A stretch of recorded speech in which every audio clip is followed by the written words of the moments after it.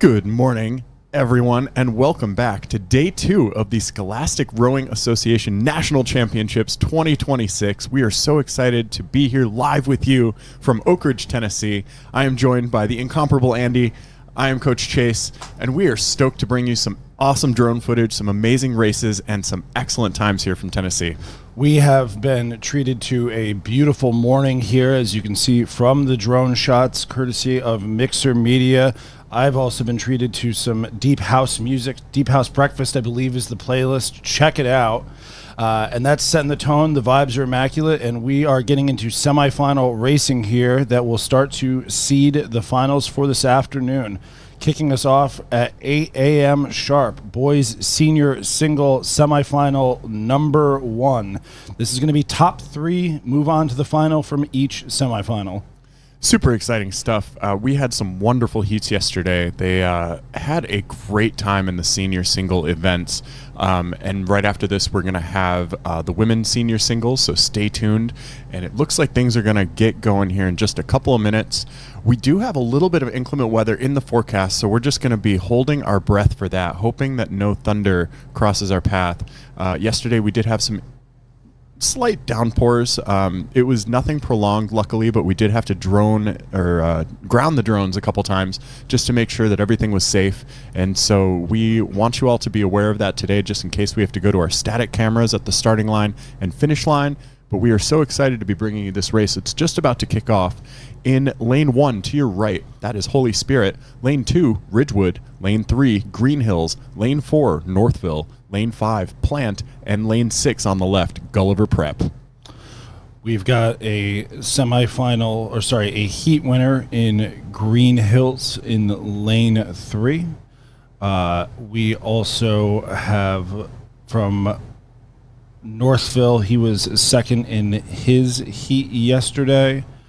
Our athlete from Ridgewood was second as well, and a few third places there. So we are off and underway. Based on the seeding from yesterday's heats, the focus is going to be on the middle lanes today. They will have been the winners or top placers from their heats as we look to go down here. And right now, it's a battle between Northville and Green Hills, familiar Michigan foes. Indeed, and some fast-flying starts. They were ricocheting off of their starting blocks. It was pretty intense to see. Some high-rating stroke rates as well. I think that I might have seen some guys out there that were getting close to 40 strokes per minute. It looked very speedy, and now they've all kind of shifted into their base rate here, just putting their heads down and starting to do the work of the race as we get into the body. And we're seeing some speed on the outside from, it looks like Gulliver Prep. Yeah, Lucas Osorio. Yeah, just flying out there in lane 6. Good for him. Yeah, Lucas has gotten off to a nice start there in lane 6. That is one of the fun things with the single is you are obviously in control of your own destiny, and there is a lot of gamesmanship here. The 8 is a bit more of a drag race. You kind of just have to go for it and punch it. With the singles, you can play around a little bit. Maybe you're not necessarily seated to obviously move on. You got to go put your bow in front. Maybe you're one of the faster crews. You're a bit of a gamer, letting other people tire themselves out early, and then you come through at the end. So lots of mental strategy here in this race. That is just one athlete and his thoughts. Yeah, and worth noting that while Green Hills did win their heat yesterday, Gulliver Prep was only a few seconds back from them. So we'll see what the work ends up showing today. Pretty tight pack right now. These singles are all locked and loaded, with the exception of Holy Spirit maybe biding their time over to the right in lane 1. But other than that, we've got contact across the board, shaping up to be a very spicy finish. We'll see if we can get some separation. But right now, they are thick as thieves. It's been a really strong last minute here for Han from Ridgewood Crew. Athlete in lane 2 from Ridgewood has started to put his bow out in front.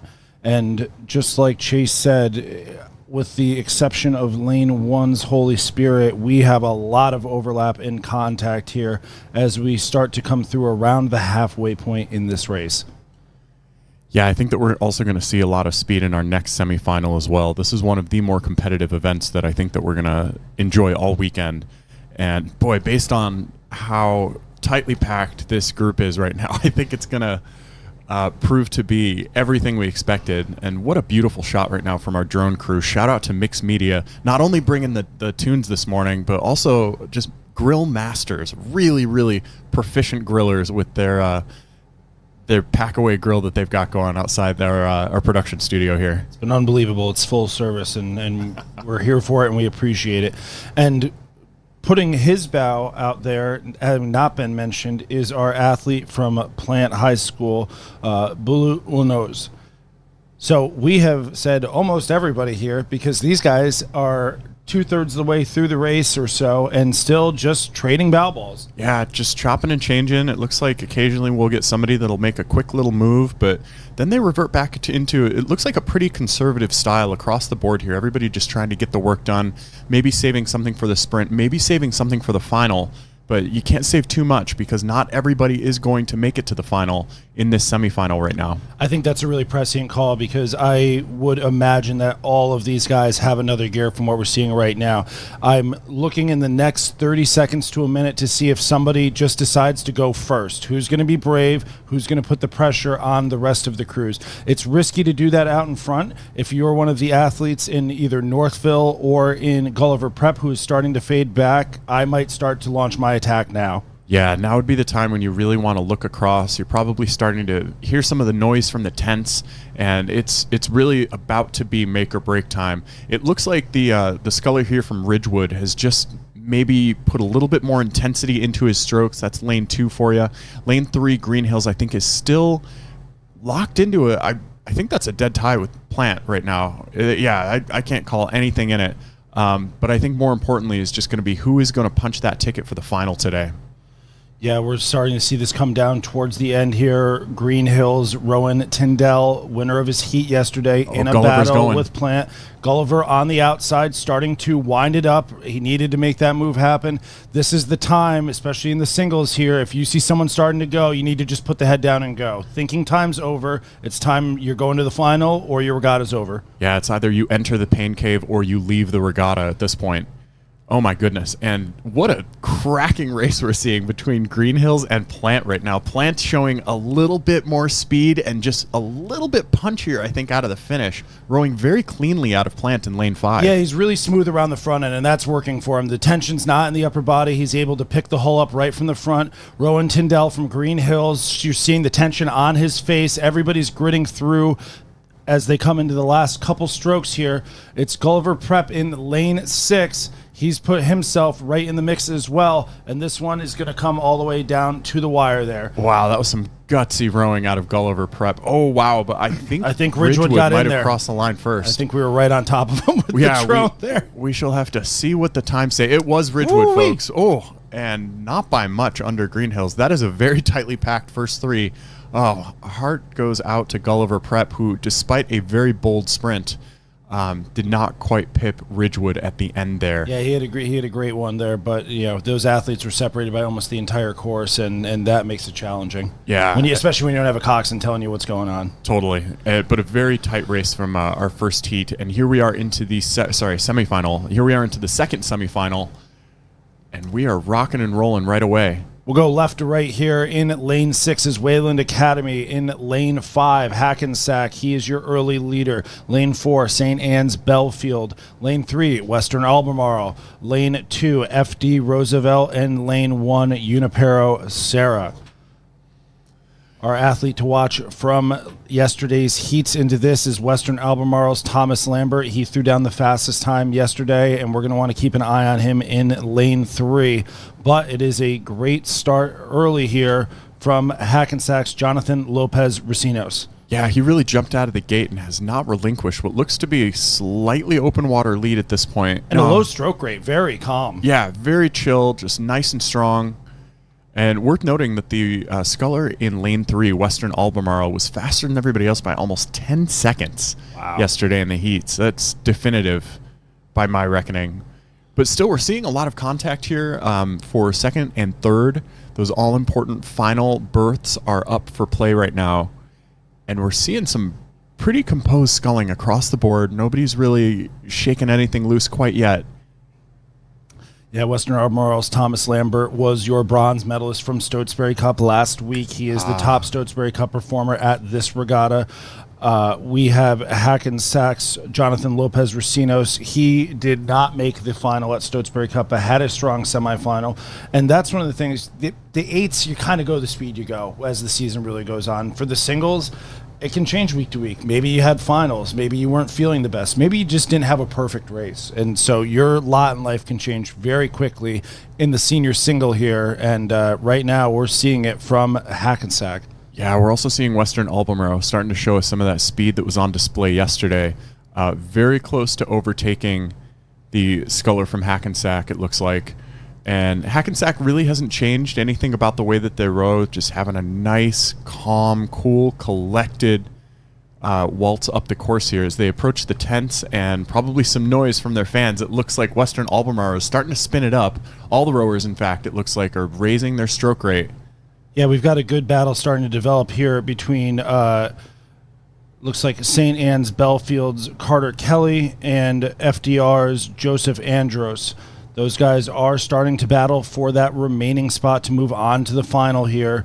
It is Thomas Lambert from Western Albemarle getting out in front, but we are still keeping an eye on Hackensack's Jonathan Lopez Racinos because he has a lot of stroke rate room to go if he wants it. He does, yeah. I think he's definitely just not flexed his full gears yet, which is exciting because, leads something to be surprised by in the final.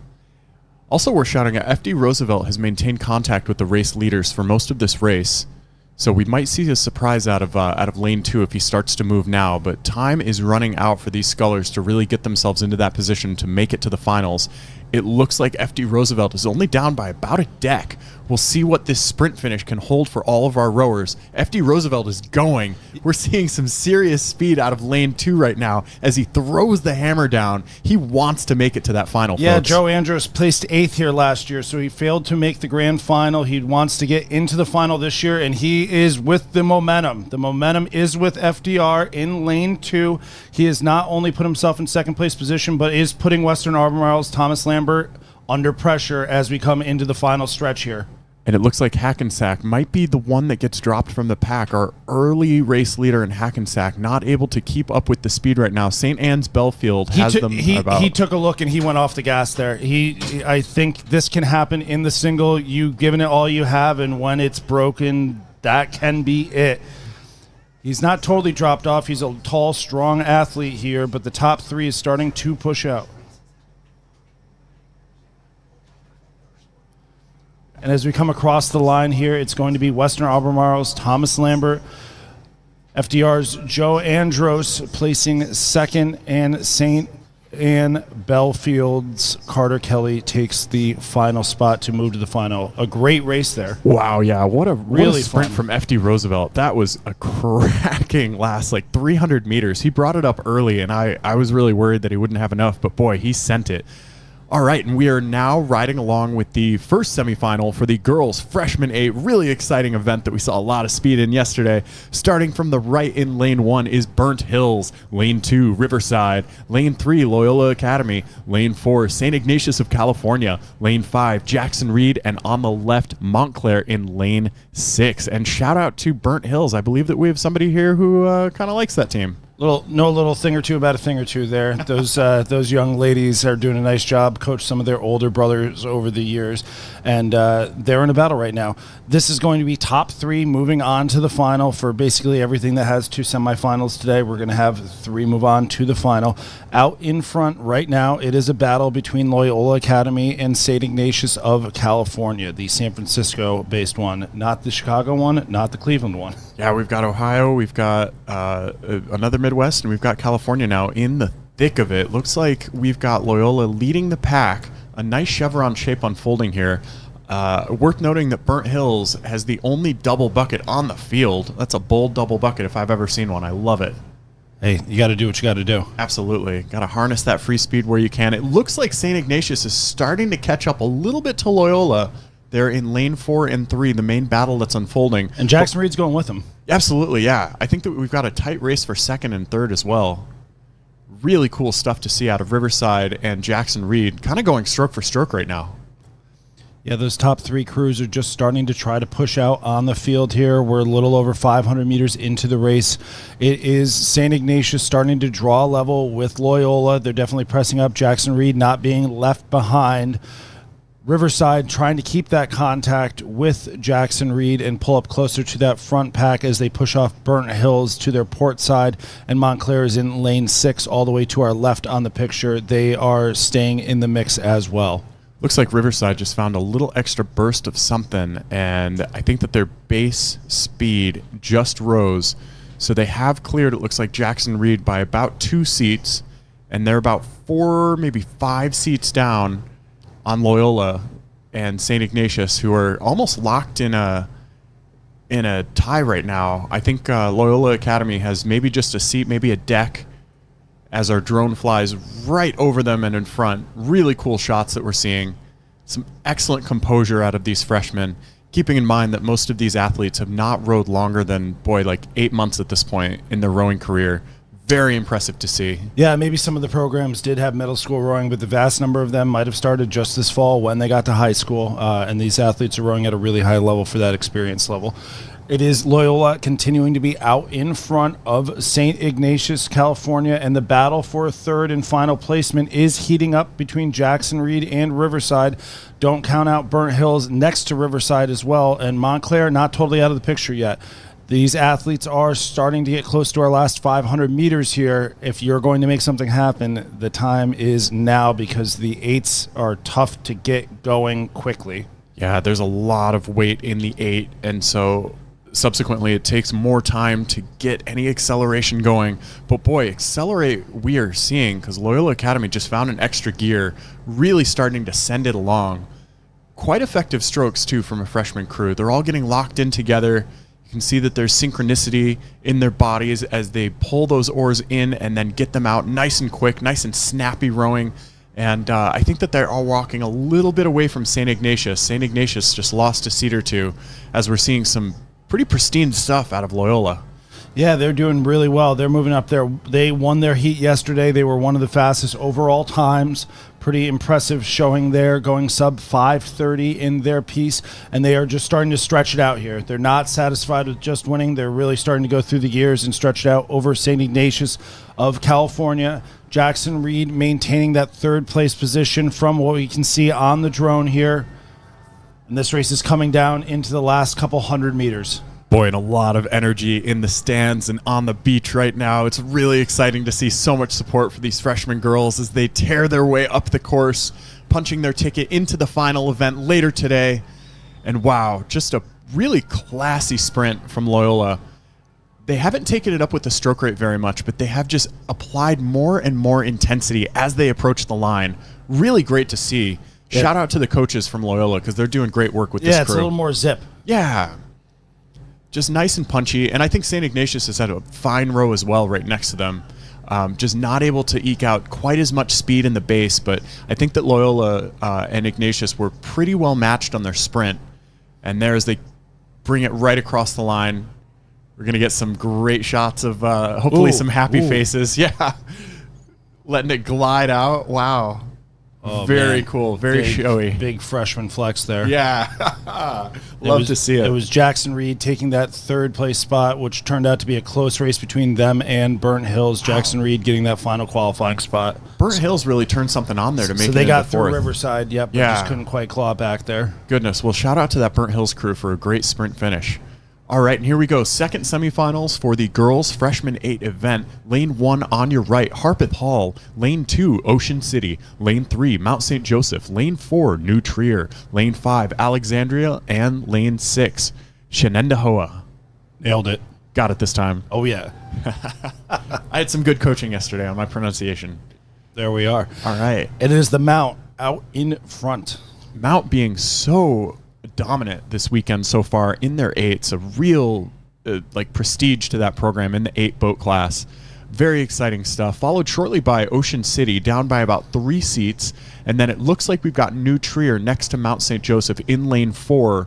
Not with a comfortable lead in third right now, but hopefully they can feel a little bit more confident as they get to the closing end of the race, and I think that they've got Ocean City hot on their heels. So this is going to be an exciting one to see who takes top 3 and makes it into that final. Yeah, this mountain boat posted the fastest time of all the heats yesterday, and they were unchallenged, more than 15 seconds ahead of their second-place crew in their heat. This is your Stotesbury Cup winner. All eyes are on them. Absolutely. And for good reason. Well, I mean, they've already, I think, established an almost open water lead over the folks right next to them in Ocean City, who is doing a great job keeping New Trier at bay. Ocean City with about 4 seats lead over New Trier. And it looks like New Trier is starting to step away from the rest of the field, too. So right now, it's these all-important final slots that we are vying for. And so far, it looks like we've got Mount St. Joseph taking a comfortable lead with open water over the rest of the pack. New Trier and Ocean City following along, and it looks like they're almost approaching a tie situation right here. So it might be a pretty hot race for second. Yeah, I've got a slight edge to Ocean City here, your 4th-place finishers at the Stotesbury Cup, but New Trier right there, continuing just to claw back an inch every few strokes. They're probably dead level at this point. We've got out there in lane 5, Alexandria City. They are going to need to stay connected to this pack here if they want to get in that top placement. You don't want to. And we've seen a bit of misadventure from the mount here, getting it back. These crews. Now, how do we recover? Oh, boy. Adrenaline can help you, or it can cause you to make more errors. So this race just got a little bit more interesting up front there. Alexandria City needs to seize the momentum here and try to get into that top 3. Mount looks to have recovered well, though. They do, yeah. I think I saw just a tiny crab that was recovered quickly, but nonetheless, they lost a lot of boat speed. It looks like they lost their lead for a tiny bit, but boy, they're already making it up again. It looks like they've already gotten their bow ball out in front. And I'm not sure it's done a ton for Ocean City, but it's definitely gotten New Trier going. Yeah, New Trier, I think, has capitalized on that opportunity, and it looks like they found a little something extra. New Trier tapping into another gear. We'll see if they can overtake Mount St. Joseph, who, all things considered, recovered beautifully from that little mishap. Yeah, that was well done there, especially in the freshman event. You know, that's challenging enough in a varsity and senior level event. You catch a crab at the national championship and the panic starts to creep in, let alone you're in your freshman year. And those ladies have done a nice job, and they are back out in front. It is Mount St. Joseph recovering from a crab about a minute ago. They are starting to push their bow in front, but New Trier is going with them, and that is starting to take them into some separation from Ocean City. Ocean City still in the 3rd and final qualifying position as we come down to the last minute of this race. Ooh, New Trier is building some momentum, though. I think that they saw the chink in Mount St. Joseph's armor, and they decided to attack. We will see what Mount St. Joseph can do to defend. Boy, oh boy.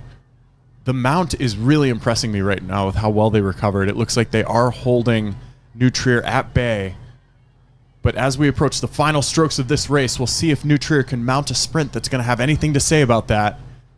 I do believe that Ocean City has a comfortable lead over the rest of the pack, so it looks like we've got our top 3 potentially in the bag here as we approach the 5-minute mark. I think if there's one crew that's going to mount a sprint, we know who it's going to be. Mount St. Joseph doing the work right now, saying, you know, we might have fumbled, we might have tripped, but we are right back up and right back in. But boy, it looks pretty level between them and New Trier presently. Yeah, it got really exciting. This has turned out to be a good one. Mount's going to end up about a deck on top of this one. There they go. Just so. Ocean City looks to be pretty safe from Alexandria when we just looked at that last picture, and then it ended up being a good race between Shenendehowa and Harpeth Hall on the outside lanes. They looked pretty level from our quick drone shot there. But as I say that, New Trier is not just letting them have it. No, not at all. I've seen some big looks out to the sides of the boat. I think people were kind of trying to compare and contrast where they were at, seeing exactly how far away and how many seats they had to make up. But Mount St. Joseph doing a really good job recovering and managed to pip New Trier by about 0.8. Yep, and it's going to be Ocean City taking that last spot over Alexandria. And Shen ended up having a nice little sprint at the end there and coming into contact with Alexandria City. And Harpeth Hall is going to bring it home in lane 1. So a really great race across the board there from our last semi of freshman girls.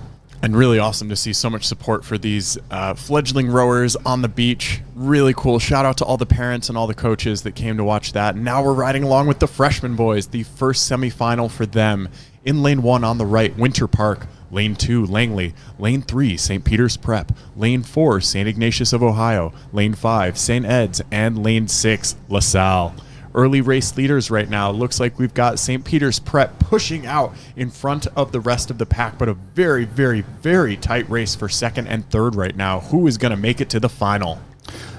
St. Peter's Prep, your fastest qualifying time yesterday, and your Stotesbury Cup champions in this event. So the eyes are on them. The pressure is on, and right now they are living up to the billing, starting to just try to get open water. A little bit of contact here, less than 2 minutes into the race. An impressive performance and a good first 500 plus from the boys from St. Peter's Prep.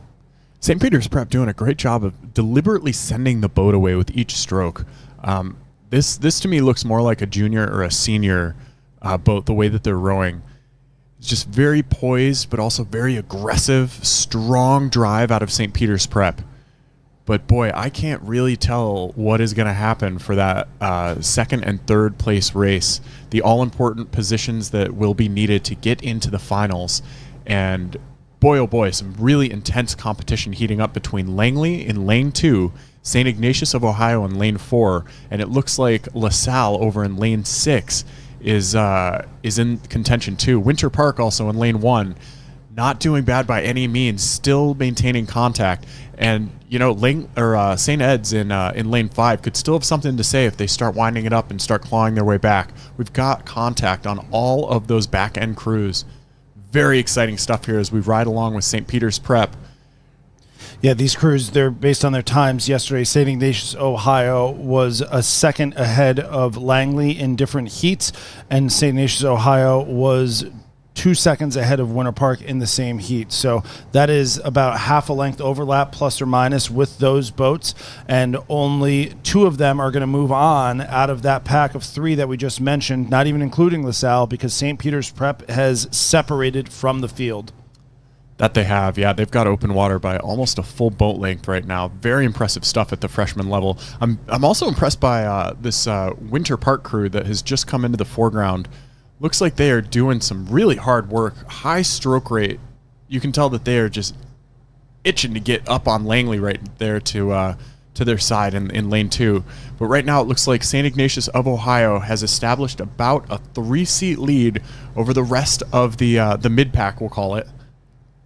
Yeah, as we're into our last 500 meters here, the rates are up already. Yeah, everybody's they're going. Going. There is no place to go but, finals are home, so let's punch our ticket to finals. Coaching freshman boys 8s is some of the most favorite coaching I ever did. That's a fun group. They're motivated. As long as you can keep the energy in check, they'll work hard, and it's an absolute blast, and these athletes are showing why their coaches enjoy working with them. St. Ignatius of Ohio starting to push out into second place. St. Peter's is to your left. They are up and out. They are in first and off the picture. And right now it's Langley just slightly ahead of LaSalle for that last qualifying spot there. We cannot see Winter Park in lane 1. LaSalle really pouring it on, though. LaSalle trying with everything that they've got to get back on to their finals race. We're going to see who's going to do it. It is top 3 up to the finals from this semi for the freshman boys 8. Goodness gracious. These boats are really tearing it up, and Winter Park doesn't appear to be quite out of it yet. Still maintaining contact with that mid-pack right now. LaSalle putting a good press on. Wow, that was a really tight race. Well done, LaSalle. That was a very gutsy finish from them. Looks like St. Ignatius took second. LaSalle did indeed took third. Wow. I did not know if LaSalle was going to catch them. I saw their momentum building, but they ended up pipping Langley with .06. Oh, my gosh. Oh, my gosh. Heartbreak central for Langley, but really way to leave it all out on the water. Joining us now for the second semifinal of the boys freshman 8 event. Wow, some cracking races today. This has been a pretty epic start to our Saturday with Seton Hall Prep in lane 1 on the right, followed by McCallie in lane 2, lane 3, New Trier, lane 4, Montclair, lane 5, Canisius from Buffalo, and lane 6, Christian Brothers. And wow, as this race gets underway, we've got, I think, a 3-way tie for first with, I think, Canisius just barely in second behind them. Mm-hmm. Yeah, absolutely. A lot of heat winners from yesterday. Montclair won their heat. New Trier won their heat. We've got some top performers, and this race is going to be a battle for the top three. The first three crews there, your New Trier and Montclair and McCallie, are up currently over Canisius, but the Canisius program, they are going to fight. They are going to stay in this race and go all the way down the course. Yeah, it looks like McCallie has started to eke into a slight lead here by about 2 seats. I loved what you said earlier, Andy, about all of the energy that goes into the freshman experience. It's almost electric every time that they get down to the boat bays, and really it's up to the coaches and indeed the coxswains who are now having to harness that energy right now. And it's just about kind of focusing and redirecting it, because when you're a freshman, there's a lot of impulses. Your brain is not quite well developed, but this is a great way to mature and figure out what's what in the world as McCallie in lane 2 concedes a little bit of speed. It looks like New Trier is starting to come up, as is Montclair. New Trier and Montclair impressed us mightily yesterday in the heats, and they're having some things to say today. Yeah, those boats have all had a nice little press there right as we were talking about them. Canisius also responding, though, not going away. Yeah, Canisius has a lot of history, just a storied program out of Buffalo. They go up to Canada pretty frequently to race in St. Catharines. That was where I first got to experience the might of Canisius back in the day. Very impressive stuff out of Canisius right now. They are not letting go by any means, Andy. No, not at all. Their varsity program, I mean, obviously they won a bunch of races here last year, but they've got graduation, so they only have the freshmen here. But those freshmen are representing the program well. But out in front here, it is New Trier and McCallie locked in a battle. Oh, goodness, Montclair just connected to that, maybe a little bit less than half a length down on those top two crews there as we come into the last third of the race. Looks like New Trier just found an extra gear and are starting to walk away from Montclair just a little bit, starting to walk away from McCallie. Yeah, I'm loving what I'm seeing out of New Trier. Just full dedication and commitment to every stroke. These boys are locked in. Little bit like, varsity style rowing out of New Trier. You just see there we go. Really composed. Nice move there. Czar said he saw the McCallie boys, their freshman 8 in the hotel this morning, said they were a bit nervous. He gave him some advice. So if it goes well, give him some credit. If it goes poorly, give him all the blame. I love that. And that's really the job of the coach, right? Just absorb all the blame when things go bad and just eat up all the credit when it goes right. Those boys are doing just fine, though. They are in a top 3 qualifying position. That is McCallie on your right, New Trier in the middle with the green and blue blades. Montclair holding off a charging Canisius. This race has less than a minute to go, and Canisius has not gone away. They have stayed in fourth the whole time, and Montclair is being challenged. New Trier out in front, McCallie to their port side. Strong second place, but this one's going to start to come down to the end. Yeah, nobody's really walked away yet. It's been very impressive to see how this McCallie crew has hung on to New Trier. And despite some early moves from New Trier, they've only established about a 4-seat lead. But as we approach the 4.5-minute mark, I think it's going to become a really tight race here because it looks like Canisius is starting to build some momentum on the outside. Oh boy, we're going to see what they can do. Only a few strokes left to solidify anything close to the top 3 to make it into that final. We'll see what happens with this boys freshman 8 race. Yeah, they've got less than 20 seconds to go. This is afterburner time for all the boys out there. Let's turn it on and send it all the way through. Don't look for that finish line. Just keep pulling. Huge energy on the shore right now. A lot of hearts and throats, a lot of parents, a lot of coaches. This is the culmination of their season. Will they make it to the final is the big question as they cross that finish line. I don't think Canisius had quite enough in the tank, but they were building that speed, and they clawed their way back from, I think, about 4 seats down to just a deck by the end. Absolutely. Wow. Nice sportsmanship there from the New Trier boat, giving a thumbs up to their competitors there, and a really great race to finish that out. Wow, and Canisius was only behind in the end by about 0.8. Gosh. Some really close races, though, folks. We love to see such competitiveness on the field. It's an honor to bring you these pictures. It's an honor to commentate for you. It's our pleasure and privilege to be here. And it looks like we are into the girls' junior quad, first semifinal, Andy. How we doing? We're doing pretty well. That last heat, though, or that last semifinal, right there's the battle. So 5:04 didn't make it out of that one. 5:04 would have been the second fastest time in the other semi. That's how it goes. It's always tight racing there. But in this girls' junior quad semifinal, number 1, from left to right, we've got Albemarle, Conestoga in 5, Skyline in 4, Germantown Friends in 3, Ridgewood in 2, and Augustine Classical Academy in lane 1 all the way to your right. This is going to be top 3 to the final, and right now your early leaders are Skyline.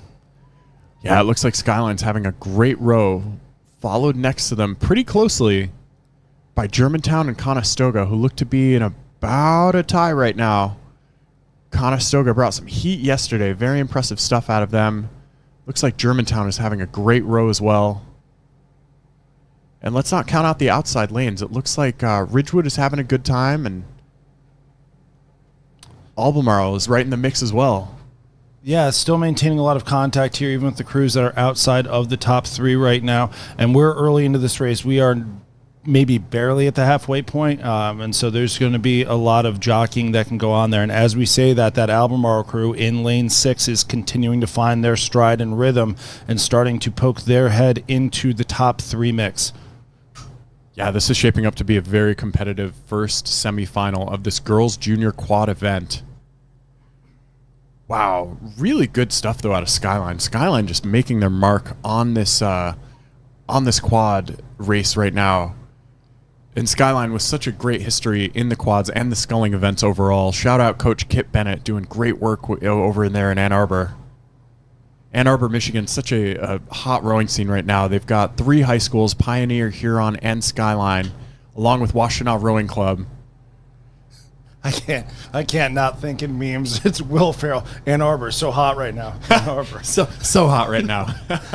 They're out there. They're doing it, though. It's a reputation well earned. This Skyline crew did see Waterford in their heat yesterday, so they did not win their heat. That Waterford crew, though, no one to sneeze at to get second behind. Not at all. Right now, they are in control of this race out in front.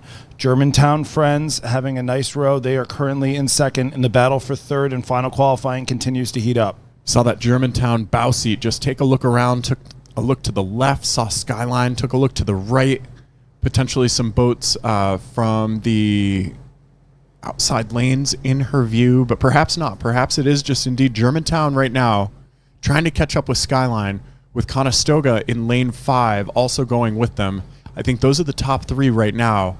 But we'll see if Albemarle has anything to say about it. They've still maintained contact with Conestoga, and I think there's a slight bit of overlap with Germantown as well.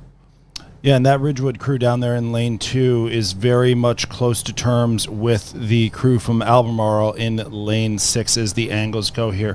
Germantown Friends, your silver medalists from Stotesbury Cup, so plenty of pedigree there and confidence in their performance. Conestoga was in that final but excluded, so they are looking to get back on the other side of that margin. And right now, it is a great battle for second as Skyline continues to extend its lead out in front in the first semifinal of the girls' junior quad. Skyline looked really good yesterday, but it feels like they found a little bit more composure perhaps today, and that might just be a function of the lead that they've established, because when you're in the lead, everything's sunny. You can kind of see the entire field in front of you. You know that things are rosy, and it can just lead to an extra boost of confidence that can really allow for some clean rowing, and we're seeing that in droves right now from Skyline. It is so much easier to row your race when you've got a little bit of open water on the field and you're looking at your opponents versus knowing that somebody, especially for the margin they had yesterday, they couldn't even see them, right? Yeah, You don't have a constant calling. You know, you're wanting to be on offense here instead of defense, and right now that's working for the young ladies from Ann Arbor. Totally. Well said, Andy. It looks like Germantown has still maintained their deck, maybe 2 seats lead over Conestoga as they pull it across the line. And there we have it. Skyline, Germantown, and Conestoga, we believe, are headed to the final. We'll wait for those numbers to give us confirmation. There it is. I'm curious how close Albemarle was, because they were hot on the heels. Okay. All right. Hello, Skyline. Well done, Skyline. Oh, wow. Ridgewood and Albemarle right on each other. And here we go. Second semifinal of the girls' junior quad event. To the right in lane 1, North Allegheny. Lane 2, Berkeley. Lane 3, Fox Chapel. Lane 4, Waterford. Our race leaders yesterday from a very definitive heat. Lane 5, Xavier Prep. And lane 6 on the left, St. Thomas Aquinas. Having a little bit of trouble with some buoys right now in the St. Thomas boat. This is a situation where the bow seat will typically be steering the crew, so along with putting yourself into the pain cave, you also have to maintain mindfulness about the lanes, about the buoys, about what's going on, giving your crew the calls that they need to do the thing at the right time. But right now, I think that we're seeing Xavier Prep with just a tiny, tiny lead over Waterford. Nope, I spoke too soon. It looks like Waterford does have a lead as our angles kind of come flush here. Berkeley and I think Xavier Prep are rounding out that top 3, but Waterford eking out a tiny lead by just a bow ball right now. Very impressive stuff out of Xavier Prep right now. The Xavier Prep boat was 3rd in their heat yesterday. Wow. But it was a fast heat. Germantown Friends won that heat in 5:50. Berkeley High School 5:54.8. Xavier Prep 5:55.9. So a lot of tight racing there. And we see the girls from Waterford who won their heat in 5:52, just starting to push out a little bit. They were not necessarily as challenged yesterday, beating the Skyline crew by 5 seconds. So we've got a really interesting race developing here in the top 2 boats. But our race for 3rd and final between Fox Chapel and Berkeley High School, as Berkeley continues to ride the buoys a little bit on their port side, will get interesting in this last third of the race. Such technical proficiency from this Waterford boat. They're really just clean. a rocket ship as they speed along with, like you said, cleanliness. It's wonderful to watch, really good sculling, but especially in a quad, when you've got 4 scullers that can just line up and apply that maximum pressure with such poise, very, very exciting to see. And as we come into the tents, they're headed for that big gazebo. Not much left as we pass 4:30 on the clock in this quad race. Yeah, this one's going to heat up at the end here. Fox Chapel won their heat yesterday in 5:54, which is right there with Berkeley's 5:54 and Xavier Press 5:55. And we are talking about 3 crews there, and only 2 of those are going to move on because Waterford is out in front currently. Not dominating, though. Plenty of contact. Definitely, yeah. But, oh, wow, this Berkeley crew and Fox Chapel are just slugging it out right now. It looks like Berkeley does have a half-deck lead. But with the final strokes approaching, we're going to see if Fox Chapel has anything to say about that. The bow seat looks alongside. She tells her crew, we need just a little bit more. Come on. Yeah, the momentum is with Berkeley, which is a problem for Xavier Prep because they are on the outside. They are not next to Fox Chapel and Berkeley, and they are not aware of the battle that is unfolding in lanes 2 and lane 3, threatening to push into them. A little bit more out of Xavier Prep. As we say that, I would give them an edge into second place right now. And there's Fox Chapel responding right at the end here. This is going to be really close. Wow, Fox Chapel really poured it on and just made the most definitive move, I think, of the entire race right now to bring it across the line right in front of Berkeley. They did. Yeah, wow. They did. Timed. They did not want to leave anything to chance, and it just seemed like Berkeley couldn't find another gear to bring themselves into contention. That was a gutsy move from Fox Chapel. I loved what I saw. Moly. Wow, very, very close margin here in those top 3. Whew. This is going to be an awesome final later. Jeez. We've been treated to some exceptional racing so far, folks. I don't want to understate how exciting this has been. We've been getting chills here in our production booth. So exciting to bring you these drone shots. And we are hopping right back into the next race, which will be the boys junior quad first semifinal with Cathedral Catholic on the right in lane 1, lane 2, Skyline, lane 3, Germantown, lane 4, Malvern Prep, lane 5, Haverford, and lane 6, Montgomery Bell, rounding out the field in this very tightly packed boys junior quad event.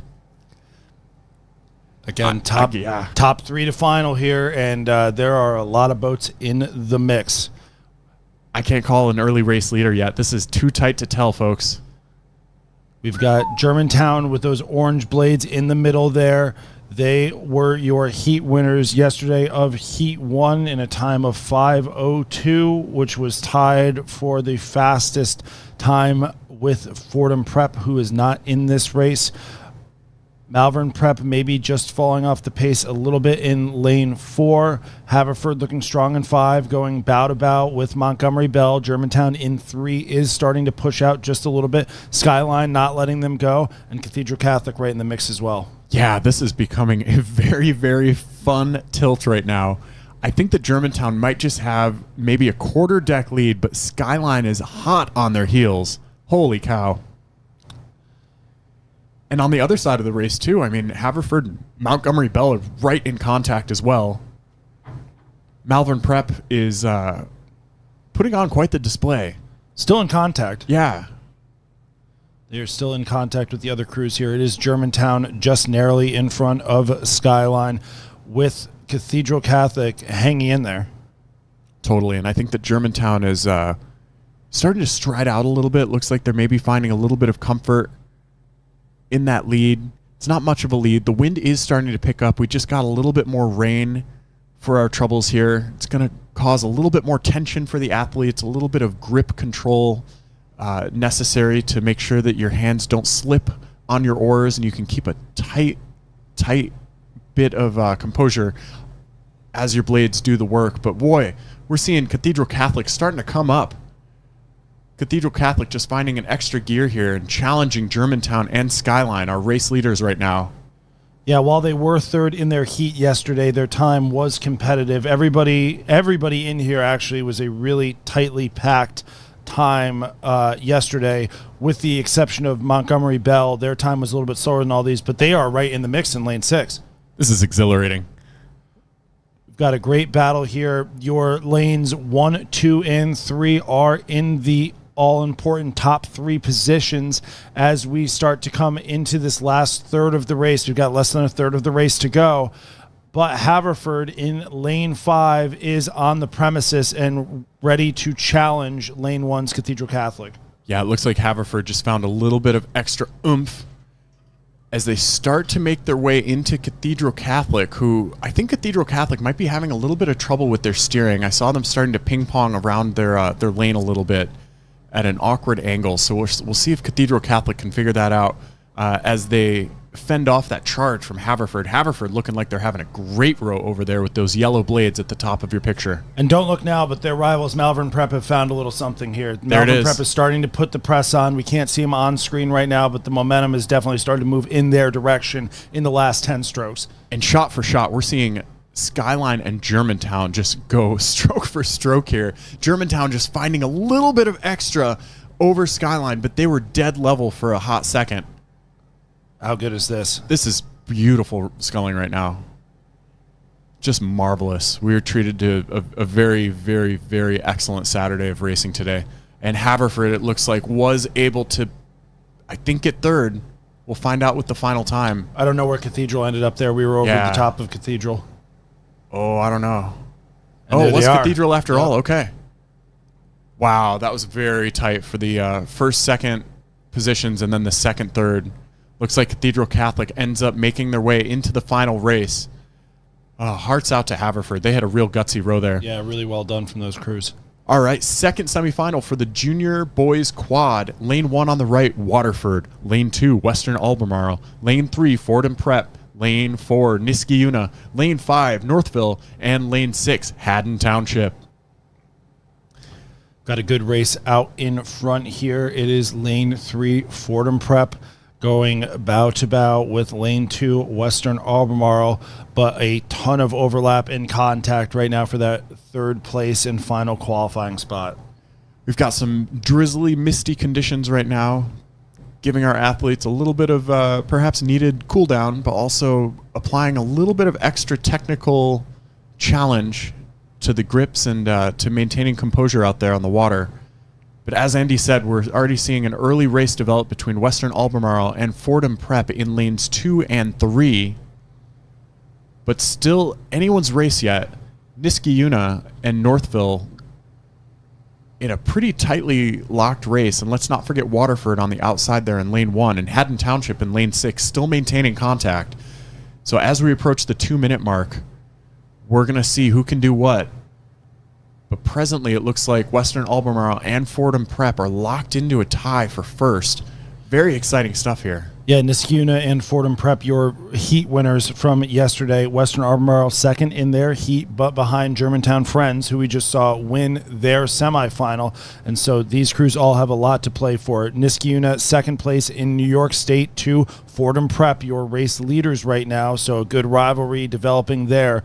But don't count out Northville up there in lane 5. They have put a nice press on here and are clearly making a move that is effective. Yeah, Northville just really found something and decided to put the herd in early. That was a great mid-race move, and I think that they're even starting to work their way into Fordham and their lead in lane 3. Yeah, they are halfway into that boat for sure. Northville is starting to surprise me with this mid-race speed. Yeah, Northville is in a dead heat for second place with Western Albemarle right now. Niskayuna staying in the mix, but currently in that 4th place position, so they cannot sit there for too long. There is a little bit more race to go. We've got about 500 meters or so left. This is going to come down to the wire, though, between these 4 crews for 3 spots to the final. We're seeing Niskayuna's bow seat looking left and right, trying to gauge where are they? Are they within that top 3? What do we need to do to make it into that final today? Northville looks like they found a definitive and very nice base pace here. And I think that they've still been cultivating momentum and are still working their way up on Fordham a little bit. Yeah, they're getting a good hang and swing off the front end. It's loose there but direct, and then the swing is effective. It's swinging through and really working well for them. Looks like lane 2, Western Albemarle, is not able to find any more inches on Fordham Prep. Fordham Prep has maintained that lead, but my goodness, I think that Northville right now is only 2 seats down on Fordham Prep in lane 3. Northville very seriously did not want to get left out the back end of this. No, not at all. They are very much in the second place position. Niskayuna and Western Albemarle are your battle in lanes 4 and 2 for that final qualifying spot. Top 3 move on. One of these boats is going to get eliminated. Yeah, and I think I like what I'm seeing out of the Niskayuna crew. I think that they're starting to build, and hopefully I'm sure that they're trying their hardest to get into that final. Very effective mid-race push from Northville, though. I want to comment on that because to make a mid-race swing at your adversaries like that and then still maintain the lead that you were able to cultivate and not fade at all really shows the composure and fitness levels in the Northville boat, and knowing that they're trusting in their training plan to be able to go out there, do something gutsy, and then maintain it. Looks like Niskayuna has just come level with Western Albemarle. What do you think, Andy? Keep the heads forward, boys. Just pull to the finish line. This Niskayuna crew trying to raise the flag for the program. The senior quad was on the wrong end of a tough progression yesterday, a top time, but didn't move on. And the junior boys are trying to punch their ticket to the final here. And it is coming down to the wire. Western versus Niskayuna. Your winners are going to be Fordham Prep. Your second place is going to be Northville. Western Albemarle found some speed there in their last tight. 10 strokes or so. That was really impressive from Western Albemarle. We'll see if it was enough to hold off the Niskayuna charge. Oh my goodness, they just barely managed to get it. Oh so man. tight. 1/10 of a second. Oh, our hearts go out to Niskayuna. That was some very bold racing, but just 1/10 of a second is sometimes all it takes. But wow, I for my money, I was very impressed by that Northville crew. It was about 90 seconds of the race or so. They kind of just said, okay, this is what we're going to do now. And here we go. It worked for them. Yeah. All right. It looks like we've got some excitement from that race, and we've got the drones now on the ground. The rain has picked up, and so due to safety, we don't want any mechanical happenings or gravity taking a drone into somebody's face. So we are going to just be operating off of our ground cameras right now for the time being. This is the first junior girls coxed for semifinal right now. Lane 1 on your left, Emma Willard. Lane 2, St. Ignatius, Chicago. Lane 3, Pinecrest. Lane 4, Lower Marion. Lane 5, Bishop O'Connell. Lane 6, Mount St. Mary. This is a big event, so this is a different progression than we've had thus far. 3 semifinals, top 2 move on to the final. Ooh, cutthroat. Oh, yeah. That is dangerous stuff. As they row into the abyss and away from the camera. Yeah, right. Giving you an idea of how hard it is raining at the finish line. Yeah, the skies really just opened up. We were taking a look at the forecast and at the radar earlier, and Oh, it's anyone's guess what's going to happen. Like, we've got some percentages to play with, but it looks like right now, so long as we don't get thunder and lightning, we'll be happy and we can keep the races coming your way. But the point at which we get electricity in the air, we're going to have to ground all of these boats and make sure that everybody is safely away from any lightning. So in our girls junior 4 field here, we look to the middle crews as the top performers. I do recall Pinecrest being very impressive yesterday, putting down a time of 5:57, winning their heat by 13 seconds. Who else do we have as top heat performers? Lower Marion, they had a really strong performance. They won their heat as well. They are in lane 4. Yeah, Lower Marion out of Pennsylvania looked incredible yesterday in this heat. And as they drift off into the distance, too tough to tell, but I think the middle lanes are in the lead. But again, this is a very challenging perspective to make any calls, so we're going to wait for the next camera jump. Hopefully this little storm system will be passing us by soon and we can get our drones back in the air. We appreciate everybody's patience as we do the best we can with our current conditions. Yeah, I would agree with you. I can safely say from here it is lanes 3 and 4 up, which makes sense given they won their heats and the time margins that they put up yesterday. Just kind of looking into a crystal ball here, folks.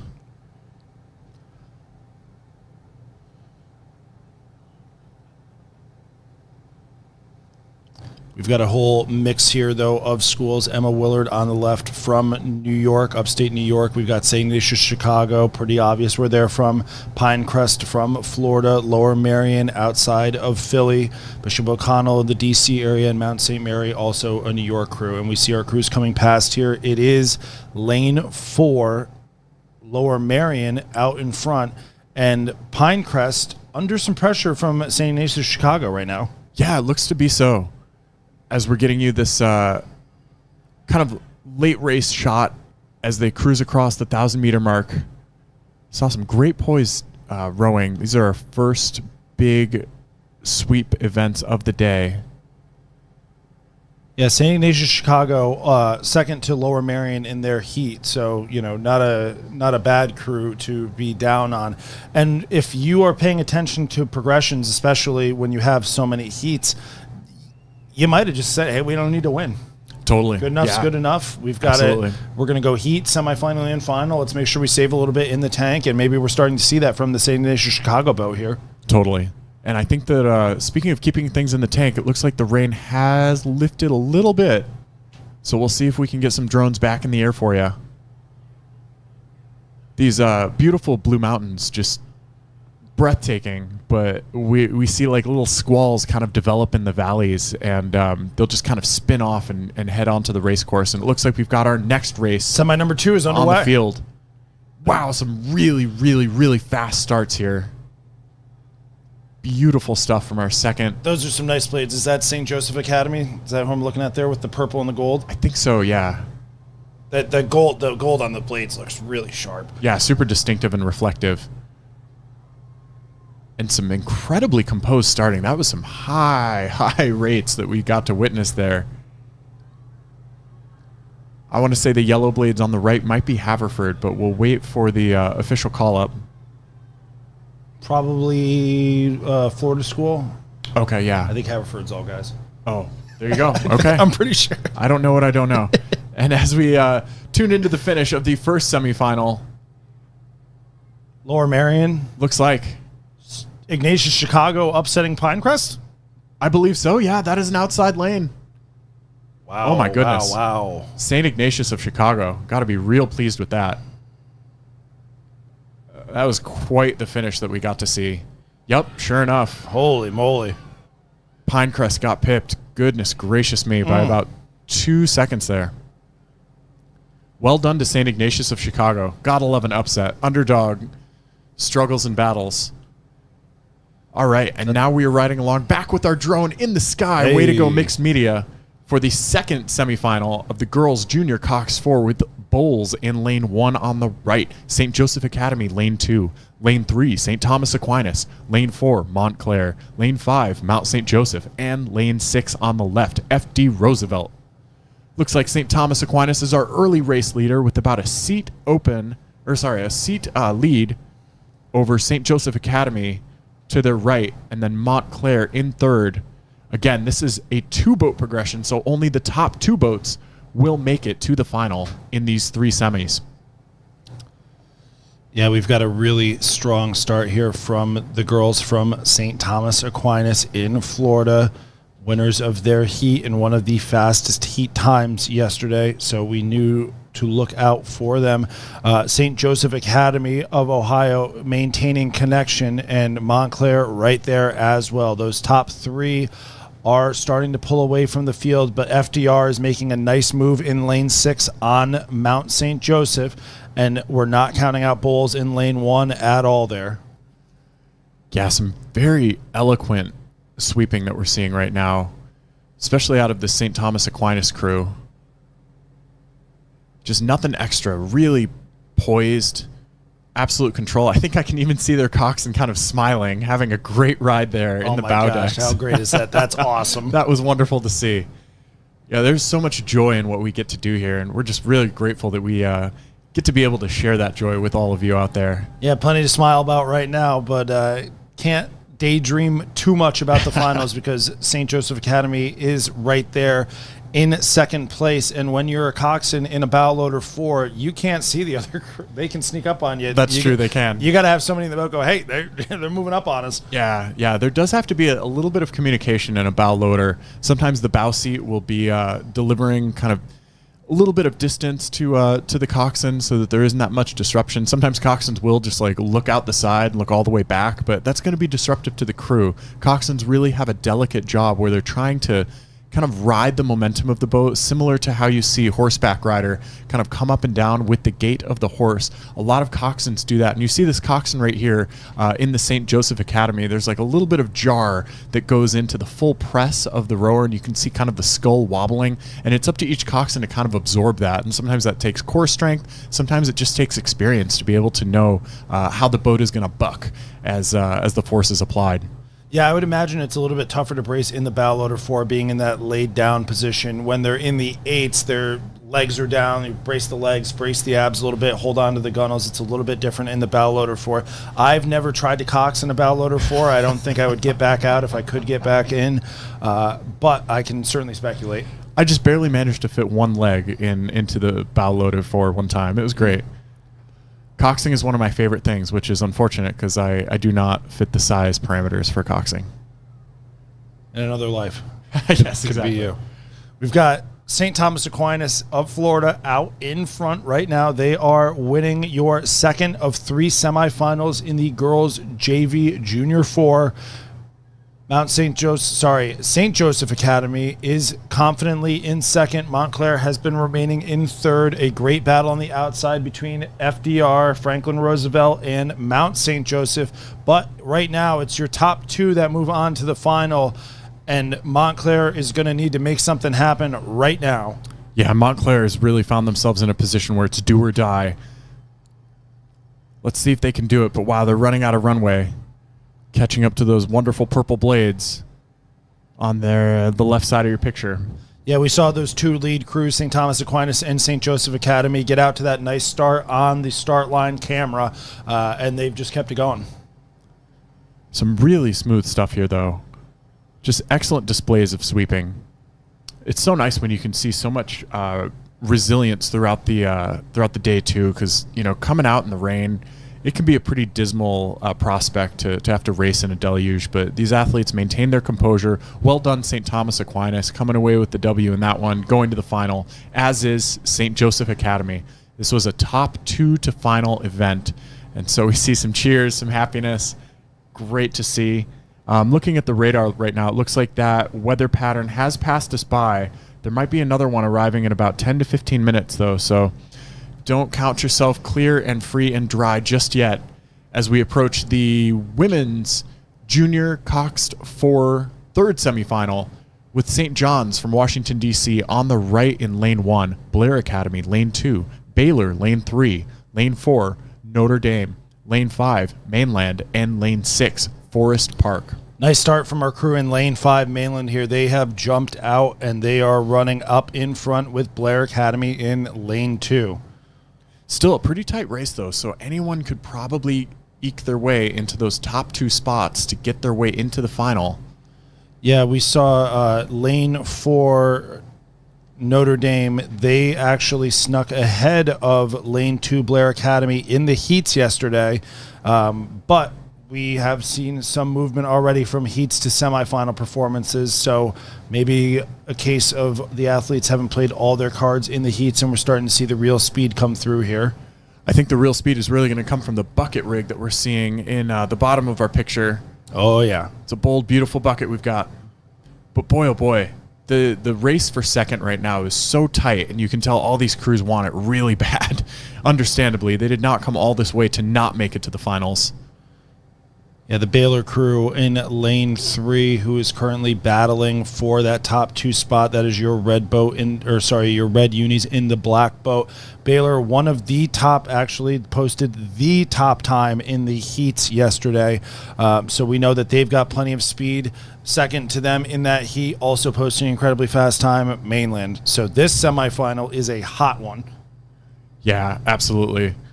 This is one of those ones as a coach that you go back in the hotel after the heats and you look at, okay, what's our draw? And you go, all right, we better have a great race. Yeah, better eat our Wheaties in the morning. Yes. And hydrate. And, there's so much that goes into a race beyond just the race itself. And your quality of sleep, your nutrition, how well you maintain the body. Are you taking care of your physiology? Are you rolling out at night, in the morning? All the things. It all adds up to the 1 second or less that we're going to see in all these semifinals today. Totally. Those crews that sit there, and this is a coach, you've worked for a year, maybe multiple years, and we're trying to do all these little things and you don't think they matter, and then you cross that finish line and you don't make it by a 1/10 of a second. It's like, guess what? Would you go back and do it? Yep. Yeah. That's it. And right now, though, taking care of those little things is Mainland and Baylor. They are your top 2 boats as we come through the last 500 meters. We've got Notre Dame in lane 4. They are in the mix, and Blair Academy in lane 2 is not out of it yet. But those trailing crews are going to need to see something happen here. And Notre Dame is definitely on the premises and challenging Baylor. Yeah, Notre Dame is not letting go just yet. I think that they just brought it up a little bit, so we're going to see potentially an early sprint out of Notre Dame. They don't want to leave anything to chance. You don't want to leave it to the line, but wow, Baylor is not making it easy for them. No, Notre Dame has raised their rate first. They are the first one to go. Mainland is in a position where they can play defense and just hold everyone off as they start to raise their rate. And it's going to be Baylor and Notre Dame battling for that final qualifying spot here in semifinal 3 of the girls' Junior 4. Oh my goodness, how exciting is this? We don't know who's going to make it to the finals, folks. It is between lanes 3 and 4. Baylor and Notre Dame going shot for shot here. Anyone's to call. My goodness, it's just going to be about who can apply the last burst of speed, who can find that one extra gear. It looks like the momentum is in Notre Dame's favor right now as they eke out a tiny bow ball lead. And that battle for second is pushing them into Mainland in first here. Oh, I've got some chills right now as Notre Dame brings it up. We're going to see if Baylor can respond, but they're running out of runway, folks. Oh my goodness gracious. It's Mainland by a deck over Notre Dame, who might have a foot over Baylor. And Notre Dame's catching up on them. Oh my goodness. They are moving. Baylor's going to have something right now. Wow, Notre Dame is starting to contend for first even as Notre Dame really winds up at their rate.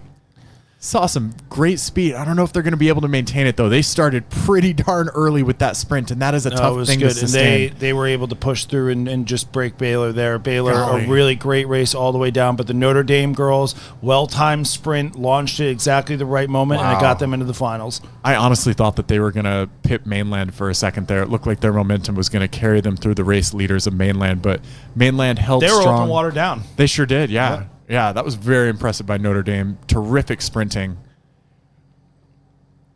All right, and here we go to the boys' junior coxed for first semifinal.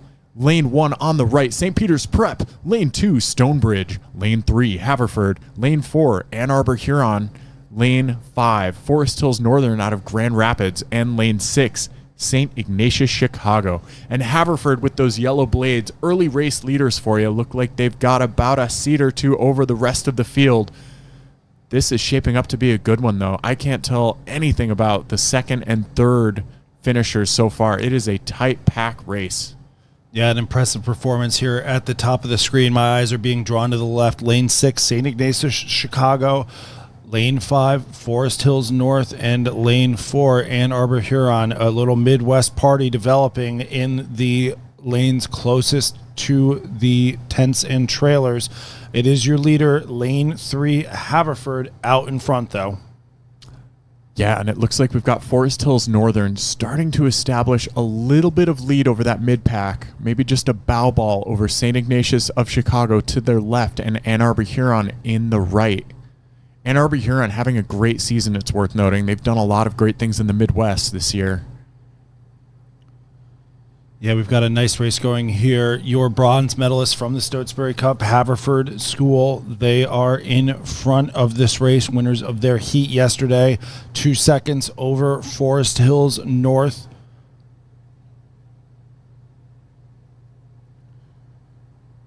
We saw, who do we have? Ann Arbor Huron also winning their heat, a fast time. They raced Stone Bridge, so these crews have some familiarity with each other, and this race is more than halfway done. It's Haverford out in front, but a great battle for second developing between a number of crews. And it's kind of shaping up like a Midwest showdown there in lanes 4 through 6.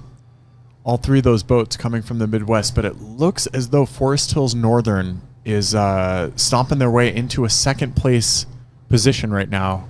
I would say it's tight. I would agree. They're only just a few feet ahead of Ann Arbor Huron. Stonebridge at the bottom of our camera, just off screen, very much on the premises as well. Yeah, they were in the mix, definitely. And as we approach the 3.5 minute mark, it is about do or die time for these crews. Oh boy, it looks like Ann Arbor Huron is starting to make a move. They're going early, folks. It's last 500 time. Here we go. Yeah, nothing left to it but to do it. Haverford out in front by about half a length over Forest Hills North, but Ann Arbor Huron is not letting go of that other Michigan crew. Forest Hills North looks like it's coming into Haverford's lead. Haverford has just had a really comfortable looking row. Nothing too crazy out of the Haverford crew. They've just kind of... They're doing what they need to do to move on right now. Yeah, I don't think they're going to let somebody necessarily walk through them for the win, but they very much have another gear to go if they need it. Definitely.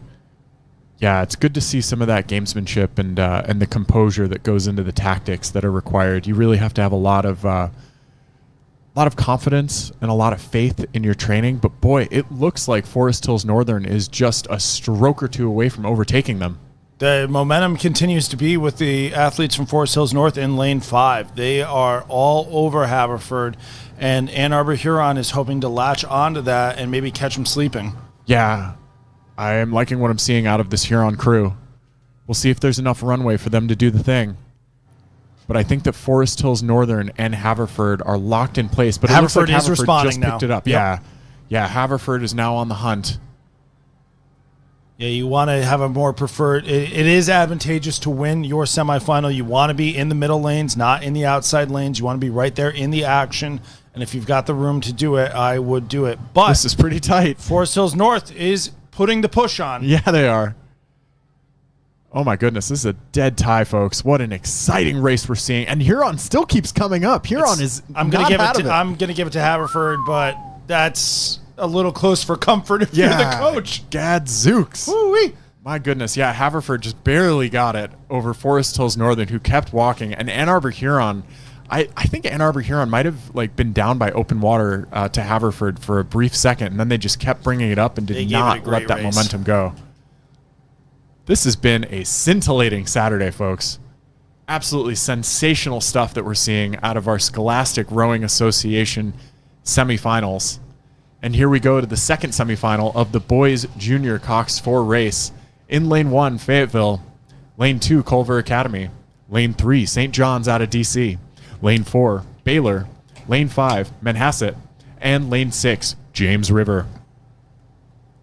And early race leaders right now in lane 4, Baylor. Baylor showing us some strong stuff today. Really great finishes from all those crews so far. Well, the national championships in your state, you got to show up. You sure do. Yeah, speaking of, we've got some exciting collegiate national championships coming up, and I think that Tennessee, speaking of hometown heroes, is going to be in the mix for that. Yeah, really strong SEC performance, winning the SEC for the first time, defeating Texas in the team points championship and the varsity 8. So really impressive performance from the Lady Vols. I don't think anybody saw it coming either. All right, and it looks like Culver Academy is in second position here, but that race for third is really heating up between Fayetteville, James River on the outside in lane 6, and St. John's, D.C. Early race leaders Baylor have not relinquished anything. In fact, they've widened that gap between them and the rest of the field.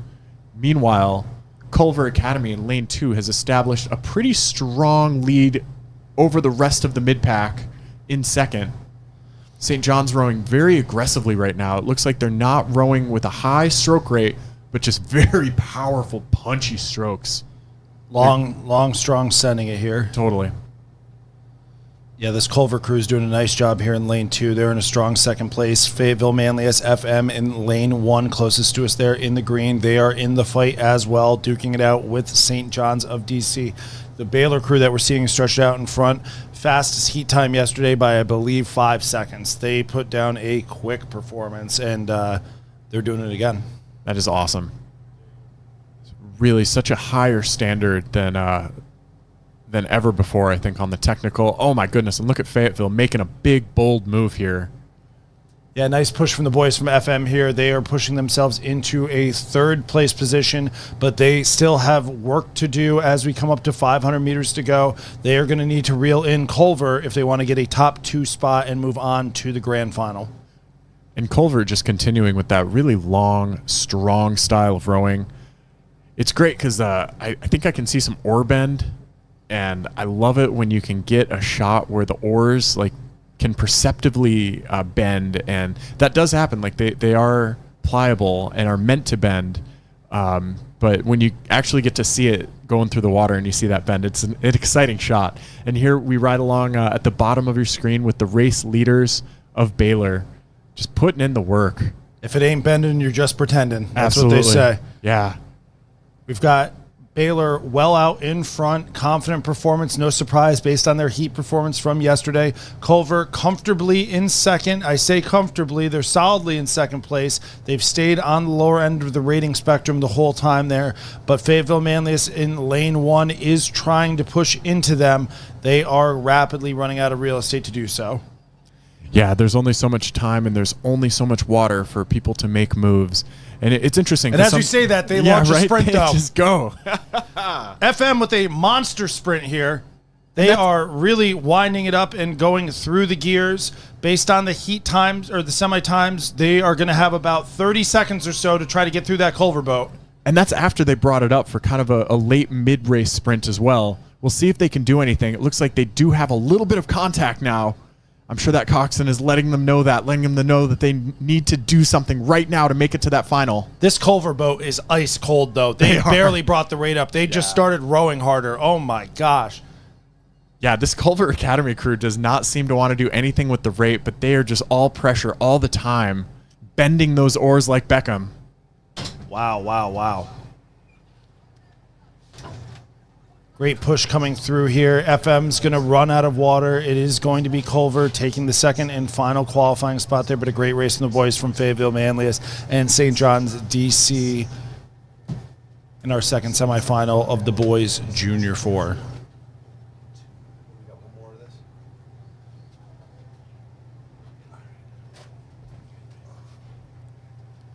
All right, and I'm going to turn it over to the incomparable Chris Zarnecki, also known as Czar.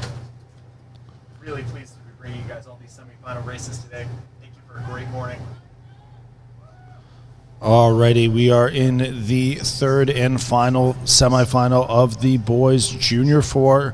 From right to left, lane 1, Ransom Everglades, lane 2, Seton Hall Prep, lane 3, DeMatha, lane 4, your early leaders, Pinecrest, lane 5, Haddonfield, and lane 6, James Madison. James Madison is in that second place, all-important top 2 position as we look to move towards the finals here.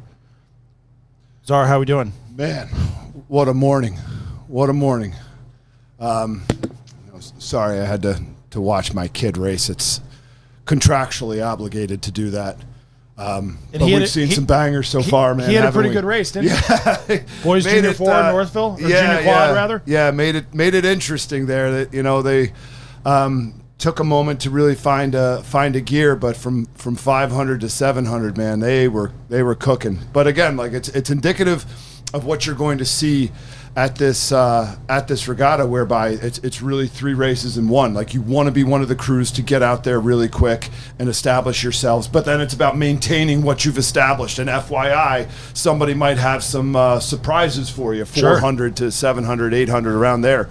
And then, don't forget the other crews who are like, yeah, well, we got a little something for the last, 300-400 meters, right, where we can crank it up to God's country and sustain it. Yeah. I mean, like, you saw it like with Iggy's freshman 8, man. Like, those guys popped it from 500 and we're holding the 40. The momentum, the whole way. Oh, they were flying. It was the best. Speaking of flying here, we have our Pinecrest boat continuing to stay out in front. In lane 6, James Madison remaining in second place. They are up on DeMatha, who is in third. It's not out of the conversation for DeMatha, and I feel as though momentum's on DeMatha's side right now. Yeah, they've certainly started to claw back the margin there. Here we are. On Pinecrest in particular, look like they're starting to close the gap. I mean, don't get me wrong, like, Pinecrest is in a great spot, rowing really, really well. If I had to guess, I'd say 35 right now out of Pinecrest. Yeah, they're picking it up pretty effortlessly and just sending that boat down the course. Winners of their heat yesterday with a very competitive time, so no real surprise there. DeMatha, they won their heat yesterday. They prevailed over Haddonfield, and we've got, let's see, how did our boys from James Madison do yesterday? James Madison, they were behind Culver and Baylor, who we saw in the last semifinals, both very fast crews. Yeah, Culver looked sharp. Yeah. Culver looked really sharp. Yeah. Oh, my God. Understroke, just long, strong, unflappable. Yeah. Okay, you want to talk about some dudes that can handle the rough stuff. Those kids from Culver, man. Like, the lake that they row on is unkind. A fickle mistress, if you would. The DeMatha boat continues to maintain their momentum. I think you appropriately called that about a minute ago. I would say that they have drawn level, if not ahead, of lane 6's I'd give James the favor Madison. to DeMatha, yeah. Yep. Pinecrest continuing to stay out in front. DeMatha just starting to close on the stern of the Pinecrest boat. James Madison had a great start. They are going to need to find something here if they want to get back in that top 2. Right? I mean, again, like, we're getting to go time here. The last 250, maybe 45 seconds, right? You've absolutely got to kick it into gear, as we can see from DeMatha right now. But guess what? Like, James Madison, not really super high, and the boat's still moving, right? I'd give the advantage to... I'd go near side here. I'd go DeMatha by maybe a few feet. Yeah, we've learned that yesterday from the camera after a few missed calls in the morning there. But that said, Madison, again, you watch that as a coach and you go, oh, my God, just bring the rate. Like, yes, we got to go. Right, guys, just off the front end, please. We got to just lock in behind you, accelerate, carry the momentum through with the hands so that the rate can come up a bit and we can use the legs, the part that makes the boat move. I think that was DeMatha, but it was not by much. No. You might be talking like thousandth. I'm going to go 0.15. Oh, really? 0.3. Okay. Wow. There we go. That's surprising. But good for DeMatha. Great race. Just measured. Hung in there. Yep. And showed some real bravery through the second 500 there to hunker down and get after it. Yeah, that was an awesome race. Now we move up here to girls junior 8s. Girls junior 8s, this is back to a top 3 move on. 2 semis, top 3 from each semi move on to the grand final. In lane 1 on your right is Liverpool. Lane 2, St. Joseph Academy. Lane 3, in the lead, New Trier. Lane 4, Blair Academy. Lane 5, Northville. And to your left, Lane 6, Baldwinsville. This is a Syracuse bookend, Liverpool and Baldwinsville on the outside lanes. They'll know each other well. They'll race as a club team together in the fall, and bragging rights are on the table here. And we've got an absolute Midwest battle here. Like, this could have been the final at Midwest a couple of weeks ago with Northville, New Trier, and St. Joe's Academy all trading paint earlier this season. A lot of familiar foes here. So these boats will have raced each other at multiple points throughout the season. This is the one that counts, though. Yeah. You can lose all year. You take this one, and that's how the narrative goes. We've got New Trier out in front here. They posted a 5:23, winning their heat yesterday. That was the second fastest heat winning time from the girls' junior 8. Mount St. Joe's in the different semifinal was your fastest. New Trier, their time was much faster than St. Joseph Academy yesterday in separate heats, and Northville as well, but those crews are right there. Yeah, no, and one of the things that I noted in watching their race from yesterday, taking a look at my notes, is just how long Trier rows, right? Like, really pinning the blades back behind them, right? You take a look at bow seat right here, and just look where she's catching water. She's grabbing water relative to her hips. It is well beyond her, right? And they are just leveraging this boat down the course in an impressive fashion. Not super high, but super long in the water, and that's just going to be something that I don't know anybody's got an answer for, because they could certainly take the gearing higher if they so chose. Yeah, based on these heat times, New Trier is still out in front, not taking anything away from them, but these other boats are much closer than you would have expected based on the times on paper there. Blair Academy, they are doing a nice job. They are currently in second place. I would give the slight advantage to St. Joseph Academy in third over Northville, but not much between them. No, and again, like, decisions have to be made at some point here. You know how cutthroat the semifinals are, and at some point here, I think you have to just damn the torpedoes, right? And find a way to elevate early on in the second 500 to give your crew some momentum relative to the field here. So I'm looking at you, Northville. What kind of questions are you going to ask of Blair? What kind of questions are you going to ask of St. Joe's right now? Because you can't wait. If you're going to ask them, it's now. We're in the last 500. Here we are. It's coming there. They say we got to burn the boats. There's no going back. Nope. It's Apollo Creed yelling at Rocky. There are no tomorrows, Rock. That's it. Here we go. Last 500 meters. You saw that red buoy. So comfortable here from these girls. Trier. It's New Trier stretching it out. They're doing what they need to do to progress. They are confident that full measure isn't required to maintain their first place position. Blair Academy, however, pushing up on them. They are starting to get some separation from St. Joseph Academy as St. Joseph Academy brings the rate up. And as we pan back over, we will see the battle between Northville and St. Joseph Academy. And there is Northville. Question, here's your answer. Yeah, right. There we go, Northville. This is what you got to do. I mean, again, like, no one's just going to roll over at this stage of the game, right? Like, we've separated the wheat from the chaff already with the qualifying regattas and things like that. Like, you are dealing with the real ones now. And if you're going to try and get ahead of the real ones, you have to do some very brave things. It's St. Joseph Academy about half a length over Northville as we come into the less than a minute to go in this piece. We're in the last 250. These crews are starting to go through all of the gears, and Northville's going to have to find one more if they're going to move into that top qualifying position in the top three. And it starts in the water, right? Getting locked onto the water behind you and really leveraging your strength against the foot plate, against the handle. New Trier confidently out in front, start to finish, your race leader. No surprises there. Blair Academy maintaining their second place. St. Joseph Academy is pushing into Blair a little bit as they try to separate from Northville, but I think barring unfortunate circumstances, those will be your top three. Northville mounting a charge, not going to be enough though. No, I thought that St. Joseph's Academy, when they lifted the rate, they really did lift effectively, right? The speed of the hull. Yes. Also increased, which is, it's one of those things you got to, you can't just move on top of the boat, right? Like, you have to actually move the boat. And our last one right here in the battle for the Syracuse bragging rights in the girls' junior 8, I think it was going to be Baldwinsville in lane 6 that prevailed.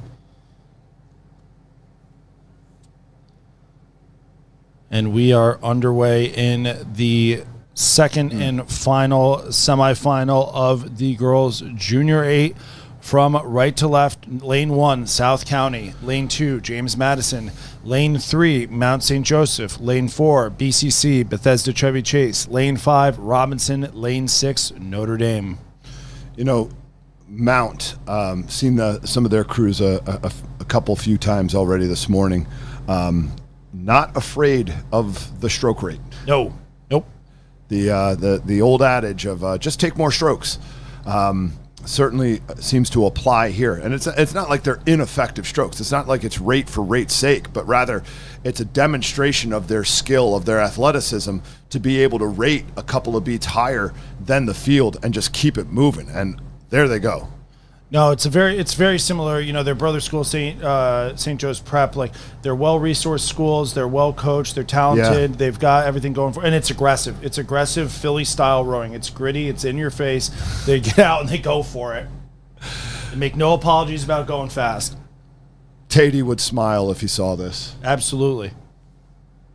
It's a good race there for Mount St. Joe's, but the race for second's a hot one. Yeah. No doubt about that. We've got James Madison in lane 2 trying to play spoiler to Bethesda Chevy Chase in lane 4, but, you know, just a seat or two back to the rest of the field. Right, and I imagine that BCC and James Madison know one another well, as I believe that they've seen each other a few times this season.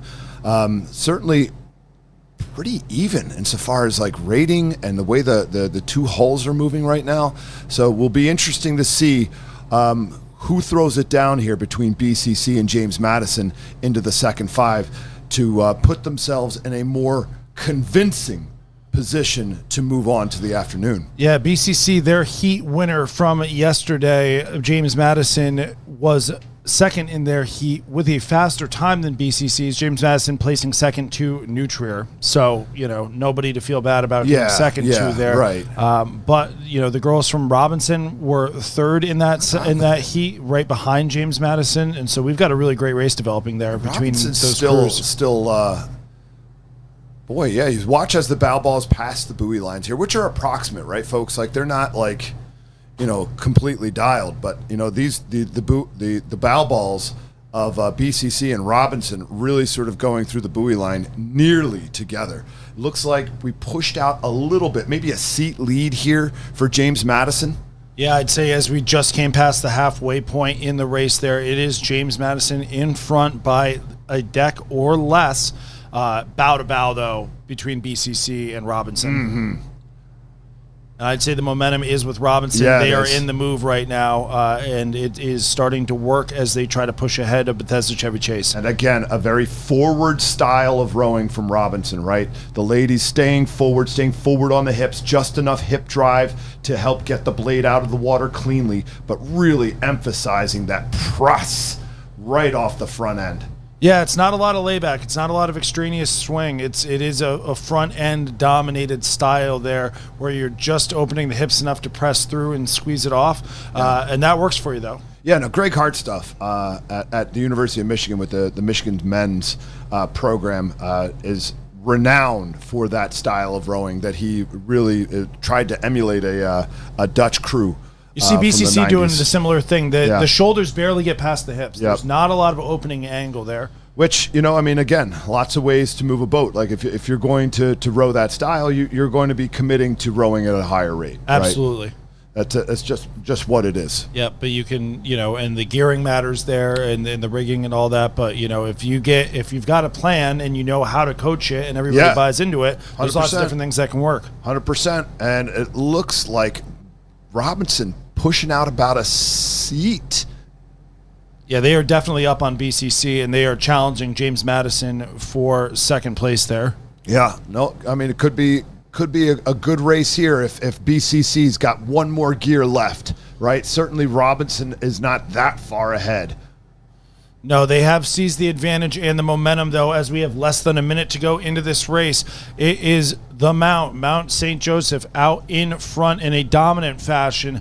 James Madison trying to hold off Robinson here for second. Robinson currently in third in that final qualifying position over BCC. BCC's got to make it happen now if they want to get back into that final conversation. Yeah, certainly looks like they're lifting, right? You can see the rating right now.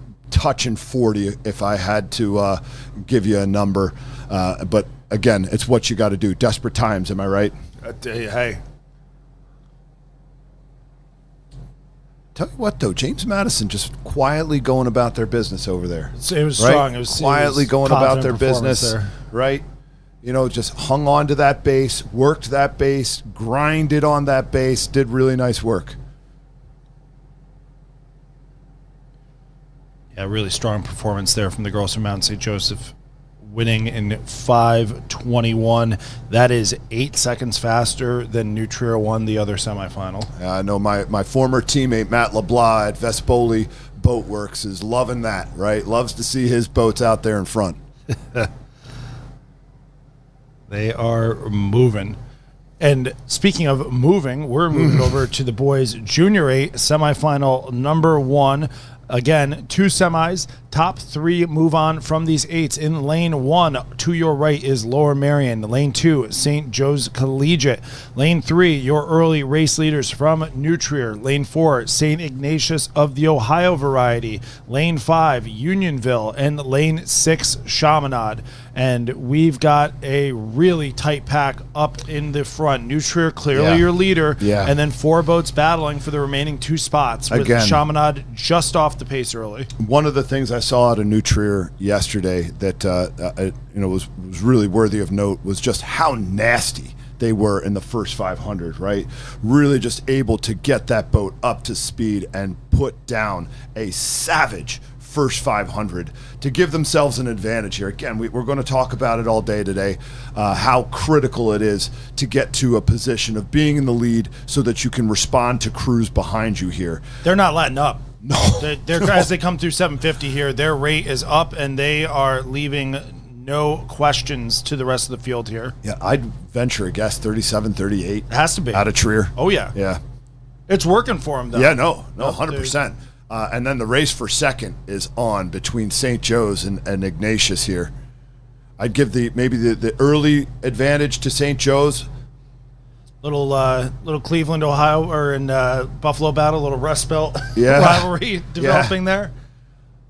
Lower Merion, don't count not Lower out Merion, of it. Not out of it. Not even a little bit. Nope, because again, we got to remember when we're looking at this here, there is an advantage to those lanes 1 and 2 relative to lanes 5 and 6 when you're just watching the course to the on eye, the not water. a physical right. advantage. Right, Yes. right. Yeah. To the eye, just the course relative to the body of water, right? Like if you're orienting yourself just to shore, you're not necessarily orienting yourself to the race course. I think Lower Merion might be in second. Here comes Iggy.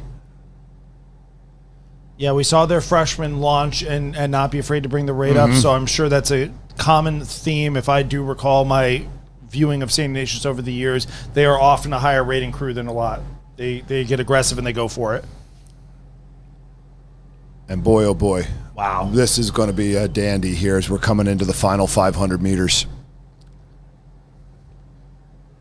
Yeah, we've got less than a minute to go here, and one of these crews between Ignatius, Ohio, St. Joe's Collegiate, and Lower Merion will be left on the outside looking in. Here comes the rate from Iggy. Here it comes. They're winding it up.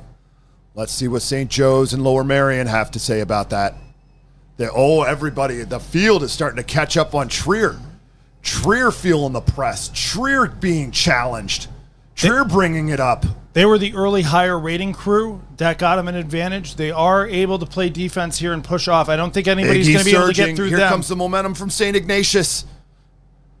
Pushing off that footplate, staying up right here, pushing into Trier.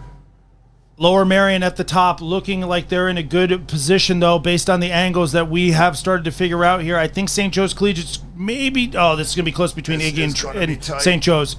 As we come into it, I'm pretty confident Marion got there. Yeah. I'm not confident between St. Joe's and Ignatius. I'd probably give it to Ignatius if I had to put it down, too, though. by maybe a deck. That's going to be a really tight one, though. Ignatius over Lower Merion. Oh, wow. Wow. Boy.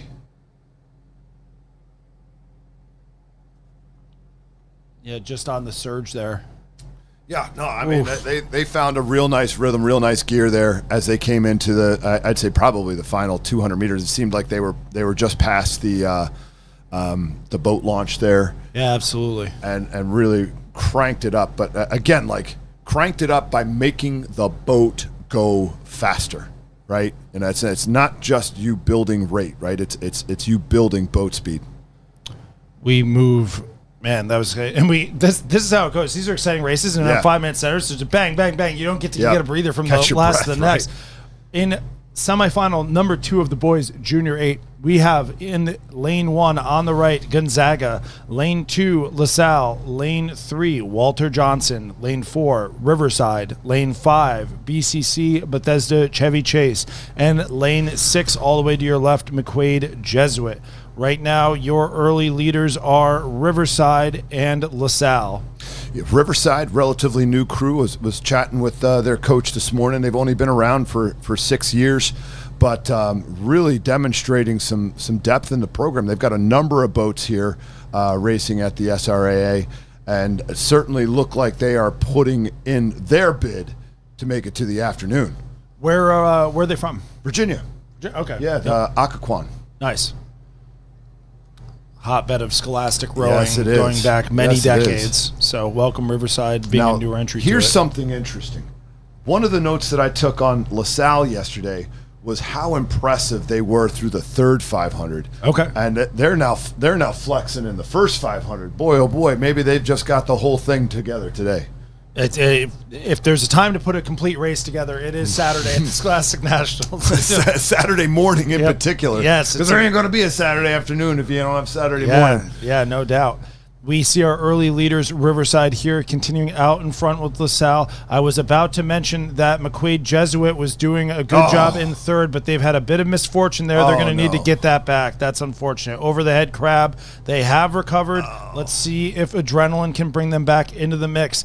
As we go in here, it is lane 3, Walter Johnson finding a little something, but don't count out Gonzaga in lane 1 at the bottom of your screen. Right, yeah. Zags, a very precise crew.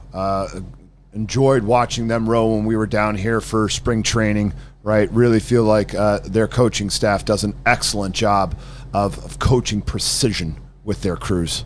Yeah, they're going to look to put an 8 in the final here, and this boat's got a real chance at it here as they are in the mix. Top 3 moving on to the final. We see 2 boats out in front. That is LaSalle, maybe with the slightest edge over Riverside, and then a good battle for third between Walter Johnson, Gonzaga, and Bethesda Chevy Chase. I mean, like LaSalle's not out of this one, man. Like Riverside and LaSalle are just throwing hands, right? This is an old school dust up here. I think LaSalle's up by a foot. Yeah, there's not much to it. Certainly not much to it. They've got just a little bit over them there. Walter Johnson in the middle of that speed sandwich, using that to their advantage very well. They are starting to push themselves into third place and starting to walk on Riverside. Here we go. Final 500. LaSalle, you impressed me yesterday. What do you have for me today? They look long around the front end. They're really getting connected way out in the stern there. Some big, strong-looking guys, and it's working for them. Yep. Look at the way the hands are reaching outside of the boat, right? Following the path of the oar handle, really working the arc on the front end. I tell you what, my lips to that coxswain's ears. Here they go, right? Really moving, surging ahead of Riverside here, building what I would say almost a half a length lead right now. Yeah, the momentum is with LaSalle there. Riverside fighting furiously, but as much as they're trying to press into LaSalle, they're trying to hold off Walter Johnson. Who is on the come up, huh? They're moving. A lot of momentum here for Walter Johnson. A lot of momentum here. 250 to go. But don't Gonzaga. put Zags is sneaky. They're sneaky on the outside here, but they got to find another gear. And BCC not totally out of it yet either. BCC is probably running just slightly, maybe a foot ahead of Gonzaga. This one's going to come right down to it. The rate is up for Bethesda Chevy Chase. BCC in lane 5, starting to move. Walter Riverside Johnson under a ton of pressure in lane 4. Yes, they Walter are. Johnson all over them as well. Nowhere Riverside to is run. surrounded. Nowhere to run for There's Riverside a good search right from now. Walter Johnson. They are moving into second place. They're going bow to bow. Oh, but they all the way found line. something. Riverside's found something. Holy moly. Wow. Man, those last 5 strokes for Riverside, boys. That was a good one. Yo. That Wow. was awesome. It's LaSalle, Riverside, and Walter Johnson. Man. Gonzaga just missing out on that one, and BCC. Whew, what a race. If the guys from Mixer Media can hear me, can I get an oxygen tank in here? Like, brother. Whew. God, we love it. That's the best. Oh, the lightweight senior boy. Man, I tell you what, like, the heats for these yesterday, there really wasn't much to it. They weren't the most entertaining races to call. I'm not trying to throw shade at the rowers or the families, anything like that, but like there were dominant crews in each one of those races. I was really looking forward to this morning when we're really going to get down to business and we're going to put the goods on the goods here. It was a bit procedural. Yes. Yes. We're starting to get a formality, if you will. Paperwork. Kind of had to check that box and separate out a few crews and get into the semifinals here. We have 2 semifinals for the boys lightweight senior 4 top 3 move on. In lane 1 to your right, St. Ignatius, Ohio. In lane 2, Winter Park. Lane 3, LaSalle, your early leaders. Lane 4, Ridgewood. Lane 5, Seton Hall Prep. And all the way on the left in lane 6, now moving to the top of your screen, is St. Joseph Collegiate out of Buffalo. LaSalle, nice start. Yeah, really impressive here. They were, again, one of the top crews from yesterday. Rowing like a traditional lightweight crew should, right? Rating. Don't let the boat slow down. LaSalle, your silver medalist from Stotesbury Cup and your top American performer, so no surprise to see them up here. Winter Park boys in second place. Winter Park boys, we talked about it yesterday, continuing to build back up. Really starting to call a lot more Winter Park boys in the semifinals here and competing to try to make the finals here, which we'd love to see. St. Ignatius, Ohio in the yellow boat on the top of your screen there. They are fighting to try to stay in that top 3 mix or get into it. I think we saw Ridgewood in lane 4. They're just off our camera to the left in the mix as well.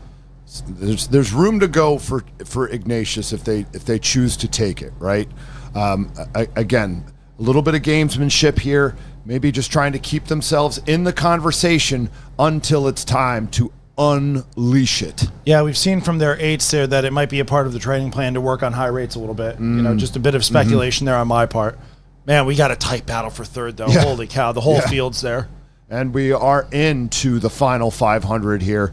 Yeah, absolutely, right? Like someone in this backpack here is going to have to make some choices and find some gears, find some rhythm, find some speed that gets some separation. I think St. Joe's Collegiate has maybe a foot over Ridgewood right now. Yep. Ridgewood starting to bring the rate up a little bit sooner, though. Ignatius on top of your screen. Seton Hall Prep, the only one just slightly off that pace. What's slightly off that pace? It's like half a length down. Right, it's right. Way in it. The ratings come up from Ignatius here. Let's see if the speed follows. LaSalle comfortably out in front. No surprises there. Winter Park boys in a solid second place position. The race is for the third and final qualifying position. Are they in a solid second place position? You know what? As I say it, I mean, they are in second, but it is under pressure. So, I mean, St. Joe's Collegiate has given Winter Park all they got. Right, they are really giving this a push here, but again, I think that this may be a parallax situation. I think it's Ridgewood and St. Joe's that are a lot of problems there at the top of the screen. I do think it's at least a deck to Winter Park. Watching the buoy line here, right? Ridgewood is up on St. Joe's Collegiate. Winter Park is up on Ridgewood just by a little bit. Yep. Ridgewood, and with moving about 10 through. strokes to go, what's going to happen here? There's Winter Park. Waiting till the end. I don't hate that strategy. Just making sure that you take care of business. And I think St. Joe's Collegiate's just going to run out of runway there. Unfortunately. Because, again, it seems like they found another gear in those last 10 strokes that was able to close a little bit on Ridgewood. It's LaSalle with the win. Winter Park, 0.2 of a second less over Ridgewood. St. Joe's Collegiate just missing out a little bit there. Really nice race from all the young men in the first semifinal of the boys' lightweight senior 4.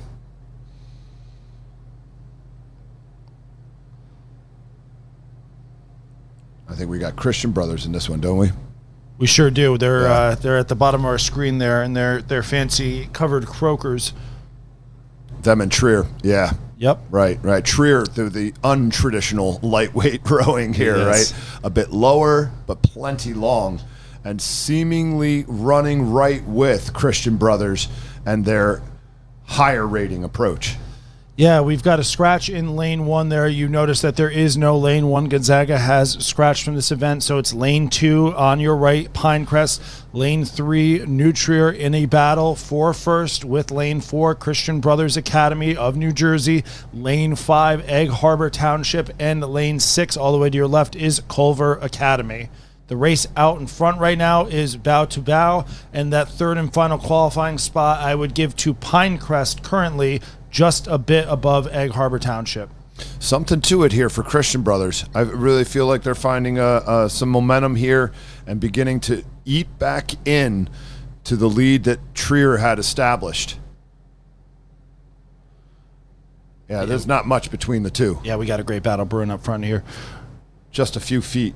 But again, like, you know, if I'm putting my pick down here, I like what Trier's doing. They just got more room to go. Yeah, some fast times from all these crews yesterday. So New Trier won their heat pretty confidently over Winter Park yesterday. New Trier in a 5:18. CBA won their heat in a 5:12 over Ridgewood, also a very comfortable margin. And then Pinecrest was second in their heat to LaSalle in a 5:15. So all three of these top crews here, very quick times relative to the field. We are starting to see a bit of separation, though. Yeah, certainly CBA and Trier duking it out here, but then you've got, you know, Pinecrest and Egg Harbor also duking it out for that final spot. So that may be where the real interest lay as we move forward in this last 500. Who is it between Pinecrest and Egg Harbor that's going to punch their ticket? Yeah, we've got about 400 meters to go here. So, and Egg Harbor is going to have to start to put the screws to Pinecrest if they want to claw their way back. The thing with boys lightweight senior fours is that is a boat that can change speed pretty quickly. Speaking of, New Trier. New Trier, long lifting and strong. that rate a little bit here as we're coming into the final 5. And sometimes you'll see that from crews. Like it'll be a 2-beat lift from 400 to 200, then another 2-beat lift from 200 through the finish. Sort of a more gradual, gradiated approach to the final sprint of the race.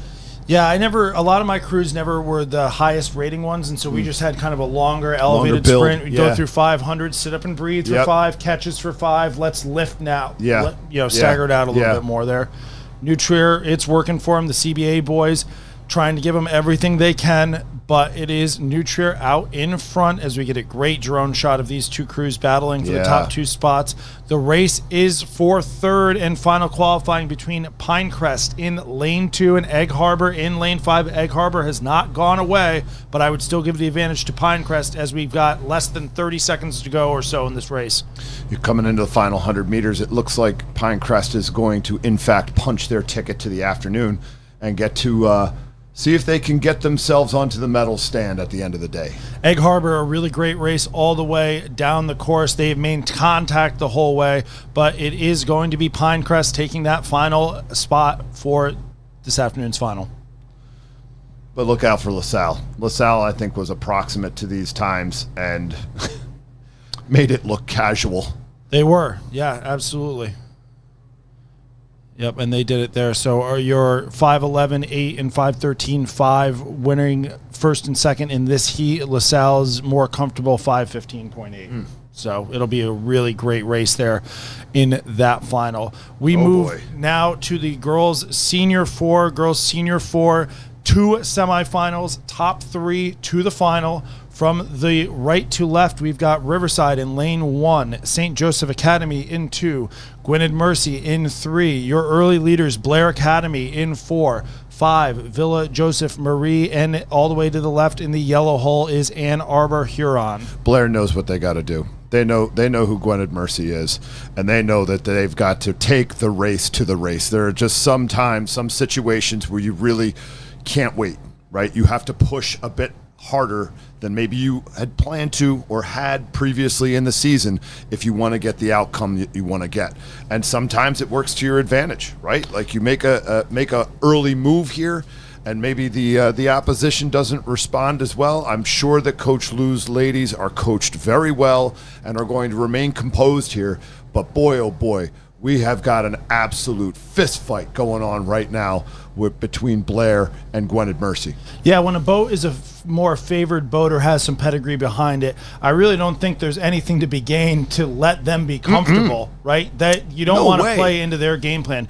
Gwynedd Mercy here, your Stotesbury Cup winners, your defending national champions. Blair Academy, third at Stotesbury Cup, looking to get back on the right side of Gwynedd Mercy, and in the beginning, they are taking it to them, and that is starting to pull them away from the field. Yeah. Speaking of the rest of the field, it is 3 to move on, and the remaining 4 crews have a ton of overlap with each other. Yeah, no, third place currently, St. Joe's Academy, but at the same time, like they haven't really set themselves apart just yet.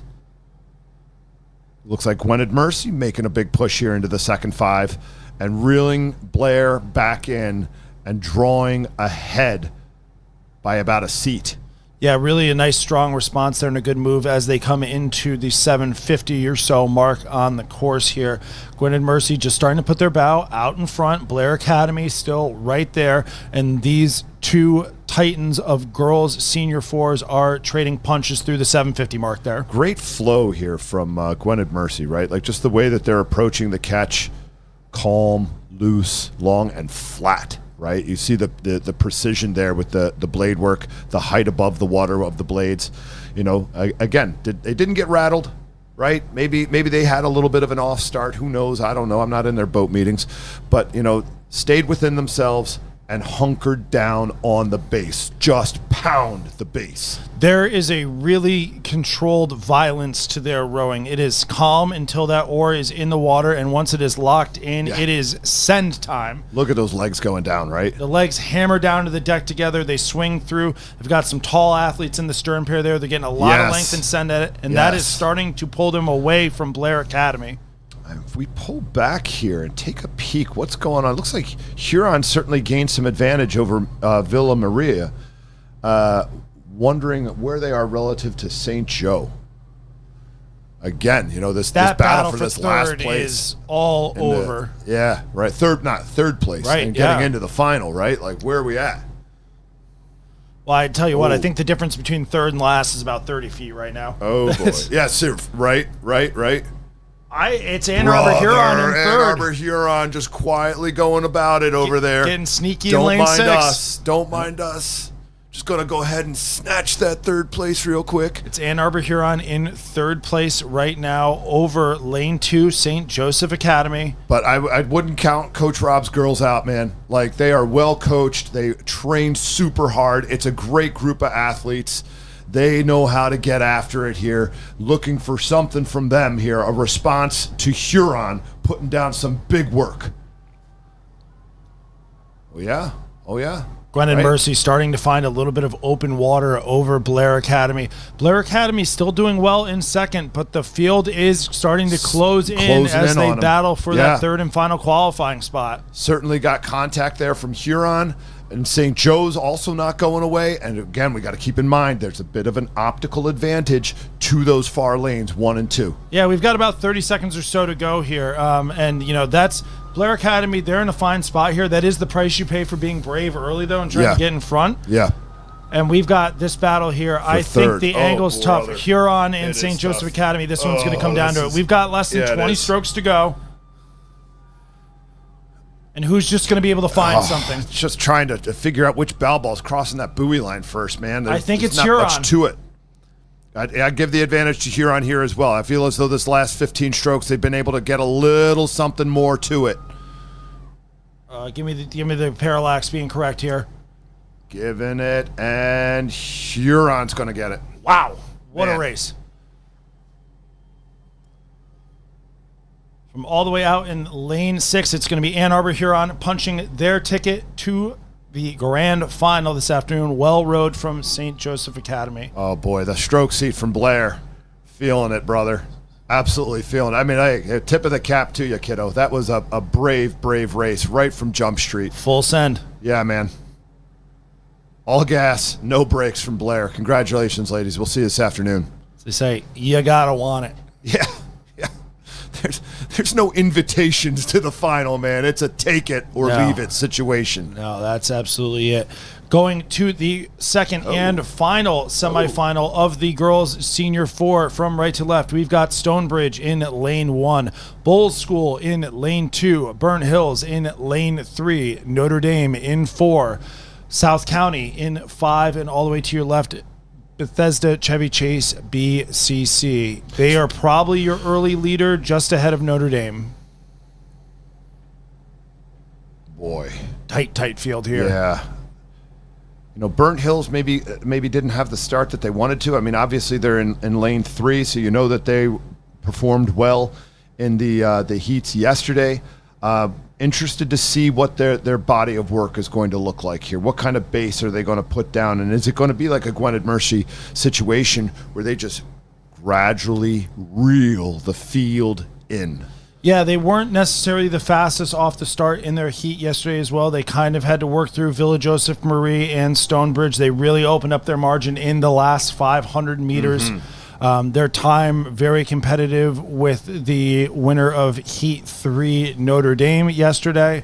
But that only counts for so much in the semifinals. Yeah. You get out there and you got to go out and race. Yesterday's gone. We've got a 4-boat battle for first out in front here with, I think, Stonebridge starting to poke their bow into first place out 100%. there in lane 1. 100%. I'd give it to Stonebridge right now. Absolutely, by a deck. This race is about 3/5 of the way done or so, and we've got a ton of overlap with all these crews. Top 3 moving on to the final this afternoon. And it is a 4-boat race out in front with Burnt Hills about halfway into that 4-boat race. And BCC. South County just off of Burnt Hills. BCC and Notre Dame right now by just a few feet. But don't, again, like Bowles and Stonebridge certainly in the conversation here. I haven't gone anywhere. But here we go. We're into the final 5, kids. Who's got it? Who's got the guts? Here it is as we come up here. Your very first bows are peeking through the last 500 rather. And I would say it is Bowles by a hair over Notre Dame, if I had to call it, but any calling we're doing right now is a foot or less margin. No, incredibly tight. I mean, you're looking at less than a deck. Go take a look at one of these boats and see how long that deck is. You're talking somewhere between 8-10 feet over. What do we got here? Like 1,200 meters in, 1,100 meters in. Yeah, we've got about a minute or so to go in this race, a little bit over a minute to go here, probably about 80 seconds. And these top 4 crews are there. Burnt Hills starting to launch now, though. Hanging around. It is go time if you want to get in there. Burnt Hills not out of this by a long shot, brother. These girls are going to want to dig here. They are starting to work through the field. They are starting to move through Stonebridge. The momentum is on their side. Coxed and Mia Weissman is calling them through. They are closers. Coffee's for closers in Burnt Hills. That's what we teach them. ABC, ladies, always be closing. Oh, my goodness. Now, the race here for first between Bowles and Notre Dame, but Burnt Hills saying, I want in on that conversation. Stroke C, Avery Broadbent, I'm sure, is hollering at her teammates, and it is go time here. We've got about 15 strokes to go here, folks. And it seems like Notre Dame has peaked out a few feet, and it is level between Bowles and Burnt Hills. Bowles, Burnt Hills, and Notre Dame all on there. Lane 1, Stonebridge just starting to fall off of that pace, but there is time for them to surge. And this race is going to come down to the wire here. Top 3 moving on. We've got maybe another 5 strokes. Bowles, Burnt Hills, Notre Dame out gear. in front here. A great sprint from the girls from Burnt Hills to go from 5th to 2nd or 3rd.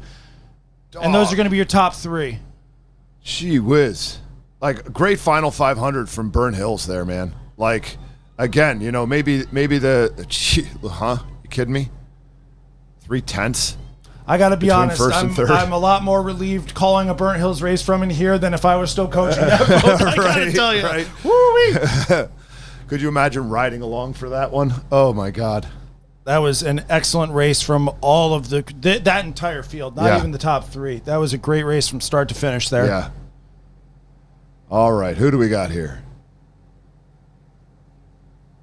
We are going in the boys senior 4 semifinal number 1 from the right. We've got DeMatha, lane 2, St. Ignatius, Chicago, lane 3, Orchard Lake, St. Mary, lane 4, Haverford, lane 5, LaSalle, and lane 6, Berkeley High School. Your early leaders are St. Ignatius, Chicago in lane 2, Orchard Lake, St. Mary's boys right there. Yeah, no, we've raced these guys before, and, been to the show and seen the strings, you know what I mean? And I mean that as an honest compliment. Like the boys from Ignatius, Chicago, like we just can't let them get away, right? Like we've got to keep some contact here because we know what they have in their back pocket. We saw it yesterday when they were racing, who the heck was it? They're in the next heat. Oh, geez. They're red. Oh, boy. At any rate, I'll figure it out. Edgewater. Yeah. When they were racing Edgewater, right? Like they turned on the juice with like 200 to go. And it was just a different boat, right? Like it was like, oh my God, that's kind of gross speed. So, we've got to keep ourselves in a position here. But LaSalle knows that too. And LaSalle's certainly still in the conversation as we're watching these top 3 crews make their way down the course and cross the lines of buoys, which give you an approximation of where they're at. LaSalle, your bronze medalist from the Stotesbury Cup, very much on the premises here against these Midwest crews. St. Ignatius, Chicago in the lead over Orchard Lake, St. Mary's. And just like we saw in the last semifinal for the girls there, your lot in life can change pretty quickly. We're into the last 500 meters here. Yeah. These boys' boats probably have about 90 seconds or so to go at this point in the front of the pack, and a lot can happen real quick. Yeah, it's not like St.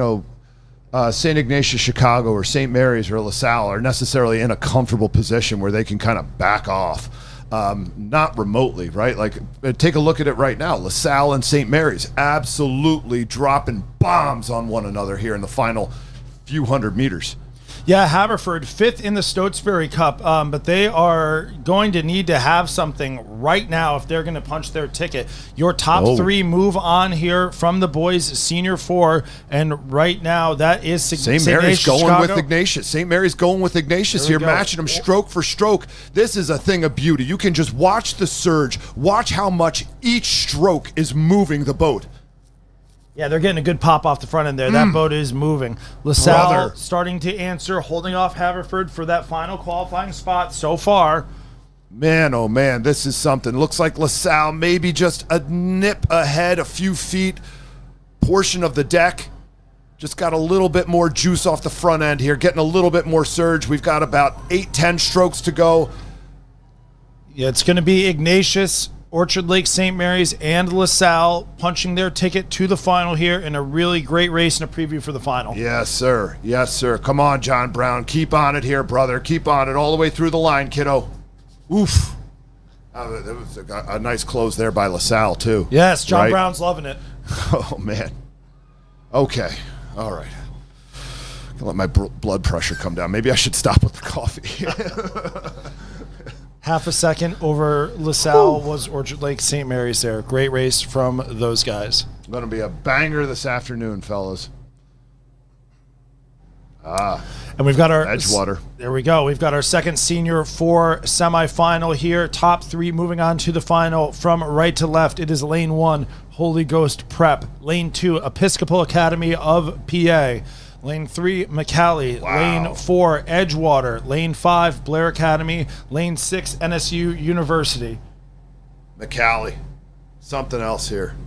We were staying at the same hotel as this group. McCallie, all-boys school, about 1,000 kids. Started 1905 on a farm. The brothers McCallie wanted to start a school, and Mom and Dad said, hey, take the farm. Get it going. Nice. And from the looks of it, it seems as though McCallie is thriving. Yeah, Coach Sean McCourt's done a nice job there the last couple of years. They were always strong contenders in whatever boat class they're in. It is McCallie in a tight battle here. I would give a narrow lead to Edgewater, but this early in the race, what does that really mean? No, McCallie came off their high stuff. I thought settled into a really nice rhythm and kind of pushed back on Edgewater, maybe held the lead for a few moments there. But certainly right now between Episcopal, McCallie, Edgewater, brother, there's not much to it. Yeah, we come through the first 500 meters there, just over 140 pace. So conditions not particularly quick out there. I wouldn't say they're slow, but they're not quick either. And these boats are battling here in the second 500 of this 1,500-meter semifinal. As an oarsman, oarswoman, like these are the kind of races that you dream of, right? As a kid, maybe you dream of hitting the home run in the bottom of the ninth or catching the touchdown with no time left on the clock. It's these races where it's stroke for stroke, eyeball to eyeball, that you absolutely hope for. These are the ones I always found in talking to our these are the ones that tire the coxswains out a ton, because the rowers are tired anyway, right? And you almost don't really even notice all the boats around you. Well, with this, there's so much stimuli for the coxswains that they finish and they go, whoo! Hold on. Blair on the come up here, folks. Blair's putting in a nice move. Absolutely on the come up. Not to be outdone by their ladies. They're going to show their bravery as well. They are putting in a middle 500 move here, and that is edging back into the leader. Edgewater up in front in that red hull. Edgewater is your early leader here. They got just barely in front, have continued to work there. No surprise if you watched them in the heat that they are leading the semifinal. It is a tight pack, though. It is lane 2, Episcopal Academy, currently in the third place, maybe battling for second place position, but don't sleep on McCallie in lane 3. I like Episcopal's rhythm right now. They, again, like a little, perhaps could be a little bit of gamemanship as we're coming into the final 5. Do they decide to make a bit of a lift here? Do they decide to take a couple of more beats on the way up? Yeah, the boys from Episcopal there putting in a nice battle there. They are currently in a top 3 qualifying position, holding off McCallie in lane 3. It's Edgewater out in front. Blair Academy using the rate to their advantage, and this is going to be another great race all the way down to the finish line in the last 500. We've got 4 boats right here on your picture. Yeah. Only 3 of them are here going comes to the McCallie. final. Here comes McCallie. What a push from these guys, man. Really laying into it. Trying to empty the tank, and they are coming from out of left field with this one, right? Like, they're really throwing down here for these guys again. And we didn't see him on the drone, but Holy Ghost Prep's right there. Holy Ghost is right in the conversation as well. We've got less than a minute to go in this race, and there is plenty to play for with these crews. It looks like Holy Ghost Prep, they're going to struggle to get all the way up into a top 3 position, but have had a good race. McCallie, the opportunity is there. The door is open. It's going to be McCallie and Episcopal Academy battling for that final qualifying spot. Edgewater out in front, Blair Academy in second. The race for third is between McCallie and Episcopal. Edgewater looking nice, right? Like, despite this absolute fracas behind them, they've remained calm, long, and commanding. Oh my God, confident. Yeah. Right? Really They strong. haven't changed a thing. Like, they're still at their base rating right now. Impressive. To be able to win a semifinal like this and not have to go to the hilt of your sword and leave something for the afternoon. It looks like it's just going to be Episcopal by a hair over half a deck over and McCallie. A really well-fought race from Holy Ghost Prep as well. They were very much in that race. Winners of the second semifinal, 5:07.5 is Edgewater, 5:09 to Blair Academy. Your top 2 times from the Senior 4's first semifinal, 5:08 and 5:09. Think that's going to be a fun final? Yeah. And here we go. We're on to 8s. Senior girls 8s. Some of the most fierce racing we will have at this regatta are the semifinals for the Senior 8s. And in semifinal number 1 here, first of 2 semis, top 3 go to the final. On the right, it's Wakefield.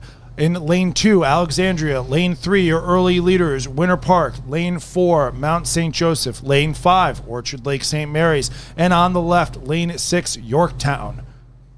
Winter Park, here we go. Yeah, certainly establishing themselves early on, quick out of the ditch, plenty of HP sauce for them to get up into a commanding, I wouldn't say commanding, a lead which at this stage of the game is all you're looking for, right? Just get the bow ball in front by hook or by crook. Do what you got to do. Be in command. Mount is absolutely trying to not let them go. I like that game plan too. It's like we talked about with Blair and Gwynedd earlier in the fours. You know, when you've got a crew like Winter Park that has the pedigree, they're the favorite coming in here, you know, you name it, right? You're just going to let them get in the lead? Right, you can't. You can't. If they get to do their thing the whole time, their thing 9 times out of 10 is going to be better. Yep. So you've got to start to flip the script a little bit and see if you can rattle them, if you can take some chances there. And the girls from the Mount are going for it. Yeah, again, like no one's going to give you an invitation to the party. You got to kick the door down, right? And establish yourself, introduce yourself to the race. Speaking of, the race for third is game. The race for third and the final qualifying spot is a tight one as predicted here. I like what Orchard Lake St. Mary's is doing in lane 5 there. I tell you what, like obviously there's a bit of bias there. But they are a tough second 500 crew. They are not afraid to hang it out there and see what they can do in the second 500. As I'm sure all these girls are. Like real talk, like these athletes are so strong in between the ears, so tough, so willing to just endure.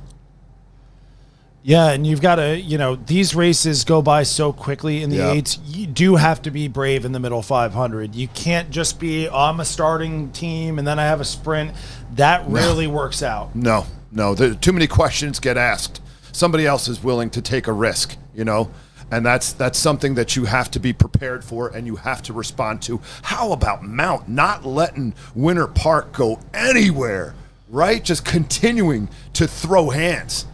Kudos, Mount. Yeah, Mount's going for it. They've got that rate up. They're doing it. The Winter Park girls are going to be well drilled, though. When you're a team that performs at that level, especially scholastically here, you know you're getting everybody's best race. Yeah, you are. And so you're not going to be rattled by it. Those girls staying long and strong there, not comfortable, but probably confident. The race to the right between Wakefield and Alexandria City. Wakefield did get the better of Alexandria City at Stotesbury Cup in the semifinal last weekend. So they're battling there and familiar foes, but it's Orchard Lake St. Mary's in lane 5 that has the opportunity to play spoiler with that Virginia battle. Oh yeah, this is going to be very interesting now that we're into the final 500 meters of this race. We've got less than a minute to go. Who has got the stones? That is what it comes down to. Who is going to blink between Wakefield and St. Mary's here? I've got Wakefield up right now over Alexandria City as we start to go into the last 250. Orchard Lake St. Mary's, though, is going to make things very interesting. Yeah, certainly. You know, they made a strong push through the second 500. Now we just got to see, you know, does St. Mary's have one more gear left as we go past the boat ramp here and you're getting into like the final 20, 25 strokes? Does St. Mary's have one more gear to throw at Wakefield? Winter Park going through some of the gears here, just maintaining this lead over Mount. They don't get to be casual here, man. If you're on the staff from Montclair Nutrier, you're happy to see Winter Park get pushed a little bit here. Tire them out. But confident, no problem there. Great race from Mount and Winter Park. Based on our angles, I think it's going to be Wakefield. I think Wakefield got it. Tough for us to say, but the angle has favored those. No.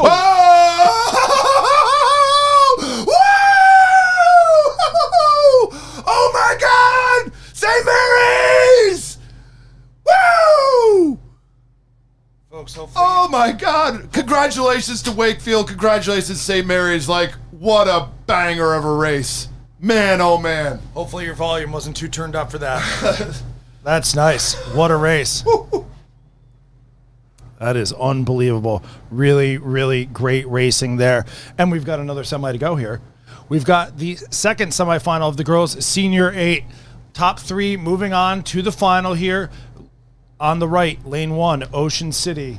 Lane 2, Jackson Reed. Lane 3, Montclair. Your early leaders narrowly over lane 4, Nutrier. Lane 5, Loyola Academy. And to the left, National Cathedral School in lane 6.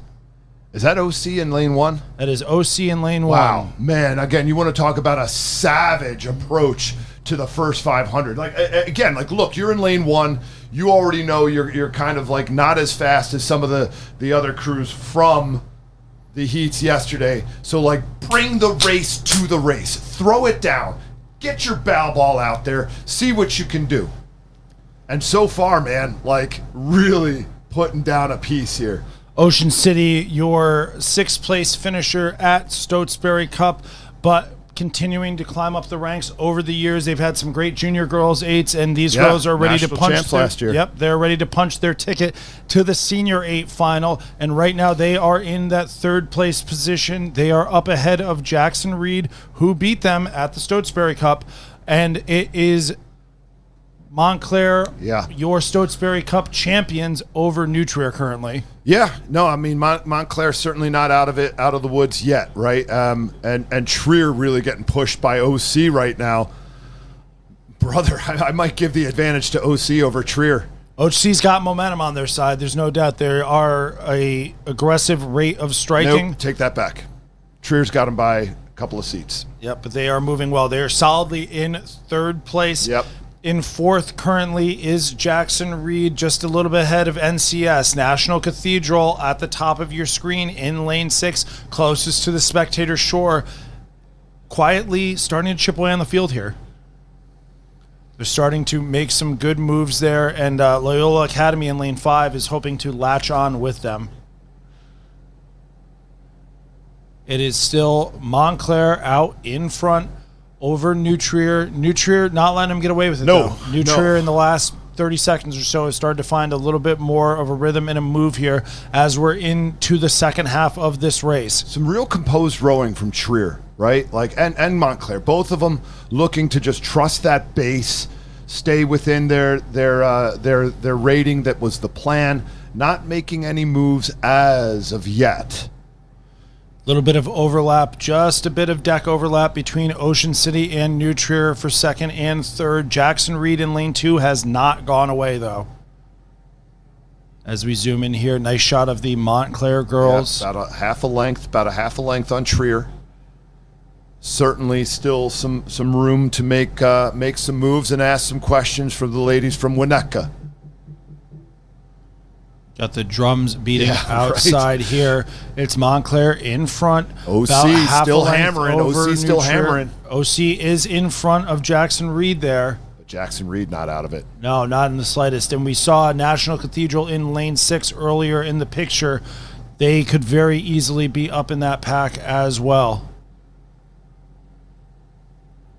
Everybody's in it for this 3rd position race here. Yeah.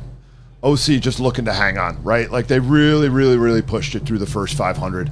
But you know that when the athletes get to this level, right? You're in the varsity 8. Like you are no slouch. Yeah, right? they certainly You're a great athlete. You are well trained. They did the work early, which especially in 8s is what you want to do. It's definitely going to give you some confidence. As we come into the last 250 meters here, the bow ball of Ocean City continues to hang on New Trier's stern for 3rd. New Trier in 2nd place solidly, just trying to maintain some overlap with Montclair. Montclair looking to open it up. It's Jackson Reed in lane 2, hoping to push into lane 1.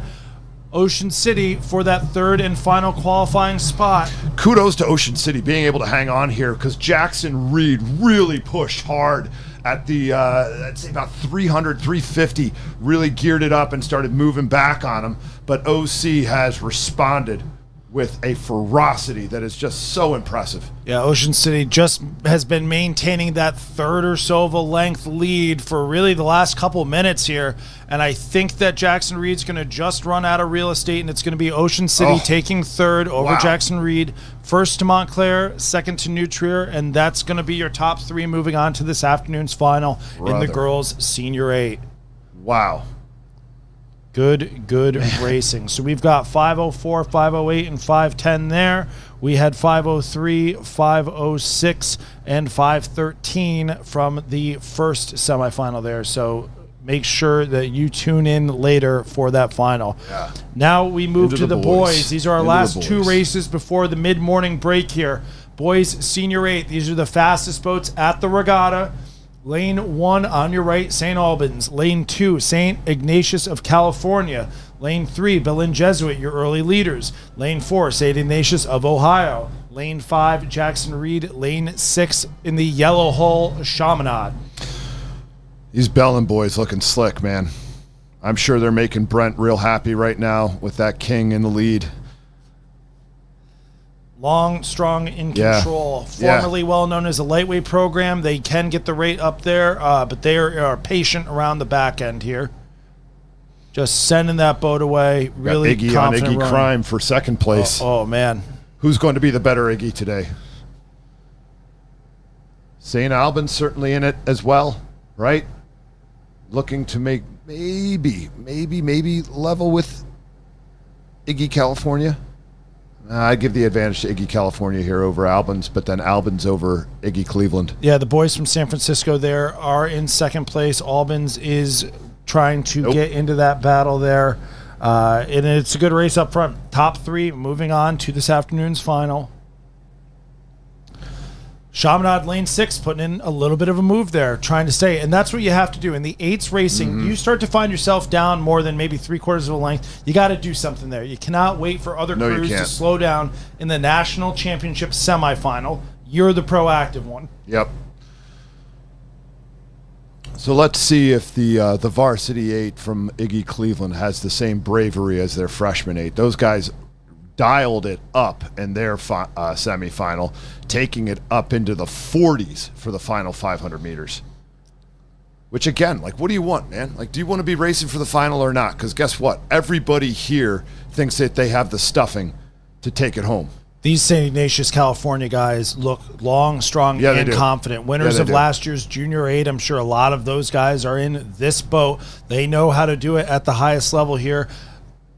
Just strong, composed, send it, letting that boat breathe. I don't see an ounce of nerves from that boat right now. Not at all. And Belen is really not stretched it out at all. They are getting pushed. Yeah. No, certainly St. Ignatius, California, holding tight with Belen. And St. Ignatius, Cleveland, also starting to creep back up on Belen. It's a good Jesuit showing up front. Right? These guys are all going to Mass after this one. They're good. Prayers up. Yep. No doubt. Really nice battle here. Your top 3. Chaminade in lane 6 and Jackson Reed in lane 5 have very much come back into the fight here as we've got a little bit over 30 seconds to go. 30 strokes to go, boys. 30 strokes to go. Who's going to wind it up? Chaminade with the momentum on their side in lane 6. Lane 6 nearest to shore. Surging out of Chaminade right now. The angle's going to make it tough for them, for us in the camera, so we're going to need to see a little bit more. But Ignatius of Cleveland is in danger. They need to wind it up, and there they go. Oh, there we are. Oh, wow. How about St. Ignatius here challenging St. Ignatius, Belen? California. Long, sending it all the way through, trying to push Belen all the way to the line. Only a seat or 2 behind Belen. I think the angle makes it tough, but Chaminade is really pouring it on here. They really found something in the last 500 meters of this race. I'd give it to maybe Iggy Cleveland. I don't know if they had enough to get there. Yeah. Oh. Yeah, right? 0.5 of a second. Jesus. Oh, man. And for some of these senior events like this one and the girls 8 and all that, there are petite finals. So it is tough for these crews. If you've got a heartbreaker and you miss the final, the petite finals are really interesting because that's where some character comes out. Yeah. Who can be disappointed? You go back to the tent, you feel bad for 30 minutes or so, and then you start to rebound and you go, you know what? We think we should have been in the final. The only way to do that is to go out and dominate the petite final. I mean, again, like, why are you here? You're here to test your speed. Right. And your speed is up to you. You determine your speed.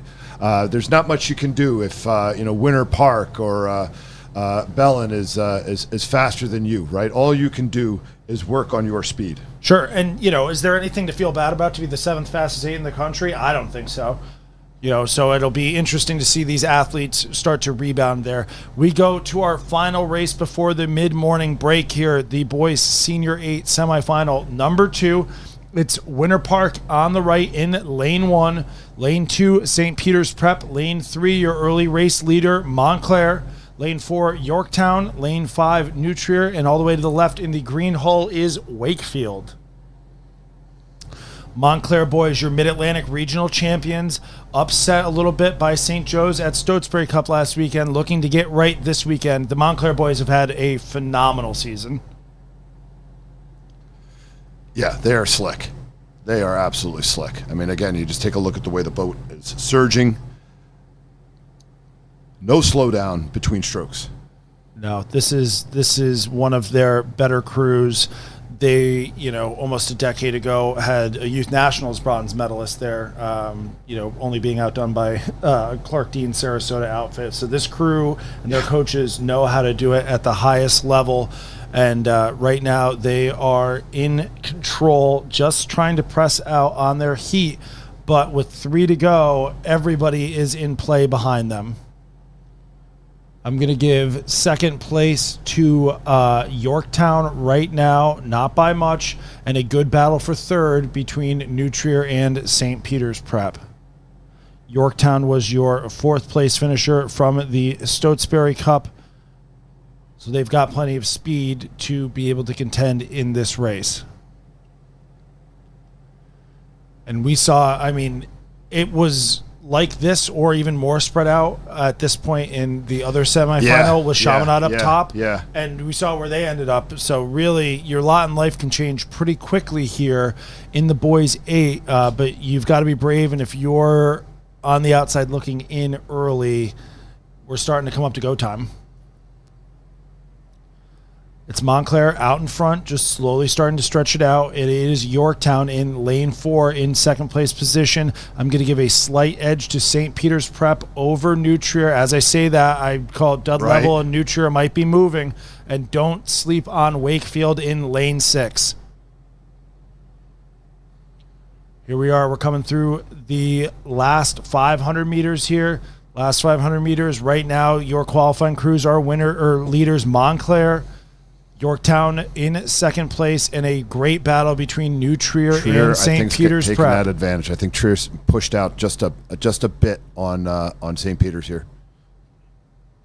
Winter Park and Wakefield still very much in the conversation now. So our drone goes overhead. It is New Trier up on St. Peter's Prep. Pushing into Yorktown here. Again, this is a beautiful shot, right? Just watching these crews going stroke for stroke, right? And New Trier has launched earlier. Yep. Yeah, picked it up a bit and beginning to close on Yorktown. Montclair, a little bit of open water in the lead over Yorktown. New Trier is rapidly hunting down Yorktown. New Trier is rapidly moving on second place. Yorktown is absorbing it.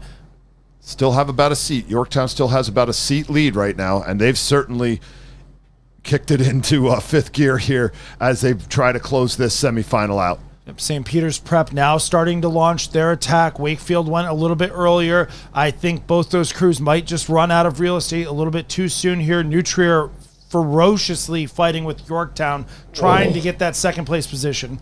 Right, and I mean, again, like they brought it up, they closed some, and then you've got Yorktown responding here to hold on to that second place. Man. All right, and that was a good one there. So we saw the fastest time out of the heat was Berlin, relatively unpressed. This time around, it was Montclair with the fastest time going into the final, relatively unchallenged as well. Yeah, no, and Berlin definitely had some questions asked of them in their semis from the St. Ignatius Civil War. Yeah, right. that broke out. There can only be one. So we've got an excellent drone shot here as we are in great our stretch of water here. Yeah, my God, this was the scene that was on earlier. We love coming down here and training when we come. We come down here and hit it for our spring break. Right, Yeah. we leave the Monday after Easter and come down here and just row a marathon every day. Like literally. Yeah, how far can you go? Oh my God! Is it unlimited? Like you can go all the way. Back in the day at St. Mary's, we used to do this thing called a death row, where you row all the way to, God dang, what is the name of the town? There's another rowing club like way the heck up there. And it was like all told, it was like a 4-hour row. Oh, wow. Yeah, you go all the way up and then you come all the way back. That's awesome. But you've got just water for days, and the best thing about it is it's this kind of meandering river. So like, even if it's kind of choppy or a little breezy right here on the course, all you got to do is go up around the curve, go below the bridge, and you got this great stretch. Plenty of straight stretches here to put in the Lord's work and get better at your craft. That's awesome. I love it. Well, that does it for our semifinals from the morning. It is finals only in the afternoon here. We will be back at noon with the girls lightweight senior double final. Signing off for the morning here. This is Andy Sales with Chris Zarnecki. Thanks for joining us, and we will see you at noon for the finals. Here we go.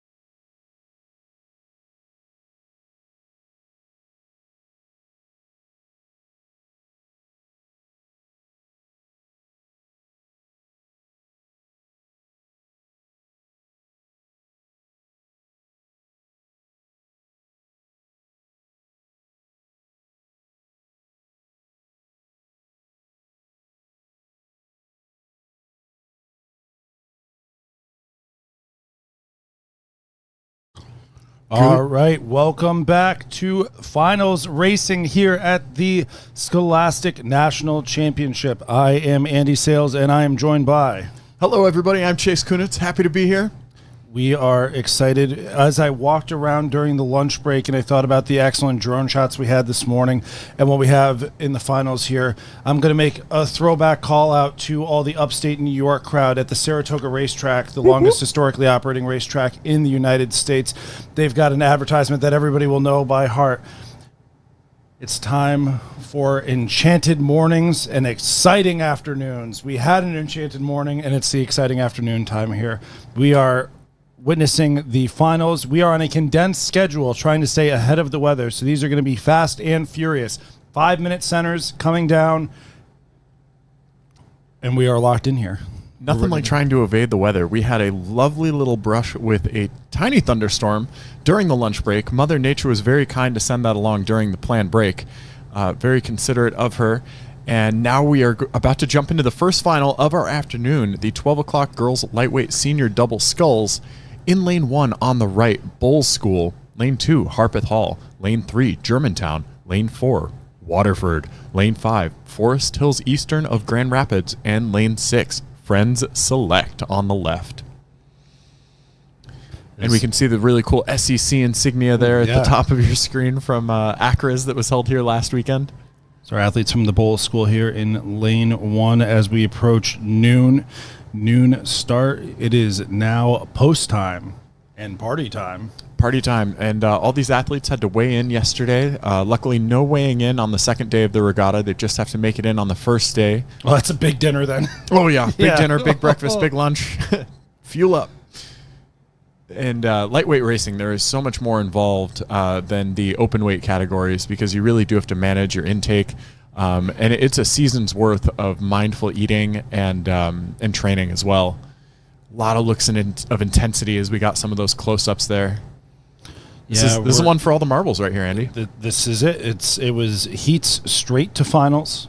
So not a lot of competition here. If you got up and got out yesterday, you are here today. And if not, back to the trailer. So these finalists here, we've got Germantown Friends School. They were your silver medalists from Stotesbury Cup last weekend.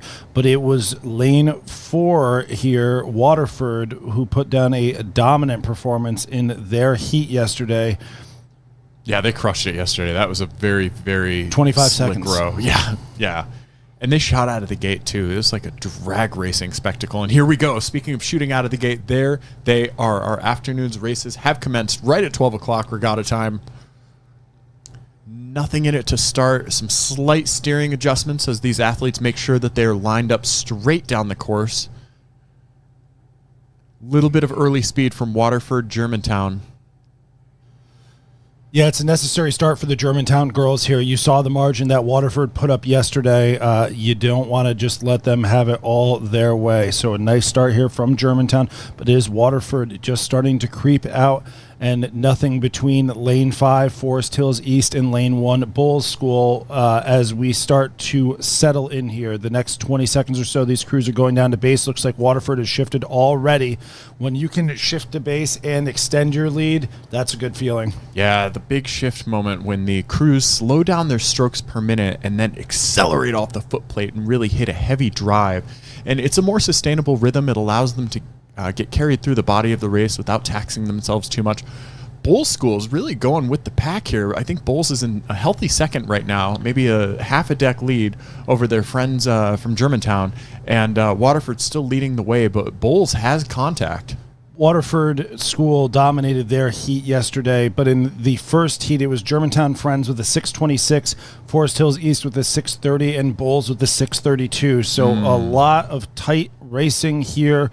There are 4 crews that seemingly are up in the mix right now for the medals, and only 3 of them get to walk away with one. Indeed, and I just love this Waterford cadence. It is so nice and, I mean, seemingly relaxed to us on the outside. Inside, you know, there's a lot of heavy work going on, a lot of big breathing, a lot of hefty amounts of lactic acid that are being built up, but it looks as though they have just cleared a little bit of an open water lead. I think Bowles might be the only school with contact still. Yeah, Bowles out in lane 1, just off to the right of our picture there. The Waterford School an impressive performance. We have said their name a lot this weekend. We're going to see them as favored crews in a number of the finals this afternoon. And right now, the girls' lightweight double is setting the tone for this Waterford team all the way from Utah. Germantown Friends in a tight battle with Lane 5, Forest Hills Eastern off the picture to our right. If this drone can pan out a little bit, we will likely see the Bulls School in Lane 1 well in the mix also. Yeah, shout out to head coach Dan Salerno over there at Waterford School in Sandy, Utah. Clearly doing an excellent job bringing up the talent level in Utah and bringing that to present here. Micah Boyd, assistant coach at Waterford, is actually a 2008 U.S. Olympic rower. Sure is. Yeah, very impressive stuff that they've got going over there. Yeah, not a bad guy to have help out in your program there. No, not at all, yeah. I think Bulls has conceded a little bit of open water. So right now we're about to see a race unfold for the minor medals. I think that Waterford is probably, sitting with a healthy gold medal margin right now. Barring any catastrophes, it looks as though it's going to be Bulls and or Germantown with the silver. And I wouldn't count out Forest Hills East on the other side there. It looks like they do have contact still with these two crews in our four-shot. Yeah, hanging in there, plenty of contact. The Bulls School from Jacksonville doing a nice job getting themselves into second place here over Germantown Friends.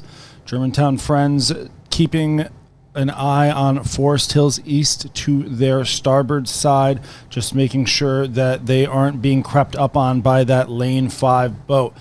In fifth place, it is Harpeth Hall, and back to 6 to Friends Select. But the race up at the top of the pack as we zoom into Watertown here. The Watertown girls in control, looking long, looking strong. Yeah, Waterford got some real flow to their stroke. My goodness, it's just a beautiful thing to witness. And it looks as though Germantown has eked out a solid lead now over Forest Hills East in lane 5. Seeing a nice chevron develop here where the seating and the times from the heats really indicated exactly what we were going to see here. No underdog upsets in the offing quite yet as we reach the 4.5 minute mark of this race. Waterford just having their way with the rest of the field. Yeah, and it's interesting, you look at the heats. Is there gamesmanship yesterday or being brave today? The Bulls School finished behind Forest Hills East and Germantown Friends in their heat yesterday. So far, as we're 2/3 of the way through this race, not the case today. But it looks like Bulls School is coming up. I think that they have achieved a bit of parity. Actually, I think they might have achieved a bit of a lead. They Bulls are in second place right now. Yeah, way to go, Bulls. Germantown really fighting them off right now. Yeah, Germantown starting to put the press in there. We are entering our last 250 meters of this race. It is Waterford well out in front. Bulls maybe a deck at most over Germantown Friends. Forest Hills East in fourth. They have started to lose contact with Germantown. If they'd like to get in the medals, we need to see a move because we have less than 250 meters to go in this first final of the afternoon. And it looks like everything is coming down to this silver and bronze medal race, folks. We've got a hot, fiery battle going on between Bulls and our Germantown Friends. It could be anybody's race. They are going shot for shot, stroke for stroke. It's really going to be anybody's call here. We'll watch as they come into the line. Looks like Forest Hills left a little bit too late, and we're probably no more than 5 strokes away from the end of this race with lanes 1 and 3, Bulls and Germantown. Heads in the boat, little bobble there from Bulls. Germantown looking to capitalize. Both boats are up, looking over at each other. They've got about 10 strokes to go at most. Wow, and they are really in a dead tie.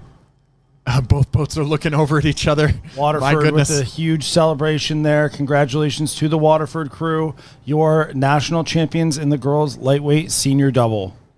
Well done, man. Great to see this jubilation. I mean, they look like they're not even tired at all. Okay, I spoke too soon.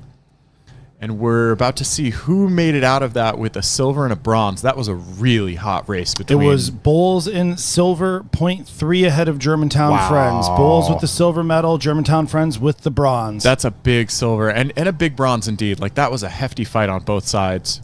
Really, really nicely done to both those crews. Adria Lee and Gwyneth Bateman in Waterford crew here. Congratulations to you, our first national champions of the day. We move right into the boys lightweight senior double. On the right, Augustine Classical Academy in lane 1. Lane 2, Germantown Friends. Lane 3, your early leaders by a good margin, Ridgewood. Lane 4, Malvern Prep. Lane 5, Waterford. And lane 6, Oviedo. Wow. I am very impressed by what I'm seeing right now from Ridgewood. That is some intense lead that they've been able to cook up only 3.5 minutes into this race, and they are just stomping away with it. Looks like we might have another very fun second and third medal race unfolding there on the other side of Ridgewood. To the left of the picture, we've got Malvern Prep and Waterford duking it out. Just some big sendy strokes from the crew from Malvern. My goodness. Malvern in a nice battle with Waterford here. Ridgewood was your Stotesbury Cup champion by 12 seconds over Malvern, so they have definitely the confidence to know that their top end speed has been superior to the field thus far in the season, and As you said that, script. yeah, as you said that, they started to surge, and I think they could maybe feel the collective vibe of support too, as the beach is blowing up for this event. Great to hear so much support. We got the cowbells. Like, it wouldn't be a regatta without the cowbells. We've got Ridgewood here well in front, but a great battle between Waterford and Malvern Prep. Waterford second in their heat yesterday. Malvern Prep winners of their heat. Both crews went 5:31. Wow. And I think we're seeing some of the fastest stroke rates that we've had in sculling boats all day. In the lightweights, you really rely more on technique and getting the rate up faster than you would in an open weight category. And we're seeing that right now. Just some beautiful sculling displays, some really fast rates of striking. Ridgewood looking like just a dream up there. Ridgewood's on cruise control. That's got to be an unbelievable feeling to know that you just have to keep swinging along and the national championship is yours. Back in the battle, though, between Waterford and Malvern Prep, it is Waterford getting the better of the boys from Philadelphia. Waterford, we just mentioned, they just won the girls' lightweight double. Their boys' lightweight double is emphatically stamping to a second-place silver medal. Nice to go home with a bit of hardware and a big celebration, well-deserved from Malvern Prep and Ridgewood and Germantown, all bringing home some medals to their friends and family. Flex on them. Oh, big old flex. Flex on them. It's not that big of a flex when you're a lightweight. You are capped at a certain weight. There you go. You know, well, not since yesterday. Lean. They might be 170 now. Who knows, right? Big steak dinner last night. Anything's possible. They earned it. They can certainly have one tonight. Congrats to all those racers. We got a slight drizzle coming down, folks. If it gets to be too heavy, we will bring the drones in. But now we are joining you live with the final for the girls' junior double sculls event. Lane 1 on the right, Northville. Lane 2, Albemarle. Lane 3, Lower Merion. Lane 4, Episcopal Academy of Pennsylvania. Lane 5, Conestoga. And Lane 6 on the left, Cathedral Catholic. It looks as though Lower Merion is in a slight and early lead here as we approach the 1 minute mark of this race. Yeah, this girls' junior double shaping up to be a quality one here. And as we said, these races are coming down fast and furious at this point on these 5-minute centers. As we get later in the day, the races will take less than 5 minutes. But for right now, these 5-6 minute races, we're going to be catching up as we go there. And as we say that, we are catching up with the Lower Merion crew. That Lower Merion crew is in first place right now. And a tight battle for second, third, and fourth between Episcopal of PA, Albemarle, and Northville on the right with the orange blades. Yeah, Northville shot out pretty fast out of the start when we got contact with them with the drone. But then it started to line up with a big medal fight going on here for bronze and silver. It doesn't look like Lower Merion is walking away from the pack, so we could see a shakeup for gold as well. Still relatively early in this race. Northville looks like they're sneaking up the side there. It's a sneaky one for the first lane and the sixth lane. You never know what could happen out of those. Yeah, this was a brutal progression from yesterday. This was 3 heats, top 2 right to finals. There were no semifinals, so these crews were battle tested yesterday. We saw Episcopal Academy with the fastest qualifying time out of the heats. Lower Merion winning their heat, but a decent amount slower than the Episcopal PA one. So did they do just enough to win, or are they overextending themselves right now? I'd say they look pretty comfortable. They do, but Lower Merion just mounted a charge. They just picked it up a little bit. I think that they're trying to maybe eke out more of a lead before they get into the finishing section of the race, which is one way to do it. You can always cook a new strategy on the fly. It's not necessarily going to be the best if you've practiced something different, but sometimes you just got to stay agile and stay flexible out there, because it looks like lane 4, Episcopal Academy, is starting to make some moves here. Lower Merion perhaps fighting them off. I see the stroke seat of the Lower Merion boat just looking over her shoulder towards lane 4, so they know Episcopal Academy is coming. Episcopal Academy looks like they're rowing very smooth and long, definitely underrating the crew from Lower Merion right now. Yeah, we just went through the halfway point in this race, and it is Episcopal latched onto the stern of Lower Merion with Albemarle very much in contact. Nice, long, composed strokes there. I say that Albemarle probably has the most to go through with the gears left. Lower Merion rating a little bit higher, but Episcopal PA also staying right there. That top 3 is starting to push out from the field. It really is, and I think we might have dropped Northville somewhere back there. They were in the mix for a little bit, but now it looks like we are seeing a big race unfold with Lower Merion still maintaining that lead. Episcopal Academy knocking on that door, but their mid-race charge didn't achieve perhaps what they wished to with the lead. However, Lower Merion perhaps still feeling under threat. I see both the bow and the stroke seat looking side to side. They might be worried. They might be seeing some attacks coming and just holding on for dear life at this point. We will see. Yesterday was definitely a big test for the legs, so you know they're feeling something today. And what they're feeling is Episcopal PA coming up on their starboard side there. They are now a deck down. Albemarle well in contact as well. There's our Northville crew, maybe just a slight bit of open water off the metals currently. There are plenty of gears to go, but you're going to have to mount a charge there. And speaking of charge being mount, it's Episcopal. Episcopal is coming up. Yeah, they've finally taken that stroke rate up a little bit. And even though they're still underrating the rest of the field, we'll see if they have more gears to go, because so far they've just been steadily eating into Lower Merion. I would not count out Albemarle either in lane 2. They still have contact. And as we approach the tents, the beach is starting to blow up. Some big cheers for these doubles coming down for the girls' junior double scull event. Oh, and it looks like Lower Merion has started to sprint, perhaps early. Oh, things are getting a little bit heavy here, and we see that oar control is becoming an issue. Yeah, we're in our last 250. Lower Merion was brave early. They put themselves out in front and really went for it, which is a strategy that I respect.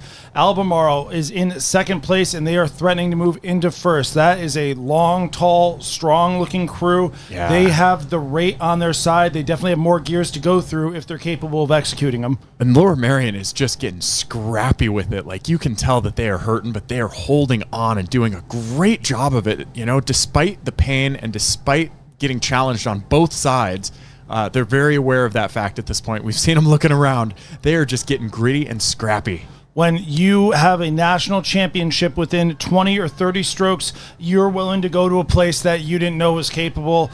And Albemarle is asking them all of the questions, though. They are 2 or 3 feet down here, maybe a seat. And Lower Merion is just bodying them with the stroke rate. And it's really Lower Merion. Yeah, Lower Merion just kept that stroke rate up. And I think they won through sheer force of will, being able to keep that stroke rate at such a high cadence for so long. That's the sort of delayed satisfaction that you get when you laid it all out there. Yeah. Too tired to even have a massive celebration. Big Congratulations to the Lower Merion girls. That was a really brave race from Grace Fitzpatrick and Samantha Burdow. Congratulations, Lower Merion, your girls' junior double champions. Yeah, and Albemarle did a great job getting themselves into a position to contest the gold medal there. I think if they had had another 100 or 200 meters, they might have done it. But as it stood, that 1,500-meter test was all Lower Merion. All right, and we are joining you now for the boys' junior double sculls final. Taking a look at the starting line, we've got Holy Spirit in lane 1 on the right of your picture. Lane 2, Plant. Lane 3, Green Hills. Lane 4, Albemarle. Lane 5, Ave Maria Stella. And lane 6 on the left, Montgomery Bell. This was a real awesome, cracking heat yesterday. Oh my gosh. It was so good. Green Hills from Ann Arbor with a top performance there. Albemarle winning their heat. You know, we talked about how exciting the girls won. This was 3 from each. Yeah. Top 3 and go. The Ave Maria Stella boat, the Portillo brothers, really had an inspired second half to make sure that they confidently got into position there. And here we go. They're away. Nice start from Plant in lane 2. Totally. Your white hull with the yellow unisuits getting up. A really strong start there. Not to be outdone, though, by Montgomery Bell. Yeah, on the outside lane there. 6. Yeah, great start by Montgomery Bell. And they're continuing to charge and opening up a little bit of a lead here. Looks like half a deck on the rest of the field. Way to go, Montgomery Bell in lane 6. Yeah, you want to talk about competitive times from yesterday. So Green Hills won their heat in 5:23. Albemarle's heat, 5:22.8. Second place, 5:22.9. Third place, Montgomery Bell, 5:23.1. So this is really anybody's. There were 4 boats yesterday that were within a second of each other. Oh, golly. So this is going to be quite a fun one as the speed levels out here. Almost all these crews have shifted now to their base rate, finding their cadence for the rest of the work to follow. A national championship on the line in this boys double scull event. Holy Spirit in lane 1. Their time from yesterday, not nearly as competitive as that pack that we just said, but don't tell them that. They're doing exactly what they need to do, being brave, putting themselves out there, and they are well within the battle for third right now out of lane 1, New Jersey's Holy Spirit. And Plant in lane 2 is throwing down some real hero strokes here. This is some big rowing from Plant. You want to talk about heroes, though. Montgomery Bell said, hey, we're in lane 6. We're gone. Yeah, see you guys later. Yeah, Montgomery Bell has found the secret sauce today, and they are cooking with it. My goodness, they are just driving with intent up there in lane 6 on the top of your picture. Yeah, we are through our first 500, and they have launched a strategy that is currently working for them. Green Hills, your winner of Heat 1 yesterday, currently in a battle for 4th. They are doing very well, but the rest of the pack has gotten a little bit feisty, and that'll happen in finals. Oh, absolutely. And it looks like Albemarle is starting to creep in. We're seeing a wonderful race develop for the silver and bronze medal right now between Albemarle and Plant. Plant's bowman just took a sneaky little look over. He knows Albemarle is knocking on their door. Looks like Albemarle is in the silver medal position, but not by much. It's still anyone's race. Meanwhile, Montgomery Bell has perhaps...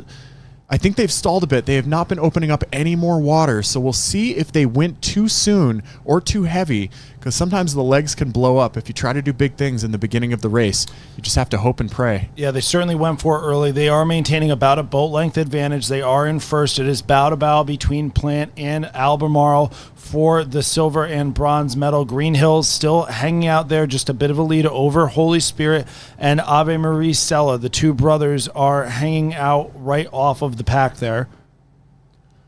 Yeah, and I think that we've got Albemarle in silver position now by about a deck. Plant doing some really good work, and looks like they found a great base for them, so maybe they have a sprint up their sleeve. But meanwhile, Montgomery Bell has remained about static. They haven't opened up any more of a lead, but it's a healthy lead. They're making a move right water. now. Okay, yeah, there they go. Yeah, they heard us talking about them, and they certainly ramped it up there. That is a move from Montgomery Bell to try to get that separation again. I've seen no holes in this boat. These guys look strong. This looks sustainable. Yeah. They are going to have to answer some questions from some fast closing crews, but right now it's Montgomery Bell in the lead as we go into the last 500 meters here. I think these guys are the cleanest rowers on the field right now. Really nice, locked-in style of rowing. Oh, hitting a little bit of wake. A little bit of wake. But they said no big deal and just kept on grooving. And they're moving. I think they hit a really good push there and opened up their lead by a little bit. They still have open water. Green Hills starting to see the danger that they will be left out of the medals party. They are ramping it up. They are starting to close on Plant and Albemarle. Oh, yeah. Green Hills went.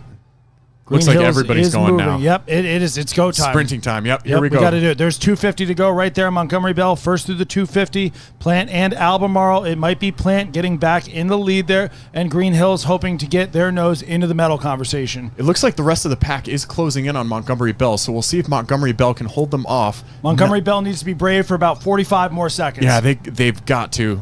Especially leading the entire way through this charge. Plant really bringing up that rate, but having a little bit of trouble with their steering and hitting a couple buoys on the way. Oh man, we just got to straighten that out. Just hold it together, guys. Oh my goodness, and lane 4 Albemarle might be able to capitalize on that and work themselves into a silver medal position. Good surge there. Taking a look, there is Green Hills. Green Hills still not quite in the mix for the medals. They are just off of it. Plant is catching up to Montgomery Bell. Montgomery Bell not sustaining that lead that they had. It looks like Plant has eked out a bow ball lead. This is going to be pretty close. I think. Oh my God! They coasted through the line and still got it. Drifted across the line. Plant. Oh, that was dangerous, folks. Plant, you would have regretted that if it didn't come out that way. Oh my goodness. Oh my gosh. Yeah, we had a little bit of an angle that was awkward, but Plant just managed. They might have heard an early horn on that, but either way, they won by 1 second. Oh my gosh! Montgomery Bell had that lead for a majority of the race and only managed to get silver. 3/100ths to Albemarle. Wow. Oh, your commentary team is just aghast right now. Our jaws are on the floor. That was a race, folks. When you're in that race, you have no idea if you're Montgomery Bell or Albemarle whether you got it or not. You have no clue. Yeah, I mean those top 4 times. 300s is the bow ball. Yeah, that's it. And for the top 4 boats to all be within 2 seconds of each other, that is some exquisite racing that we were treated to. Oh my, it was what so a privilege. Good. Whew, I got chills. All right, some big boat time.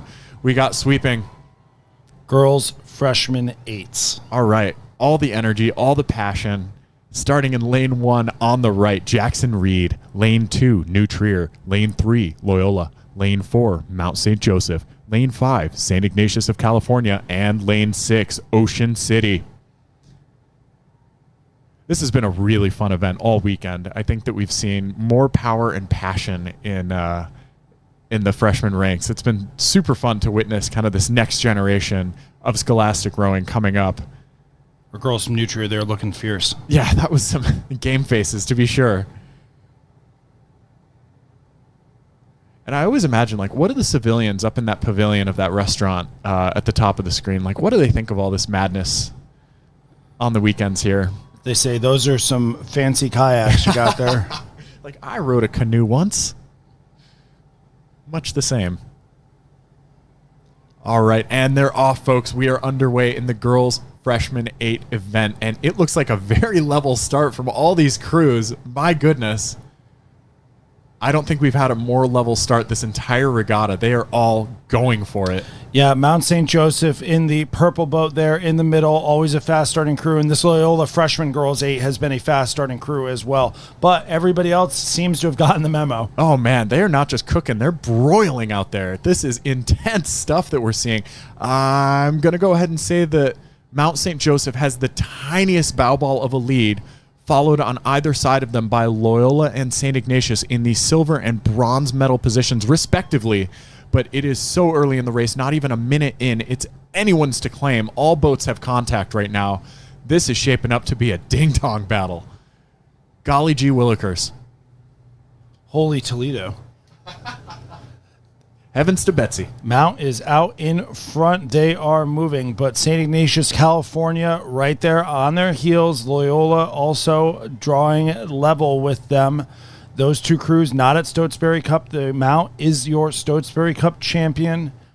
Jackson Reed out there in lane 1, your second place silver medalist crew from Stotesbury Cup. So that shows you what this Midwest and West Coast field is bringing to the table. And a pretty cool sensation that we're getting right now, Mount St. Joseph and St. Ignatius actually are like timing their blades perfectly, not intentionally, but sometimes we get these accidents, these happy little accidents where we get to observe boats that are actually rocking the same strokes per minute. And I think they fell out of their rhythm now, but just something interesting to point out when that occurs. And you can really feel it when you're in the boat and the boat next to you has the same cadence. It's kind of electrifying. It almost like doubles that swing capacity that you have, that ephemeral swing that rowers talk about. Yeah, it's definitely an interesting feel that you get there. The Loyola Academy crew trying to stay in second, seeing a nice push from St. Ignatius, California there. It is Mount St. Joseph, your leader, remaining there. They've got a couple seats on the field, but the battles for the medals are heating up. And in lane 6, Ocean City is not going away. They are well within the mix there, probably level with Nutrier, and then maybe Jackson Reed just a hair off of the pace. Yeah, that's exactly right. But still, a very aggressive race from all competitors right now. I think there's still contact. I don't think anybody has open water. Yeah, at least not in the medals. It's bow to bow with Loyola and St. Ignatius, San Francisco there. Nutrier staying on the premises. They have a lot of connection, and it is Ocean City in 5th there. And folks at home, you might have noticed that the skies are kind of darker. We have a big storm pattern just to the south of us. It looks like it's going to skirt on by. But meanwhile, it looks like St. Ignatius is trying to skirt up on that Loyola Academy crew for silver. Yup, it looks like they've done the work to get themselves into a silver medal position, but not by much, just maybe one seat.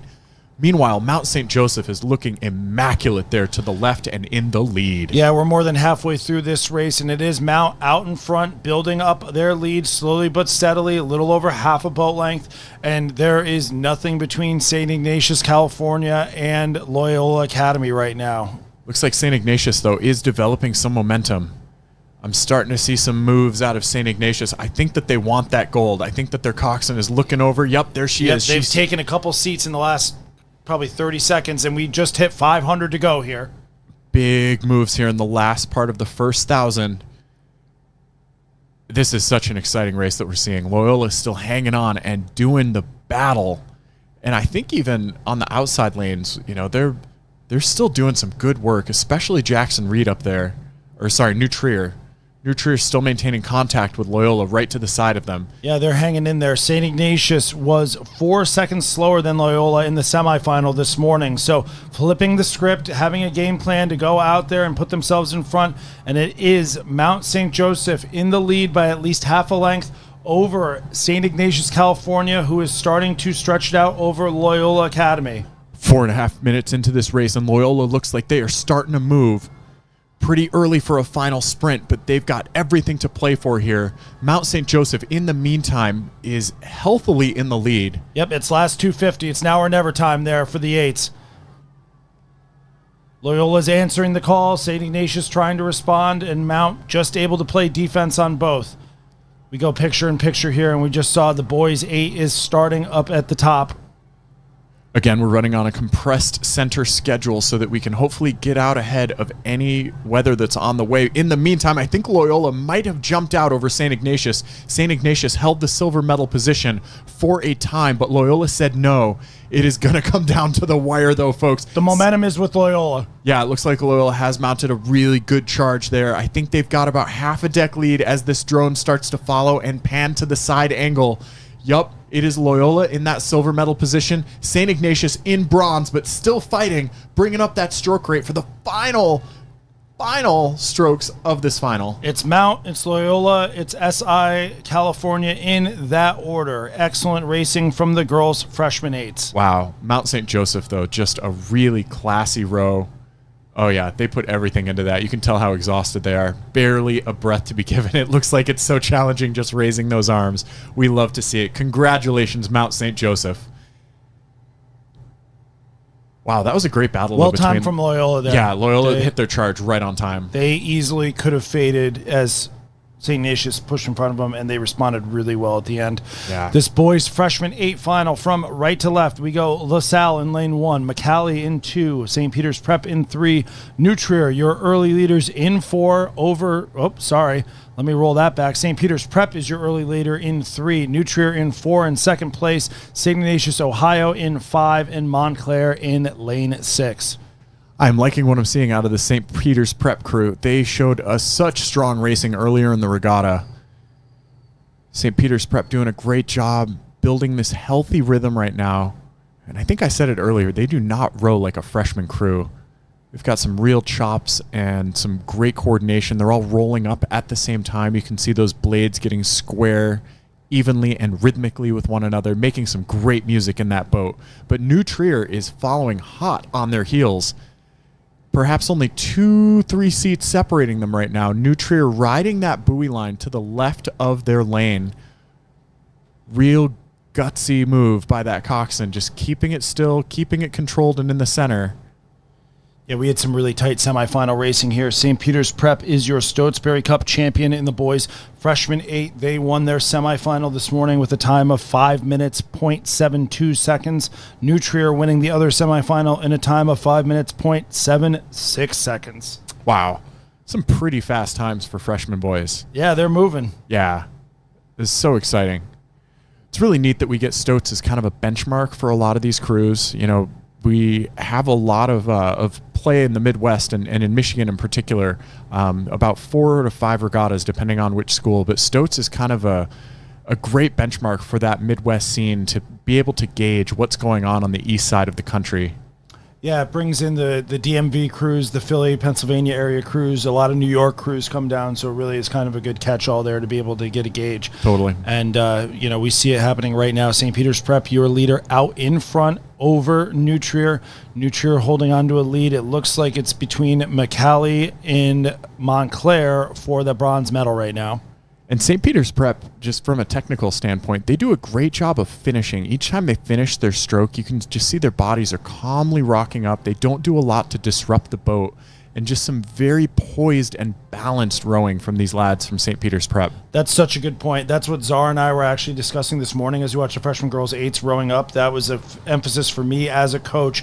Let's finish the strokes off. Let's get balanced together, and especially for the young crews, it makes everything work. And right now, it is working for the boys from St. Peter's Prep.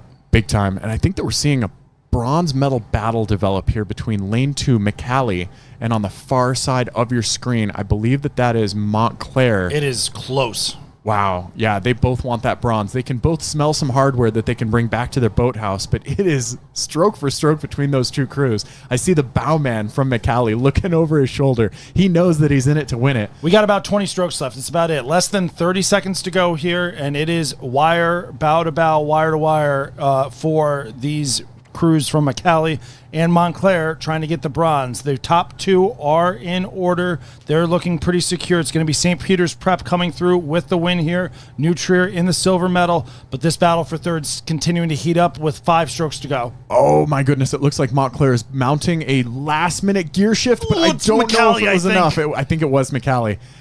Oh, golly. Yeah, I think it was McCallie, but boy, Montclair at the last minute just found a little bit of extra speed, and I think if they had like 20 more meters, they might have done it. Oh, that was a close one. 0.6 separating our medalist McCallie from Montclair in 4th. St. Peter's Prep, your Stotesbury Cup, your Scholastic National Champions. What more can you want for them? Setting the table. Now we got to do it at the JV and the senior levels, but a really nice job from that program. Congrats to the boys from St. Peter's Prep. That was some exquisite stuff from them. Okay, we are into the girls' freshman quad. We got 4 scullers in our final today.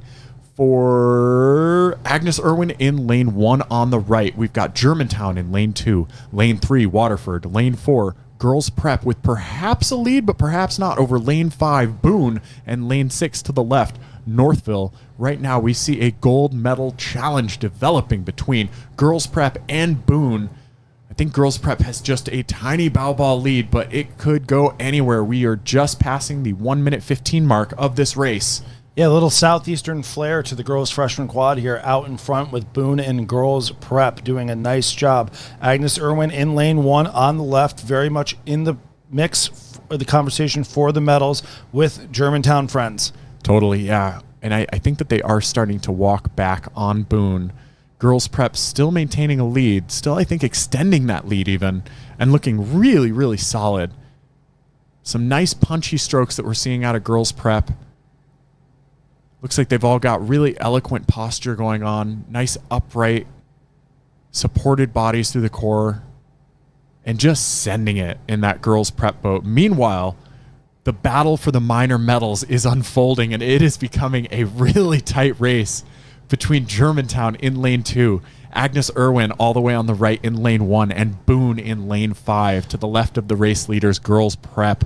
Oh my goodness, it could go any way for the silver and the bronze, Andy. Girls prep was your fastest time moving out of the heats yesterday. It was a 3-2 final. The heat winner Waterford defeating Boone and Agnes Irwin in their heat, but right now under some pressure from crews that they bested yesterday. And I think girls prep took a little tumble there. Looks like somebody lost an oar, but got it back real quickly. Nonetheless, girls prep, I think, lost a seat or two to the rest of the field. It was a very tiny blip and a very quick recovery, and now they're having to adjust the steering as they battle with the port side buoy line. Still maintaining that lead, though. I mean, they're under pressure, but they are performing. As they clear the buoy line, all oars are clears now from girls prep, and they're going to start to straighten out lest they overcorrect and find themselves on the starboard buoy line. But somehow, I think through the adrenaline of that, they have actually opened up an open water lead. Just absurd. I love this sport. Yeah, they're continuing to push it out there, not for lack of effort, though, from Agnes Irwin, from Germantown, and from Boone there. And Waterford just continue to slowly sneak back into the conversation. Probably not the start they wanted, but this crew does have some speed and some pedigree. This Agnes Irwin crew was your silver medalist at Stotesbury Cup behind a very quick Saratoga crew. Okie dokie. Let's see here. Germantown Friends was 5th in that event. Oh, another misfortune there from Girls Prep. Boone looking to capitalize on that. Oh, no. Girls Prep has just drifted into Boone's lane. You can't take the steering for granted. Yeah, this is dangerous stuff that we're seeing here, folks. We do not want to see a collision, especially not in a final, but it seems like Girls Prep, despite their speed, is having some issues keeping a straight line down the course. Honestly, a nice save from Boone there. That easily could have gotten out of control. It did push him into their starboard blades a little bit here, but Boone has controlled that really, really nicely. It's easy for that to get out of control, especially for freshman rowers. You know, we take for granted when we watch the quads that the boats are going to go straight. One, it's not that easy, and two, these athletes are young. They're new. Absolutely. Yeah, that is so well put. And, you know, for freshman athletes, that was a lot of poise out of Boone, being able to stay agile and adjust, and it looks like Girls Prep might be needing to adjust their course once more. Meanwhile, Agnes Irwin and Germantown have just been creeping up on this field. Nonetheless, Boone and Girls Prep, I think, are in 1 and 2. Girls Prep leading still finding that speed, that adrenaline charge that they were able to mount during their first foray across the buoys. And we will see what can be delivered at the end of this race. But wow. Germantown's making something happen up there in lane 2. Agnes Irwin is going with them. But Germantown, I think, is in second right now. They are starting to pull ahead of Boone. They are starting to pull ahead of Agnes Irwin and being a major threat up there in lane 2, as we probably have about a minute to go, a little less. Yep, there's 2:50 to go. Wow, and it looks like Boone just ran out of gas a little bit. Agnes Irwin and Germantown Friends duking it out. I think that they are starting to catch up to Girls Prep. And Waterford still in the mix here. Yeah. I mean, they've got to go. And right as you call it, there's Boone. Yeah, Boone is rallying. Here we go. Everything to play for. And it looks like we are going to have a big battle for all the medals. I can't call it yet. Let's send it all the way, girls. Totally. Don't leave anything in the tank. Girls Prep drifting into Boone's lane again. That's going to be a problem for them. That's dangerous. Oh, one of them stopped rowing. Oh, gosh. Hate to see it. Agnes Irwin taking advantage. Wow. Agnes Irwin capitalizing on the chaos on the other end of the field, making a big move in their distinctive yellow boat on the right. Holy smokes, folks. We've got a race on our hands. Boone's looking pretty good. The Boone's keeping it going there. They are definitely up on Girls Prep. And Waterford mounting a huge sprint to get back into the mix here. They've got contact. It's going to be Agnes Irwin, your winner there. Oh. Germantown and Boone are going to finish out in the medals. Wow. So surprising from Girls Prep. Agnes Irwin, what a race. Yeah. They stayed well out of the fracas. They kept their heads down. What a win for Agnes Irwin. What an upset, too, from the outside lanes. And way to go, Boone. Boone, kept their heads despite having some lane infringement. Girls Prep finishing in 5th, surprisingly. They had a big lead at the start of that race. They were the fastest moving crew throughout most of it, but covering extra distance and having some hiccups will hurt you. That's brutal. So now we ride along with the boys' freshman quad. Here we go. It's the final. Lane 1 on the right, Ridgewood. Lane 2, Shipley. Lane 3, Bell and Jesuit. In the lead, in lane 4, Malvern Prep. And in lane 5, Augustin. Lane 6, Germantown. Yeah, this is an impressive start from the boys from Malvern Prep. They are up and out and moving. Big time. big moves. They are very long as well. Just look at how much their blades are getting beyond and behind each of those rowers. This might be the longest sculling that we've seen all week. Goodness, Malvern. Didn't think you'd be saying that about a freshman crew. But, Not at all, yeah. That's going to help. That helps the cause, no doubt. Absolutely. Malvern, your fastest heat winner. They were 5:06, winning their heat comfortably yesterday. Bellin Jesuit posting a 5:13 to win the other heat over Augustin Classical. And we've got a battle here for the silver medal. It looks like Malvern is comfortably in the lead for the gold. I'm liking the silver medal race that's developing, though, between Bellin Jesuit, that yellow boat in lane 3, and in lane 2, Shipley. Shipley and Bellin giving us some business right here. Shipley was second place to Malvern in the heat yesterday, but their time was very close to Bellin Jesuit in the other heat. And keeping in mind, again, that steering is such a big part of this equation here for these athletes, and especially being newer to the sport. Big accomplishment to be able to make it this far in the regatta, let alone throwing down. And I think we're seeing some action on the far side of the field. Germantown creeping up. Just kind of slowly ticking away at it. Augustin Classical also staying in our frame here. Meanwhile, Malvern has opened up that lead. Malvern with about 2 boat lengths open now. Goodness gracious. Yeah, the boys from Malvern Prep there, especially in the quads, you kind of go by classes, right? And if you're a program that's a quad program, you know that their boys varsity quad is the favorite going into the final here.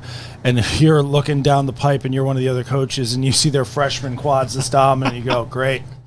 Good for them. Yeah, we might want to be exploring some coxed 4 events next year. It's so impressive what they are doing there. Wow, and it looks as though Shipley has eked out a tiny lead for silver, but all these boats are bringing it up now, so we'll see what the sprint has to do. Germantown, in the meantime, has been catching up to these crews, so I would not count them out for a bronze just yet. Looks like they're building momentum. Shipley in silver medal position. Bellin Jesuit responding to Germantown on the far side of the field and bringing it up with their sprint. Yep, they are holding them off, making sure that they secure a medal. It's going to be Malvern Prep with a dominant performance in the boys' freshman quad. Shipley coming in second. Great second-place performance for the boys from Shipley here. And it's going to be Bellin Jesuit with the bronze medal, despite the best efforts of the Germantown Friends. A valiant race in fourth, and close with Augustin Classical Academy as well. Some big happy cheers from Malvern. Well-deserved. Oh, yeah, those are some big lads. Big freshmen in that boat. I think they might have some potential. What do you think? It looks to me like a boat full of guys hoping to be dudes someday. Right on. Oh, yeah. They're fired up. Way to go, fellas. We'll see you back next year. Can't wait. So much exciting promise with the up-and-coming generations. All right, girls junior quads. Here we go. Conestoga in lane 1. Lane 2, Xavier. Lane 3, Skyline. Lane 4, Waterford. Lane 5, Germantown, and lane 6 to the left, Fox Chapel in that beautiful red boat. The thing's popping. It is. I can't tell who's popping into a lead right now. It looks like we've got about a 2-way tie to the right of your screen with Xavier Prep and Skyline. Skyline was maybe my favorite from the earlier rounds here. They looked really good, but man, oh man, I think Waterford is starting to charge up. Skyline, little drifting. Drifting to port just a bit there. Waterford locked right in. Waterford and Skyline last year dueling in the girls' varsity, the senior quad, and here we are in the JV running it back. There they go. Waterford, I think, has the highest rate of striking on the field. They've got the highest strokes per minute out of anybody here, so not sure if this is a mid-race move or if that's just their race plan, but it is a gutsy stroke rate that they're putting out for us, folks. Yeah, we've got Waterford. They were... or rather, Skyline was the fastest semifinal qualifier. They went 5:47 in their semifinal. Waterford went 5:50. Xavier Prep just behind them in 5:51, and Germantown Friends also 5:51. So a lot of crews very tight to each other in this girls junior quad final that is more than halfway done. It's pretty stellar. This crew from Utah, Waterford, has shown us so much epic racing this weekend. And I was actually curious the other day about the elevation that they're at. And they actually train at about 4,500 feet, which I think is enough to get a little bit of altitude benefit from your training. So maybe coming down here to sea level, Okay. get a little bit of a boost. Who knows? Who knows? I'm not a sports scientist. I'm just paid to play one on TV. They're paying you? Oh, my gosh. In snacks and sandwiches. There it is. There we go. All right, Waterford still leading the pack here. Skyline looks like they have come into a silver medal position. Looks like we're going to have a real battle for bronze, though. I think this bronze medal matchup is starting to get spicy. Yeah, it's a good one. Right now we've got Xavier Prep from Tempe, Arizona, staying out in front of the Germantown Friends in lane 5. And that battle is starting to claw into Skyline a little bit here, but it is Waterford, your race leader, just staying long and strong out in front. Yeah, Waterford still has overlap with Skyline, but Skyline looks like they are struggling to maintain their strong silver medal position as they get challenged on either side by Xavier Prep, I think, looking like they're in the bronze medal position. But meanwhile, Germantown Friends trying to get up into that bronze, trying to get a minor medal. Waterford just started stepping on the gas. I think that Waterford just decided it is time to sprint. Let's just put the hammer down. It's go time. Show everybody else why we deserve gold. Skyline going with them. Skyline now starting their sprint. Looks like everybody has now started to sprint. They're bringing it up for the final painstaking strokes of the race. Yeah, we got about 30 seconds or less to go here. It is Skyline in second place. They've been able to hold off the charge from Xavier Prep. Xavier Prep needing to stay in it, though, if they're going to get bronze, because Germantown Friends is moving up in lane 5 with pace. And I believe I got to talking with one of the parents of the Skyline crew. There are 2 sisters in this boat, from what I recall. So they've got the sister power going as they try to get back on Waterford. But Waterford is maintaining a very, very strong composure. It's Waterford for as the they win. finish. There's Skyline. We could not see Germantown Friends below us there, but they definitely were right in the mix with Xavier Prep. I think it might have been Xavier Prep from earlier in the call. Yep. Oof. Just over Germantown. I think it was very close. Yeah, wow. Oh, my gosh. Yeah, you think so? 0.02. 0.02. That's the closest margin so far.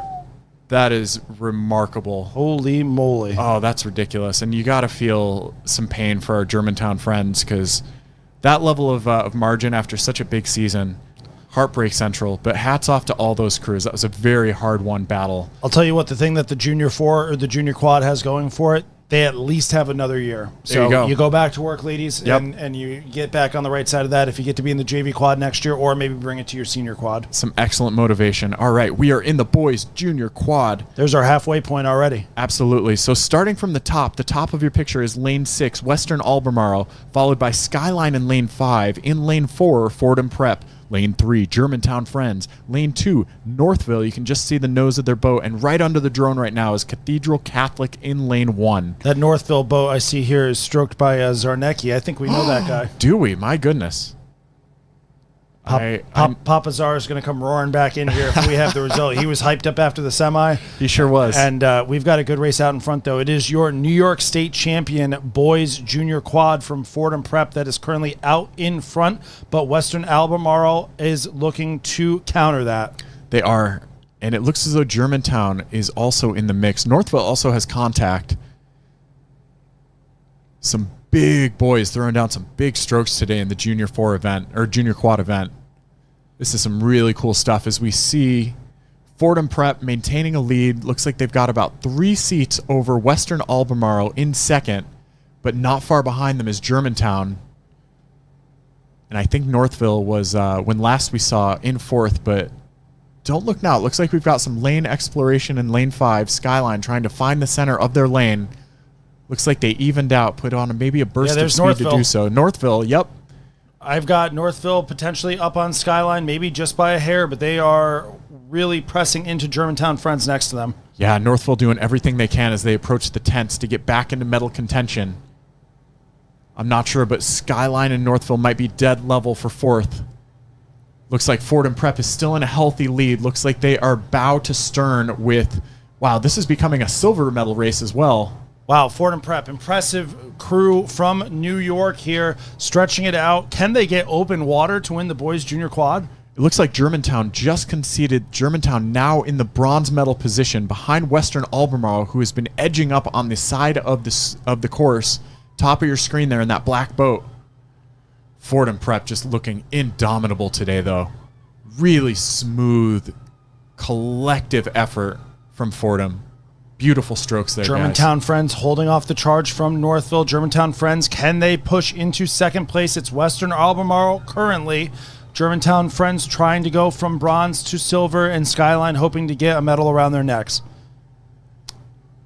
Skyline brought it up pretty early. I think we've got Fordham Prep, Western Albemarle, and I think Northville Germantown might have Friends. just gotten fourth over Skyline. We'll see. it'll be a good little chippy, Yeah, something. little back and forth there. Wow, very small margin separating our bronze and our silver medal racers today. Well done, Fordham. Well done, Western Albemarle. Germantown Friends in bronze. Fordham Prep, shout out to the boys.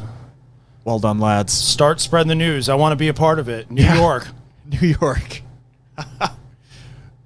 Back to the very heart of it, perhaps. Ba-da-da. It's your musical moment. I'm a big Yankees guy. I love it. All right, we're into the junior girls coxed 4 event. Lane 1 on the right of your picture, St. Joseph Academy. Lane 2, Mainland. Lane 3, Lower Merion. Lane 4, St. Thomas Aquinas. Lane 5, Notre Dame. And lane 6 on the left, St. Ignatius Chicago in a wonderful bucket rig. And right away, we're seeing Lower Merion starting to eke out an early lead, just passing the 1 minute 30 mark. But it looks like it's anyone's to play for the silver and bronze medals on either side of them. St. Thomas Aquinas and Mainland locked into a fierce and feisty battle. Don't count out Notre Dame. Don't count out St. Joseph Academy. They still have contact as well. And we see a great overhead shot of all the crowds right now. This drone is giving us a picture-in-picture of everybody nestled around that Jumbotron. Shout out to all the fans that came out, the parents, the coaches, the support teams. Really great to see you all. Such a positive vibe here in Tennessee today. That's nice. I can see my truck from there. There you go. Pristine princess parking you got there. That's nice. We've got Lower Merion up and out in front here. They are your leaders in lane 3 with St. Thomas Aquinas from Florida in lane 4, hot on their heels. And it's Mainland. Mainland is pushing from lane 2. They are your 3 medalists right now, but we are not sleeping on Notre Dame in lane 5. No, not at all. And as these crews progress, we're seeing a great display of sweeping excellence here. A lot of great technique goes into the 4. It is a harder boat to row than your 8. You can kind of bury some bad technique sometimes in an 8, but on 4 or in a pair even, it's on full display. So everything that these rowers do affect the boat in such minute ways that are really amplified by only having 4 rowers. So it's quite a technical boat class. And as we see, oh my goodness, it looks as though St. Thomas Aquinas is starting to move on Lower Merion. Yeah, these were some great semifinals. We had 3 semis this morning. Lower Merion, the winners of theirs. St. Thomas Aquinas with a faster time than Lower Merion, and Mainland winning their semi with the fastest time. Notre Dame was right behind them. That's around when the weather started to move around there, so it could have been slightly different even with 5 to 10 minutes in between them. But we're seeing those top 3 pushing themselves out, and Notre Dame is very much in the medal contention as well. As I say that, Notre Dame is surging. I'd say they've drawn level with Mainland. I think so, yeah. Lower Merion, though, still delivering a super composed row. Lower Merion hanging in there, but with 500 meters to go, it is St. Thomas Aquinas who has started to launch first. Their rate is up higher over the field, and they are trying to eat into Lower Merion's lead. Mainland trying to fight off lane number 5, Notre Dame. And St. Thomas Aquinas just keeps coming in that blue boat. They are knocking on Lower Merion's door, and I don't know if Lower Merion has what it takes to keep up. They're trying their hardest. Shout out to head coach Kirk Beckman from Lower Merion, delivering some great crews to us. But oh my goodness, St. Thomas Aquinas just took the lead. The gold medal position right now with St. Thomas Aquinas to match those gold blades. Lower Merion seeing if they can start to charge it. Yep. It was go time. You let them go. They started to get a lead there. They are in front of you now. You have to respond here. And speaking of responses, Notre Dame is in your bronze medal position. Notre Dame is up on Mainland right now. Lane 5, Notre Dame in the bronze medal position and moving. 2:50 to go. Yeah, these boats are all starting their charge pretty early. It's exciting to see. Very gutsy challenges occurring with St. Thomas Aquinas taking that lead back from early race leader Lower Merion. But wow, Notre Dame seems to be charging on Lower Merion as well. Notre Dame is walking and is developing some momentum. I don't know if Mainland can keep up with this charge from our central 3 boats right now. Lower Merion in a silver medal position, Thomas Aquinas in gold, and I think extending that lead. But I think Notre Dame is charging. Notre Dame is making it happen. Oh my goodness, they're walking. They're walking big time. They were in 4th 300 meters ago. Insane. Absolutely insane stuff from Notre Dame. Lower Merion just trying to hang on. The finish line can't come soon enough for them. St. Thomas Aquinas looks confident and comfortable out in front. I'm not sure anyone's going to catch them, but Notre Dame is trying to prove me wrong. I'm seeing some really long, loose rowing in St. Thomas Aquinas, but meanwhile, it just looks like it's hurting in the Lower Merion boat. What a sprint. Lower Merion was brave early. They put their bow out in front, and I respect that move, but it was St. Thomas Aquinas coming through, and Notre Dame with the silver medal. Lower Merion hangs on for a well-earned bronze medal. Oh, just getting pipped out. A lot of clapping occurring. Good sportsmanship across the line. You got to be excited as an athlete in that race. Totally, yeah. Oh, man, such a small margin between those top 3 crews. That was an exciting one. So much adrenaline today. I'm feeling like I'm going to have a massive dopamine crash at the end of this. All right, here we go into the boys junior coxed 4 event. This final, very exciting stuff. We had some awesome heats in this event. Culver Academy on the right in lane 1. Lane 2, Pinecrest. Lane 3, Haverford. Lane 4, Baylor. Lane 5, DeMatha. And lane 6, Forest Hills Northern from Grand Rapids, Michigan. So what do we got to jump here? The Baylor boys. Baylor boys are out in front. That's the black hull with the red oars. They've got a little bit of a lead over Pinecrest. Just a bit. It looks like Pinecrest is having a good row with that bucket rig, that central bucket rig in the Pinecrest boat as we're flying overhead. Wow, great stuff from Baylor, though. Baylor is looking calm, controlled, very silky style of rowing from our Baylor friends. Yeah, we see Baylor out in front there. They are, well, as I say that, it could be Pinecrest. Baylor and Pinecrest, winners of their semifinals. The Haverford School was the other semifinal winner. Haverford currently in 4th place right now. A bit of work to do if they want to get ahead of Culver Academy and find themselves in the medals. Yeah, one thing that I'm liking out of this Pinecrest crew in lane 2 is that they're understroking, I think, most of the field. Baylor really brought it up quickly. Or sorry, they're overstroking. They're really using the rate to their advantage. Mm-hmm. Meanwhile, you can see Baylor at the top of your picture with those red blades. They're having a slightly easier time of it, lower stroke rate, a little bit more calm in that shell. And we'll see if Pinecrest can just maintain this rapid momentum that they've started to build in the mid part of the race here. This Culver boat in their semifinal just absorbed a push from Fayetteville Manlius in a charge. They kept the stroke rate low, long. Yeah. They showed no response that. at all. It was really impressive. And right now, that long, strong, low rhythm is working for them. Yeah, great cadence out of that Culver Academy boat. Right now in a firm bronze medal position, but a big race is developing for 4th. We'll see if that race can carry them into the bronze medal stack there. Yeah, I don't know if Culver's going to be able to be as nonchalant in this race as they were in their semifinal, because the back of the pack is trying to push into the medals. And there are 3 bows overlapping, only about 5 feet behind Culver. Super exciting. We've got a race for the bronze and a race for gold and silver up at the top here. This is really compressed. Pinecrest is doing the battle with Baylor right now. It is anyone's to call. The Baylor boys here mounting a charge. They are starting to take it back into Pinecrest, and I love seeing a move. We're about 550 meters away. We're coming through that last 500 here. I like moving early. Absolutely. And it looks like Baylor is still understroking the Pinecrest crew, so maybe they've got more gears to go. And Pinecrest perhaps starting to pay for their early momentum, because when you hold the stroke rate up that high, you're taking that many more strokes than your competition. Each one of those kind of drains you, and it gets harder and harder to retain your technical composure when you're pushing it that hard. And I think Baylor right now actually might be in a lead and benefiting from that lower stroke rate that they held throughout the body of the race. Yeah, it's tough if you just don't have as many steps to take, right? Like, you're already at a higher stroke rate. Can you raise it even higher? Maybe. Sometimes not. Are you going to row harder? You're probably rowing as hard as you can. Yeah. And so what are you going to do? And right now it is Baylor moving out in front. You are correct with Less than a minute to go here. The boys from Baylor are out in front of Pinecrest, but Pinecrest not giving up easily. Yeah, I think Baylor just had a lot of confidence in their race plan, a lot of confidence in their training, and they said, you know what? Let them have that high stroke rate. We know what we can do at the end of the race. We're going to pick it up when it matters, and they have done just that. Baylor with some gutsy high stroke rate rowing, finally showing us all their gears today and walking away from Pinecrest in epic fashion. Culver hanging in there for third right now, but the race up front is between Baylor and Pinecrest. Culver doing what they need to do to stay out in front in the medals. We're watching the race up at the top, though.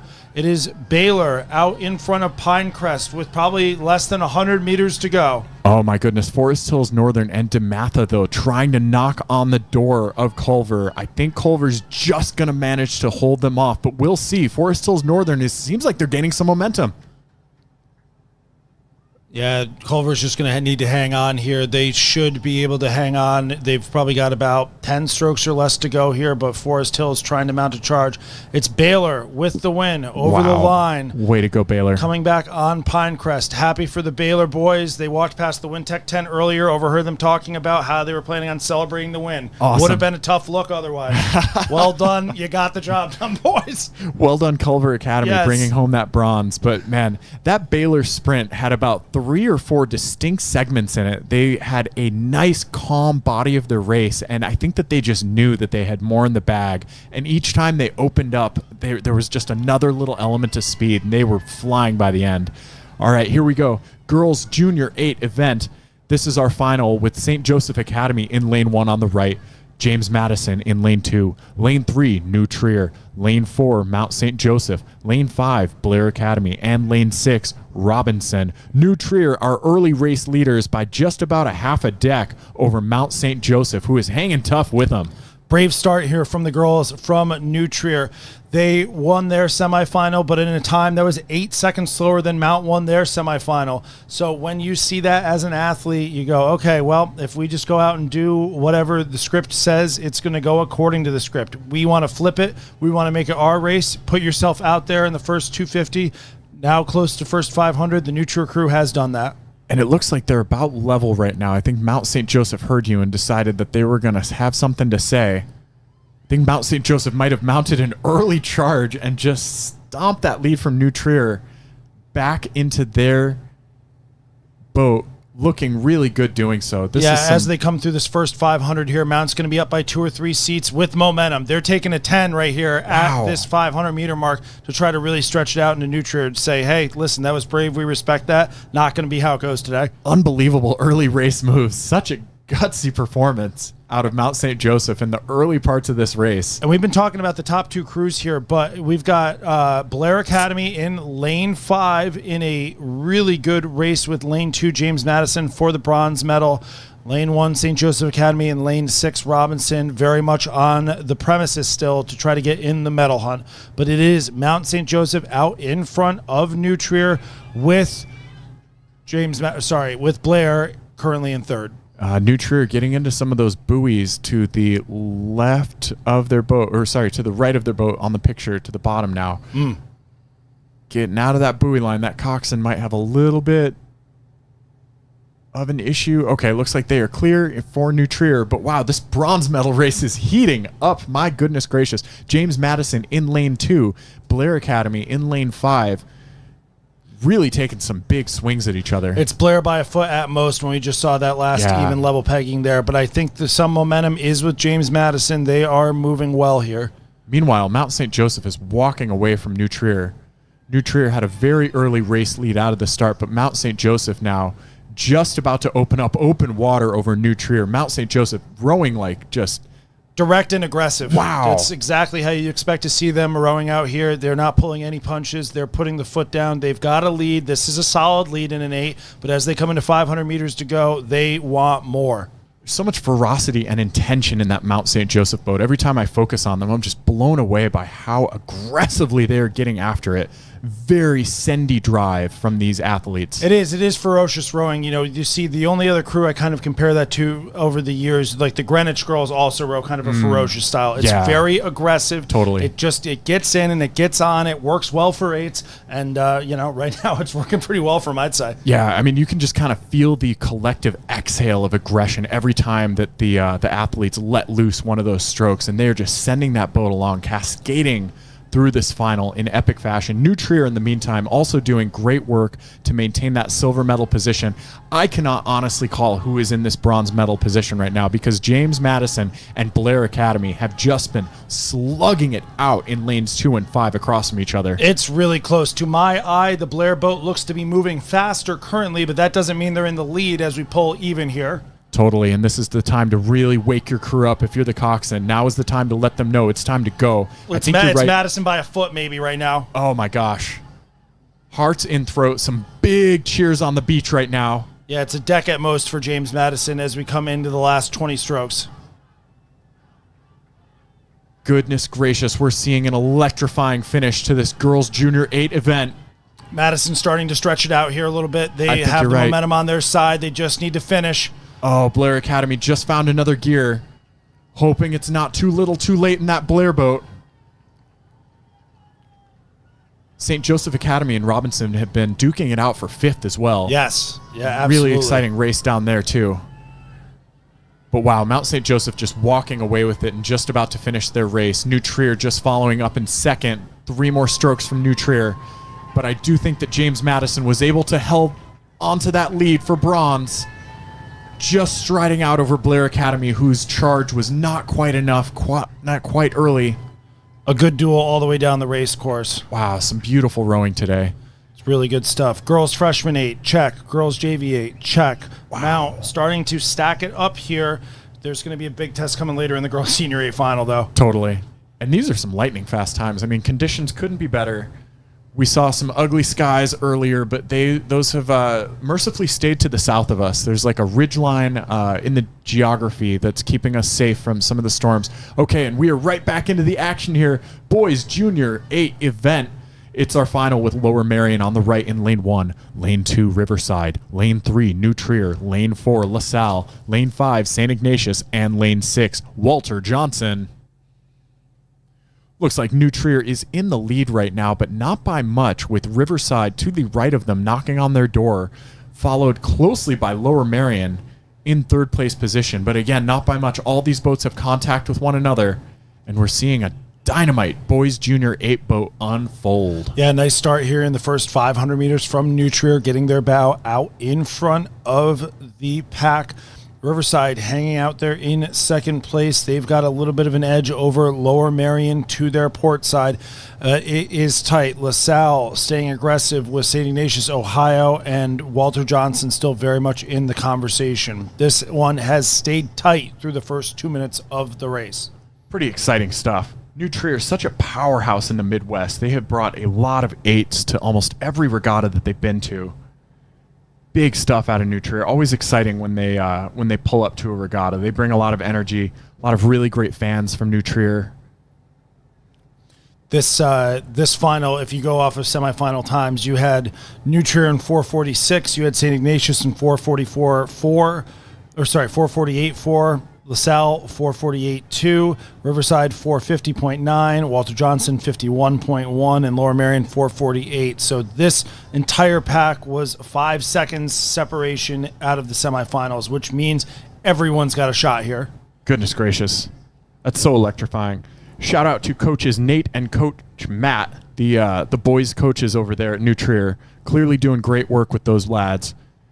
Looking like we've got a real big race developing for the silver and the bronze medal positions here. These boats are tight and thick and just ferocious. Yeah, I'm impressed by this Lower Merion boat here in lane 1. They are in 2nd right now, just staying ahead of LaSalle in lane 4, and it is a great race here for the medals.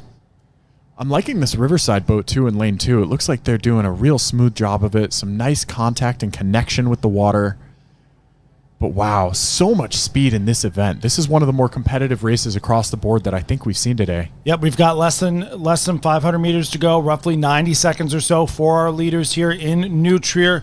They have about 2/3 of a length advantage, but the field is starting to press in. There's LaSalle moving up.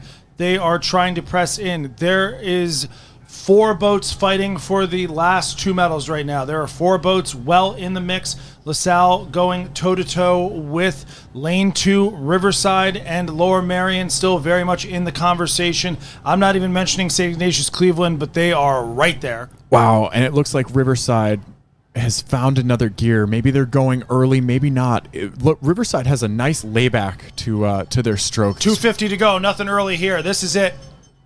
Empty the tanks, boys. This bronze medal race is really heating up, folks. We've got Lower Merion Riverside in the mix. is surging.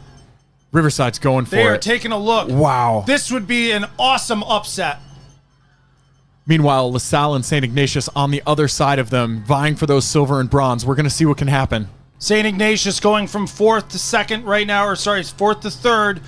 Lower Merion hanging out in lane 1. LaSalle right in the mix. One of these great crews, actually, God, 2 of these great crews aren't even going to come away with a medal in this race. It's Riverside putting New Trier under all sorts of pressure. New Trier looks like they've checked that charge, though. Looks like they held off Riverside. But meanwhile, LaSalle in lane 4 is walking up. Looks like they've got some momentum, but we're going to have to see who comes in with that bronze. That bronze could have gone to LaSalle, I think. That was an epic race for the books. We had New Trier. We had Riverside. The boys are fired up. They respect the race there. Oh, wow. No, it's wrong. Oh, okay, there we go. Yep. So Ignatius of Ohio sneaks away with the bronze medal. Wow. That was incredible. I love the camaraderie there. The New Trier boys are telling those Riverside guys, that was an awesome race. You guys really pushed us. That's so much fun. That's the absolute best. Truly incredible. All right, folks, I'm going to hand off this mic over to our wonderful Chris Zarnecki. Great to be with you this afternoon. Enjoy some more finals racing here with the girls lightweight senior Cox 4 event. Girls lightweight Cox 4 coming down here from right to left. We've got lane 2, Montclair. Lane 3, Cathedral Catholic. Lane 4, New Trier. Lane 5, your race leader, Gwynedd Mercy. And in lane 6, it is Radnor. 5-boat final here.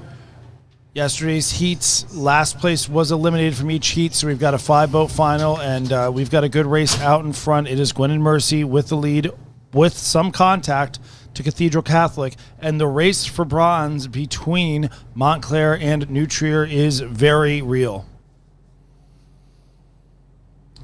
I got to tell you, that crowd out there right now is at a fever pitch. Oh, as they should be. We may have to get Oak Ridge Finest involved out there, man.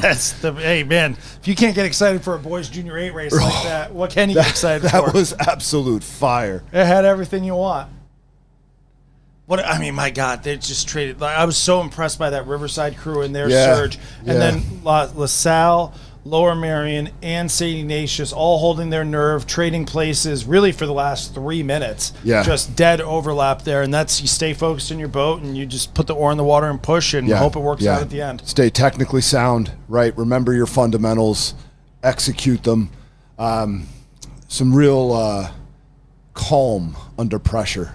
Yeah, it was awesome. Speaking of pressure, we've got Cathedral Catholic moving in here. Cathedral Catholic did defeat Gwynedd Mercy in their heat yesterday. It was last place eliminated, so you didn't have to go through all the gears necessarily. New Trier pushing up solidly. Sorry, that is Montclair, who was beaten by New Trier yesterday in their heat. Montclair is in the 3rd place position currently. New Trier still on the premises, but a little bit of work to do. Yeah, no, by all means, certainly not out of it. And just sort of taking a look at things here, just a coxswain's call at this point can make such a difference. Just to remind the girls of the rhythm that they're capable of, the length that they're capable of, the trust that they have for one another. This is the time when you've got to start calling names and calling down the thunder. The first 500 meters belonged to Gwynedd Mercy. The second 500 meters belonged to Cathedral Catholic here, starting to press out their lead. The ladies from Gwynedd Mercy need to decide whether they're comfortable with silver or they want to get back into that gold medal position. Yeah, but first 500 meters, second 500 meters is all well and good. It's all about the last 500 meters where the decisions are made. I'm looking forward to this. It is where the medals get awarded. There's no doubt. As it turns out. Yep. As it turns out. That's one thing I've noticed in my time. If your bow ball crosses first, you've won the race. No kidding? That's how we're. I've never been to Michigan, so I don't know how it's done, but in New York, that's how we do it. We got Cathedral Catholic out in front here, a little over a deck over Gwynedd Mercy. Montclair hasn't gone away, though. I think Montclair could threaten for silver. Certainly. I mean, again, we got to remember the orientation of the race course here, and keep an eye on what Montclair has in these final 300 meters as we pass the gazebo here. Montclair ladies trying to get in there. They're just maybe a little bit of open water down as we hit the last 250. We're starting to stretch out. It is Cathedral Catholic in the lead. Slight bit of contact back to Gwynedd Mercy and maybe just a hair of open water to Montclair. But as we discussed earlier, New Trier starting to have something to say about it. Winding it up. Absolutely winding it up. Great bit of momentum here from the ladies from New Trier. We'll see if they've got the gusto, if they've got the stones to get in front of Montclair. This is a great race. Really good race out here in front. Cathedral Catholic just pushing through, trying to see if they can open up a little bit of water as we come into the last 100 or so meters. It is Cathedral Catholic in front. Gwynedd Mercy going through their gears in the sprint, making sure they check Montclair. Montclair trying to check New Trier, and I think that order is going to hold here. Yeah, we're about 5 to 7 strokes to the finish line at this point. There it is. Big win, Cathedral Catholic. Held on. Well done to them. Second place, Gwynedd Mercy, and it's going to be Montclair holding on for the bronze medal over New Trier.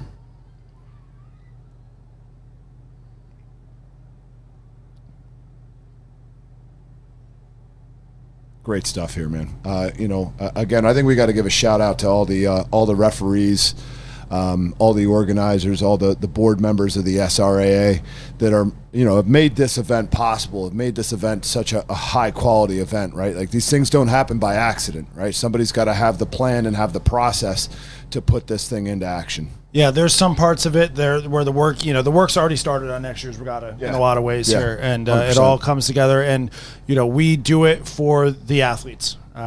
We want this to be a really high quality experience where kids go back and talk to their other teammates and tell other people, hey, this was a really top notch regatta and experience. And if your team doesn't come to Scholastic Nationals, you're missing out.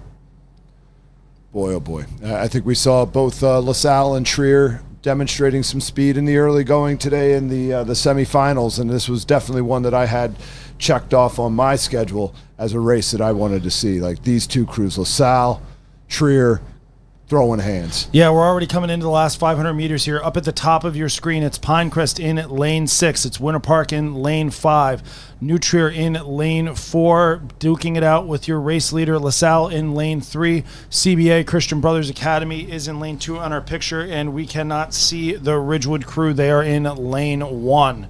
This is a great race out in front. It is LaSalle. They were your semifinal winner, but not the fastest time. And Trier's got some gearing to go.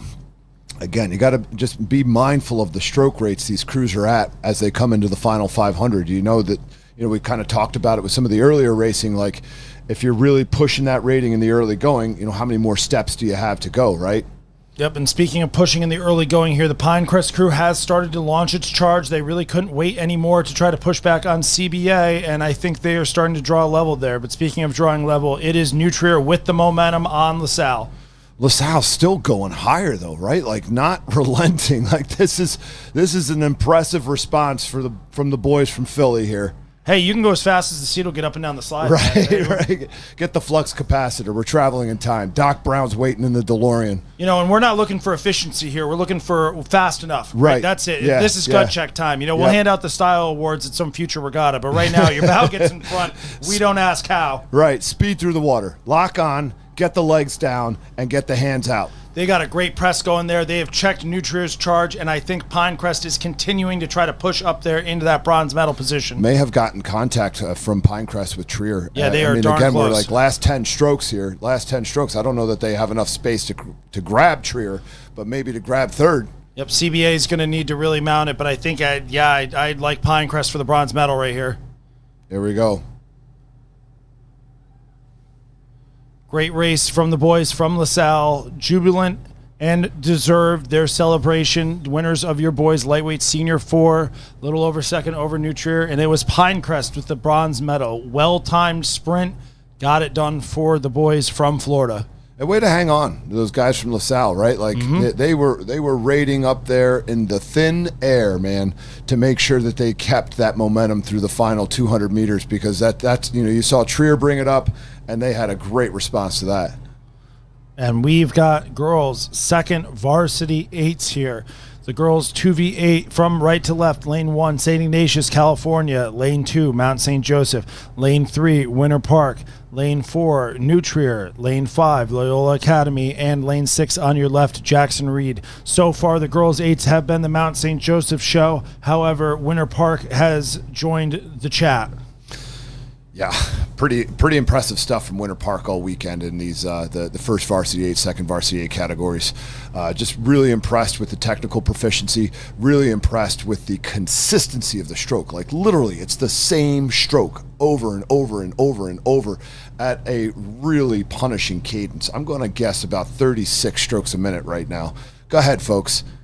Put that into the metronome and try doing jumpies at 36 strokes a minute. See how long you last. You got 5 minutes in you? That's it. That's what it's going to take. Right? It's a good incentive to row faster.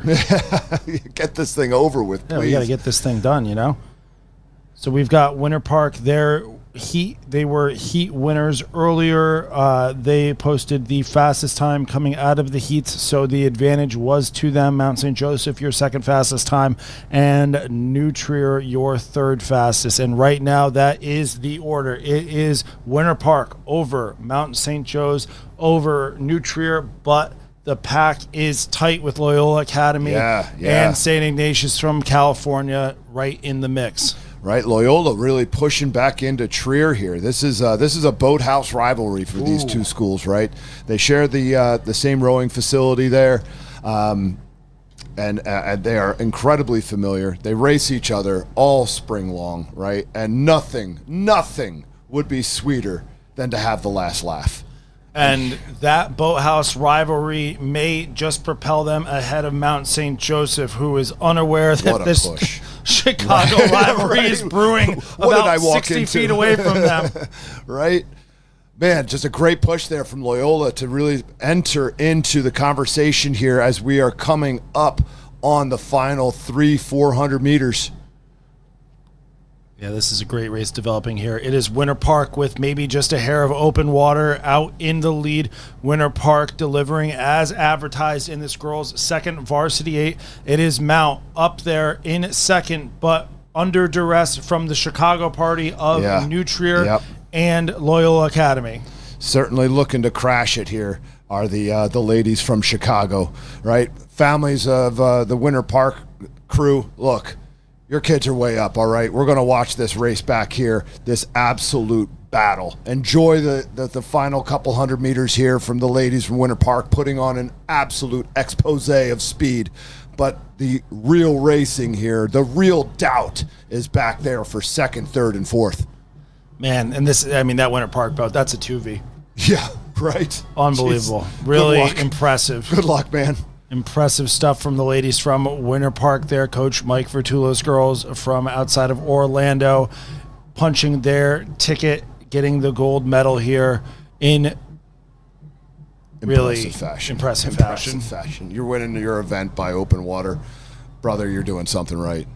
It's going to be Mount with the silver, and I think Trier probably got it. Trier seems to absorb the charge from Loyola, unless Loyola's got one more question to ask, one more card up their sleeves, one more gear through the water here, ladies. You do have some space, about 150 meters to go. That ankle and drone tricked me. I thought that was going to be the finish. I know. I got screwed up. We called that a couple of times. Yep, that's okay. Well, Whoa, brother. Oh, And it's Loyola, my lips perhaps. to her ears. My lips to her ears. Come on, Loyola. Make it interesting, baby. It's about as interesting as it gets there. Throwing down, right? Throwing down. Who's got bragging rights in the boathouse this summer? It's going to be Mount in second place. Nutria and Loyola.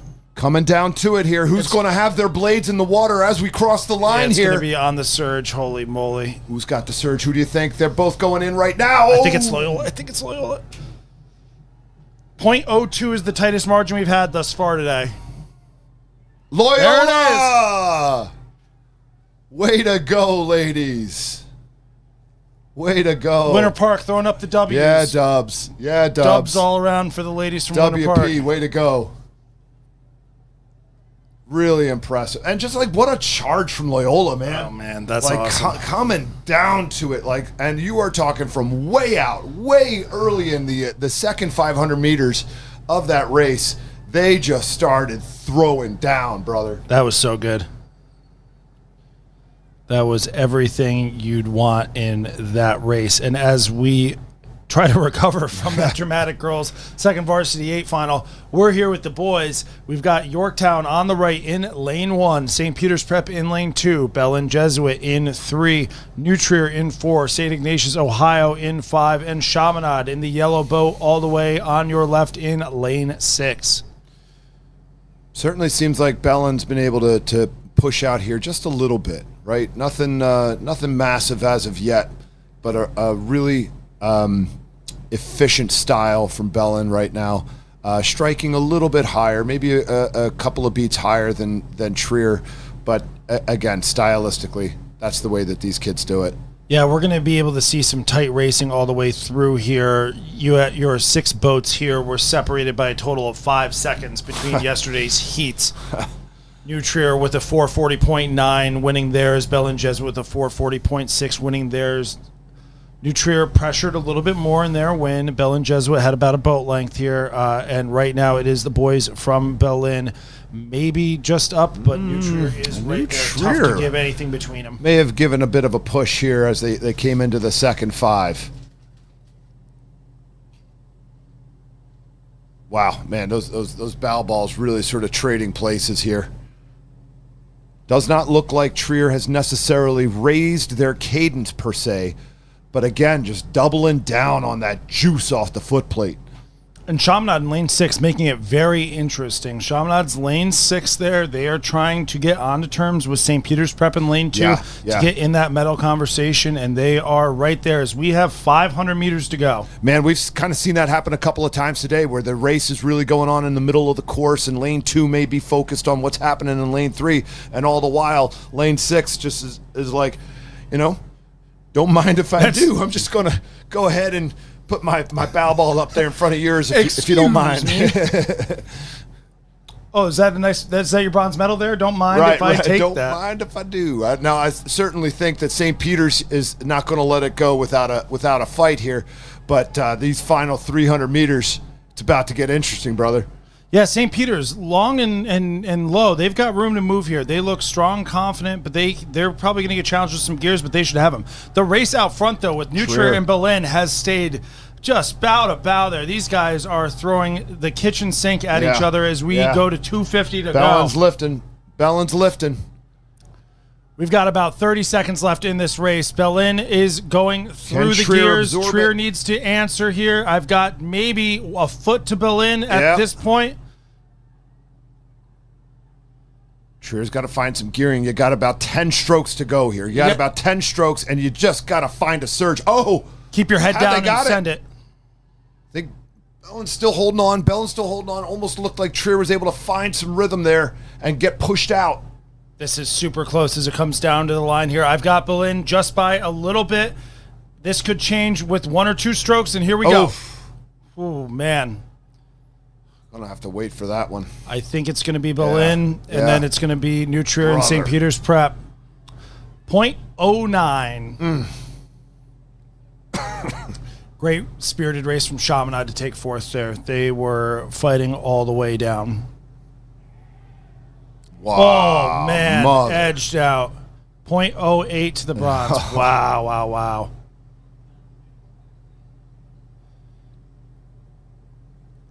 Well, now we can catch our breath a little bit. We got singles. These are the fastest in their event, but they're not quite as fast as Right, boys eight. right, So we right, got, at we got a least. little time to discuss what's going on here. The boats, especially with the 5-minute centers, it's like when the boys eights, we shift to them, and there's 500 meters to go. Like, You kind of missed the narrative, right? As the story of the race has begun to develop. I'm trying to do some world building here. Right. All right, we've got the girls' senior single underway here, all the way to the right. NSU University and lane 2, Ridgewood. Lane 3, Frank W. Cox. Lane 4, Episcopal Collegiate. Lane 5, Bayshore. And in lane 6, all the way to your left, is Cranbrook Kingswood.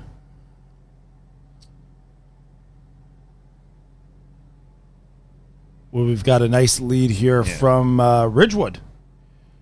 Yeah, Frank W. Cox, though, not letting go. Like, that is a real aggressive cadence out of lane 3. That is Shay Tripel from Frank W. Cox, and she has been impressive thus far at the regatta.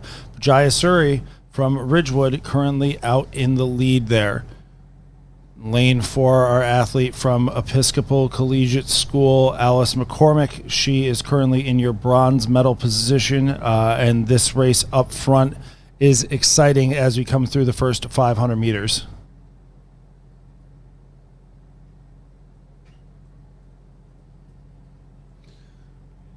Such a gut check of an event, right? To be like just you. It is just you, your oars, your boat, and the other boats around you. Like, if you're able to do this at a high level, like, you're a tough mother. Like, that's all there is to it, man. Like, you are super tough in between the ears. Really, really gutsy. Not rattled. Not phased by much of anything. Yeah, they've got a nice battle going up here up front. Like you said, there is a level of, it's really fortitude to be able to compete at a high level in the single. But you can also do it on your own. Our athlete from Episcopal Collegiate School, Alice McCormick. Alice is from Little Rock, Arkansas. Whoa. That's not from where I'm from. That's far away. Couldn't have said it better.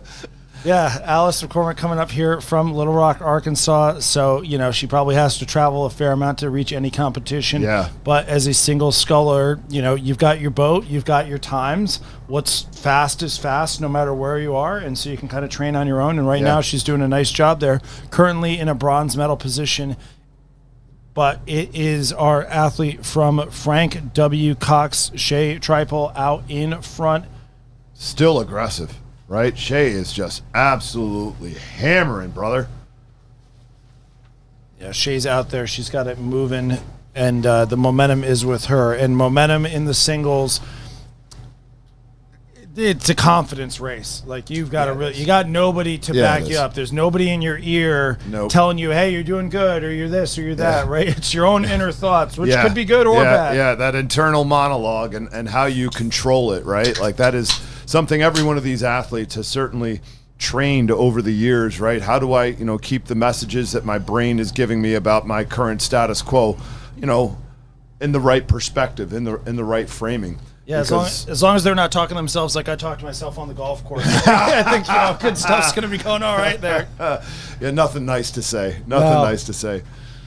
Speaking of nice things, though, we're in the last 500 meters. It is Frank W. Cox, Shay Tripel getting out in front. Ridgewood's Jaya Suri in second. Great race here for second, though. And Episcopal Collegiate, Alice McCormick pushing up there into silver. She wants to take a medal home back to Arkansas. What color is it going to be?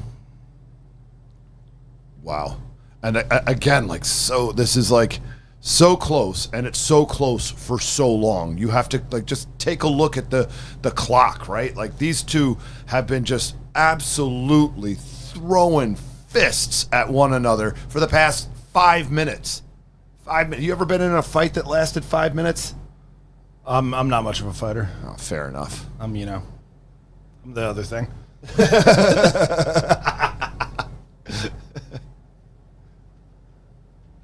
Real impressive nerve, though, from these ladies, right?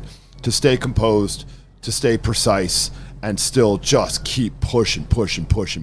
Yeah, Shay's doing a good job up front there. She doesn't really need to do anything more because you definitely don't want to overextend yourself when you're in a good position. Right. Allison McCormick has stayed, I mean, she's just really strong finishes. The rate's not through the roof. She definitely has room to go. Just send it through. She's staying connected all the way to the release and swinging. And as I say that, I think she's moving into second place position. Yeah, I'd give maybe a half a deck, which in a single race, brother. She definitely put a move in there. We can see a response. So, I mean, that's the thing with the singles, right? Somebody can have the skills to just jack the rate and pop it, and they go.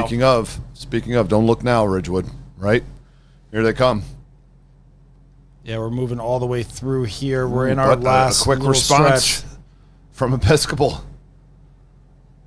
Man, like, am I seeing that right? It looks like she's nearly a length up now into second. Yeah, she's definitely in second place. She's long, swinging. She's staying connected. One of the things that's working for her that you see, the blade is not exiting until the body's still at the back. She's getting a press all the way through the footboard, and that couldn't matter more in a boat class than a single. Yeah, right. Like keeping your connection. You're leveraging yourself against that water.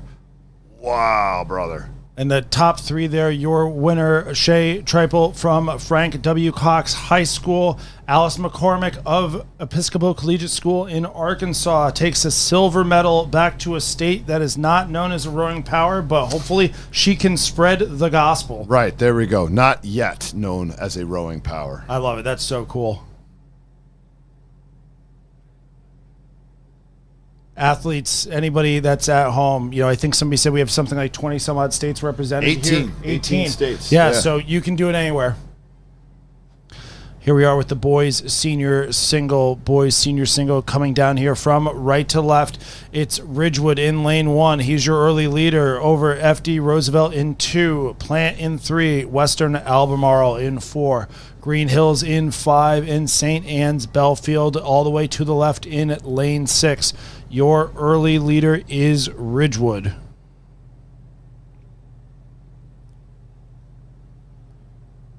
Really long strokes out of Ridgewood. Again, you kind of see like where he's connecting to the water. A blade is well into the bow.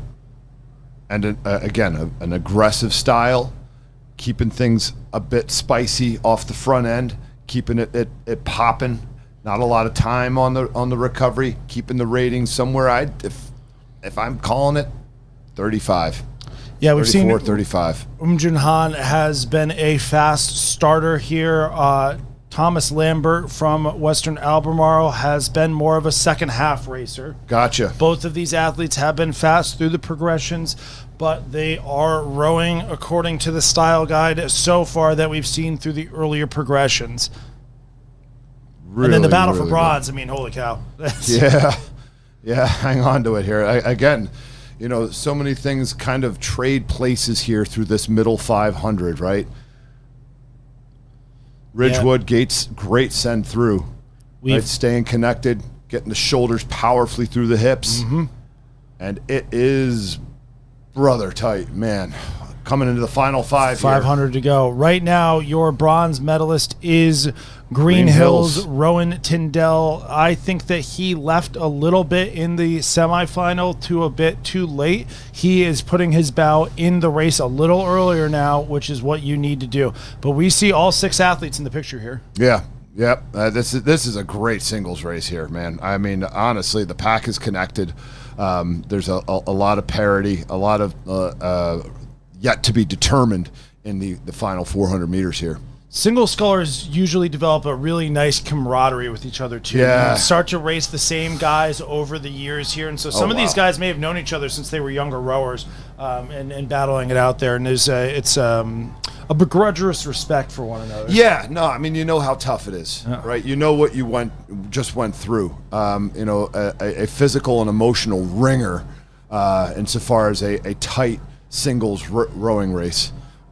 We've got out in front. It is still Thomas Lambert from Western Albemarle out in front over Jun Han from Ridgewood, but it is Rowan Tyndall from Green Hills getting all he can from Carter Kelly right there in lane 6 from St. Anne's Belfield.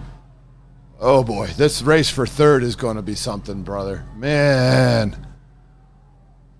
Who can just find a little bit of extra gearing here as we come into the final 8-10 strokes? These guys. Oh. It's Looks Thomas like- Lambert yes, out in St. front. Anne's. He's going through the paces there. Jahan from Ridgewood not going to be able to get in. And Joseph Andros from FDR in lane 2 is launching a late sprint trying to get into the mix. Is there space? It's Joseph Andrews, who was 8th last year. He didn't make the final. He had a great sprint to make the final here, and he is launching pushing into the in. bronze medal position. Gonna and it's going to be snatch New it. York's Whoa. Joseph Andros. Whoa. Shout out Hudson Valley FDR High School. Brother. Unbelievable. Well-timed sprint. Man, again, like that battle going on there between St. Anne's and Green Hills, right? They're throwing hands. They're certainly focusing on one another. And once again, someone just slipping in there and taking advantage of that opportunity. Flex on him, fella. Yes, you earned it. That was awesome. That was pretty sweet. That was pretty sweet. I'm ready to run through a brick wall. If you put an erg in front of me right now and said man. 10 strokes or less, Oh, yeah. I'd put up a number. Yeah, I'd rip it, brother. That's it. That's all I got, though. You'd see the 120s for about 7 strokes and then quickly up to the 150s, followed by the mid 230s. For athletes that are in a little better shape than us washed up old guys, we've got the girls senior double final. Lane 1, Agnes Irwin to your right. Penn Charter in lane 2, in a battle with Augustin Classical Academy in lane 3. Those are your 2 leaders. Lane 4 is Conestoga. Lane 5, Ridgewood. All the way to the left, lane 6, Germantown Friends. Augustin Classical Academy, your Stotesbury Cup top American performers, and they are in a battle with Penn Charter right now. Yeah, could this be another situation where they're just kind of watching each other and Germantown's like, I'm just going to let you guys do that and pick an opportune time, say, I don't know, 1,000-meter mark, and just pop it? Yeah, I mean, there's... Once again, right, just kind of quietly going about their business out there in lane 6. Yeah, they're stalking. The lane 6 has been a stalky lane today.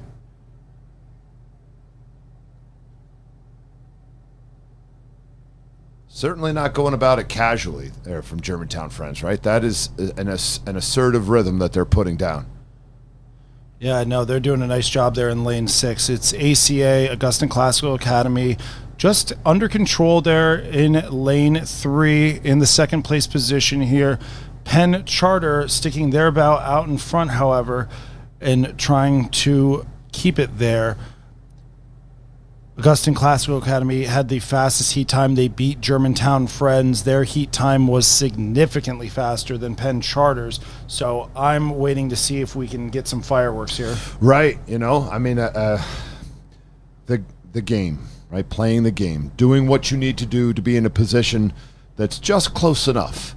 And then at the opportune time, playing to your strengths, playing to your fitness, and unleashing absolute fury.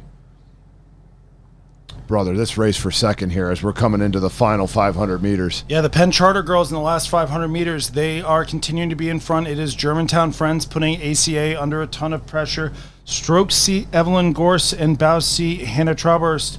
They won the junior double here last year. Yeah. They have rode together for a number of years. They know each other. They trust each other. It's coming down to the time where they need to make it happen, though. I'd say that Germantown, well, a bit of a pushback here. Looks like from at the Augustin Classical Academy. Classical, yeah, brother. I think Augustin and Germantown are starting to put Penn under pressure here. Penn has had this lead for a while. They look strong. Only they look like in a half control. a length, right? Half a length, Yep. and just haven't moved anywhere. And it's not like they haven't been trying to move somewhere. I mean, if you can have half a length, why not have a full length? But at the same time, you've got to keep something for this moment here. We're seeing a little bit more swing here from Augustin Classical Academy. They are starting to push out on Germantown Friends. And with 250 meters to go, it's Penn Charter in front. Augustin Classical Academy trying to Now a comeback, and they are moving. Yeah, they've got some real momentum here, some real surge as you see them creeping up on the bow deck of Penn Charter here. Augustine Classical Academy starting to put Penn under tons of pressure. Do they have an answer? Because the momentum is with the upstate New York crew here. We've seen 2 great sprints back to back. We saw the young man in the single here, and it's ACA trying to draw level with Penn Charter. Penn Charter doing everything they can to hold them off. Germantown Friends has fallen into a solid Augustine third. Classical. And it's Augustine Classical Academy Has with the taken it, lead taken as they've it, got about stretching it 100 out meters here. or so to go. Stretching out that lead, really moving through Penn Charter, and I'm sure it was all Penn Charter could do to sort of resist them and hold them off for as long as they could here. Yep, you're And just trying to certainly maintain, valiant and it's effort. going to be Evelyn and Hannah with the win. Augustine Classical Academy wins the Penn girls' Charter. senior double. Well done. Junior double champions last year, senior double champions this year. College coaches out there, give these 2 girls a shot. Bow seat, Hannah going to High Point University. Her coach said she wanted to keep wearing a purple unisuit. Stroke seat, Evelyn Gorse. She's a junior. Give her a call. Yeah, for real. Like, if she can move a double like this, she can move whatever boat you're rowing. Straight up. Well done to the ladies there. Congrats to their coach, Ben Hopkins. Oh, Man, good stuff. that was great racing. And the boys' senior double will deliver as well here. Who are these Malvern guys? Guess they like the sculling. Yeah, they know they can use one big oar, right? Would someone like to give them the memo? give it a shot. Love to see what they could do in an 8, right? Be pretty fun. Yeah. But, I mean, again, like, these guys in this boys' senior double, like, I am pretty confident in saying that they could go to any of these big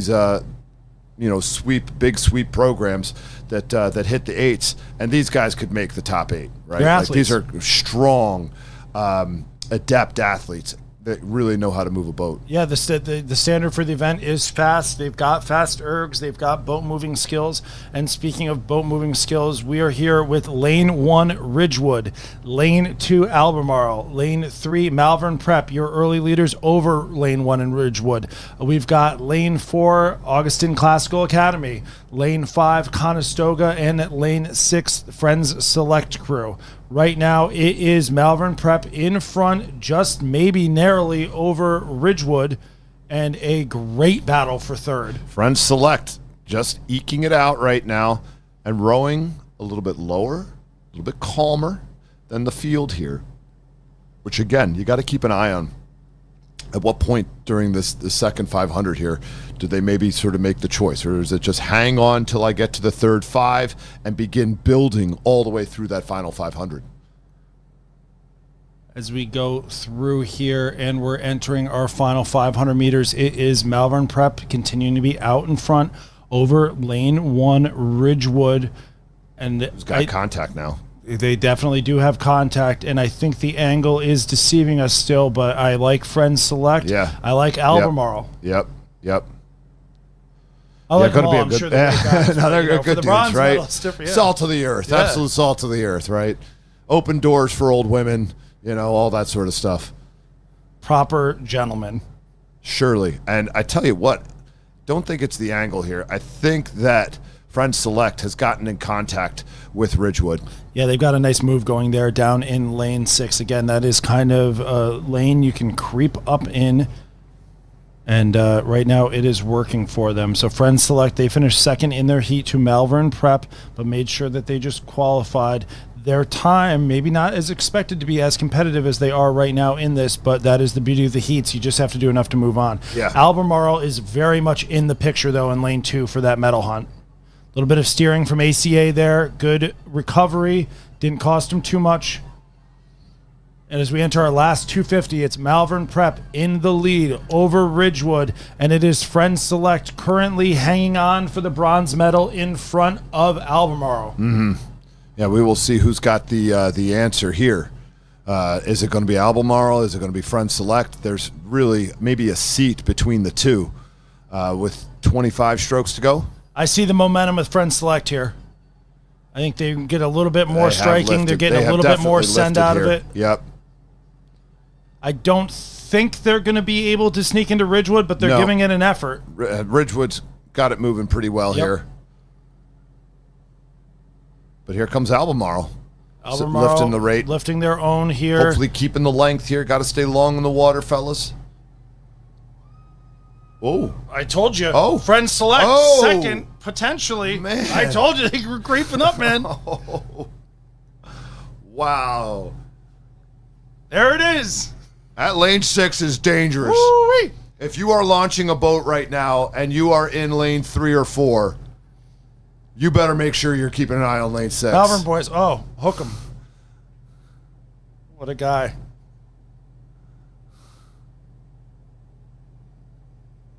There we go. Bow seat pointing to his unisuit tan. Girls senior quad grand final here from right to left. We've got Episcopal of PA.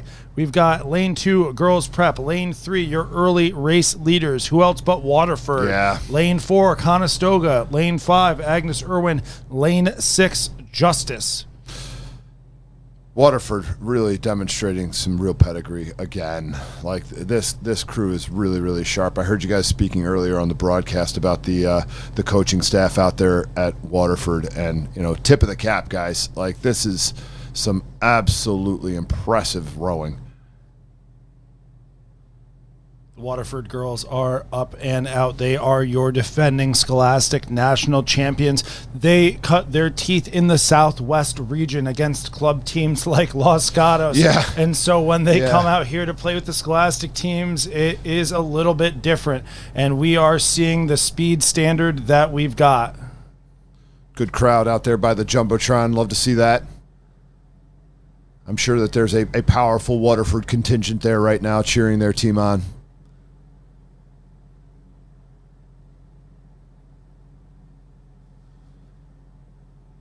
Good lead here for Waterford.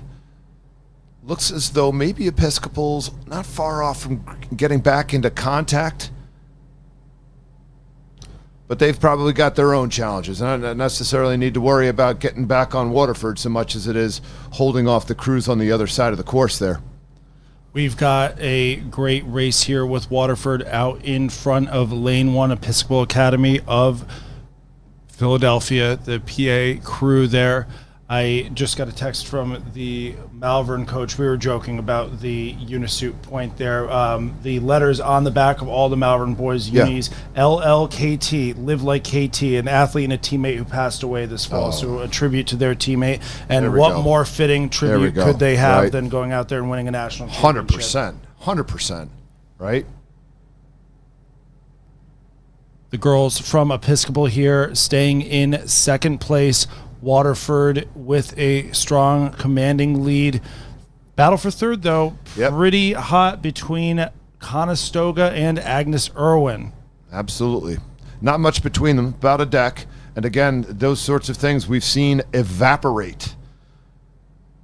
Just take a look at the last race, coming into under 200 meters to go, and it seemed like we knew the order pretty well. And next thing you know, nope.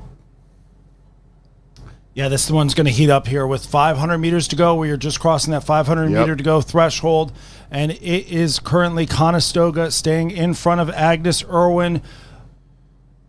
Episcopal's got to make sure that, good idea to take a look there, Bauman. Yeah, Bow seat's on got to it. take a She look is aware there of the because danger. that race out there is going to surge into you. And if you're not careful, if you're not making sure that you're doing what you got to do, that whole fire out there on the other side of the course is going to burn you. Yeah, it's a battle right there. Familiar foes in Conestoga, in Agnes Irwin, and Episcopal. Oh, yeah. Agnes Irwin, third at Stotesbury Cup. Episcopal, fourth. Conestoga, fifth. And right now, Conestoga is hoping to rewrite that script and get in there. Uh-oh, we've got a crab from the 3 seat in Episcopal. She's looking to recover quickly. Shoot. Conestoga taking advantage of that in the sprint here as we enter the last 250 meters. It's Conestoga in second, up over Agnes Irwin. Waterford leaving no doubt. They are not settling, though. They are bringing it up and pushing it all the way through. Oh, yeah. Yeah, no. I mean, again, you don't want any part of that. You just stay locked in on what you got to do, thinking about the stroke in front of you, matching, staying calm, staying fluid. Waterford girls here only a few strokes away from going back-to-back in the national championship in the girls' senior 8. Conestoga giving it all they've got. Agnes Irwin trying to answer, though. Was Agnes Irwin pushed out a little bit there? It was Agnes Irwin, I think. Was it the freshman quad that they snuck up in lane 6 and Yeah. just had a major win there? Yeah. Agnes Irwin, they've got some sprinting in them. Giving the advantage to Agnes Irwin here for second. They've certainly looked like they've gotten the momentum back there in a well-timed move. Yep. And going to get that bow ball across the line. Well done. It's a well-timed sprint from the girls from Agnes Irwin there. Unfortunate for Episcopal. They caught a crowd with about 300 meters to go. They were in the medal mix. Yeah. That's tough. Waterford, back-to-back. Thanks for making the trip out here from Utah. Strong stuff. Flex on them, ladies. You earned it. Oh, and take a bow.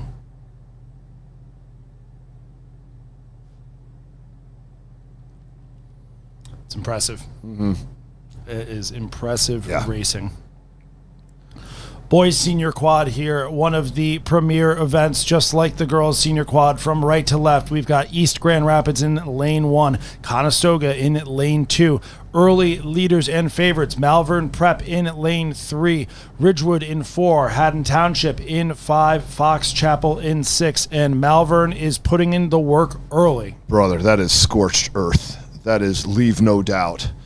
That is, we are the fastest. We are throwing it down. This Malvern crew is hoping to be not only a top scholastic program, but a top quad program, period, in the United States, even up against the club competition. And having an emphatic lead this early in the Scholastic National Championship is going to go a long way towards that goal. Yeah, no, I mean,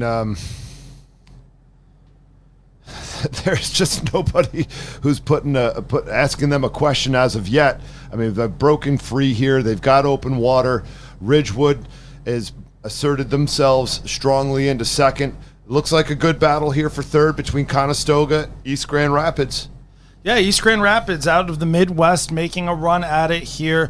You know, Ridgewood, Malvern, Conestoga, those guys race each other all the time. East Grand Rapids, a little bit more of an unknown commodity to these kind of Philly area Mid-Atlantic crews. And they're doing a nice job there trying to hang in there. Looks like a little bit of bouncing and wake. A little bit of bouncy wake. You're just going to have to keep the hands steady here, fellas. It's Malvern out in front there, just looking clean and surgical in their precision. Little move there. Little push, maybe a 3-minute move.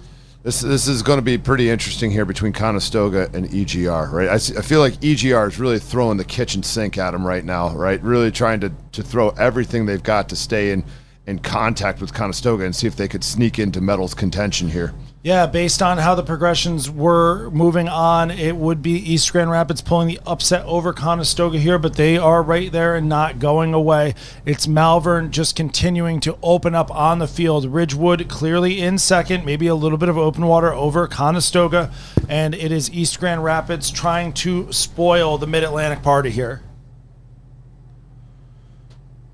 I wish them luck with that effort. I always like to see a little bit of parity. You never like to see a particular region just demonstrate absolute dominance. I mean, if it's deserved, don't get me wrong. Sure thing. But at the same time, coming from the Midwest, I like to see that, we can do a number of things well. Yeah.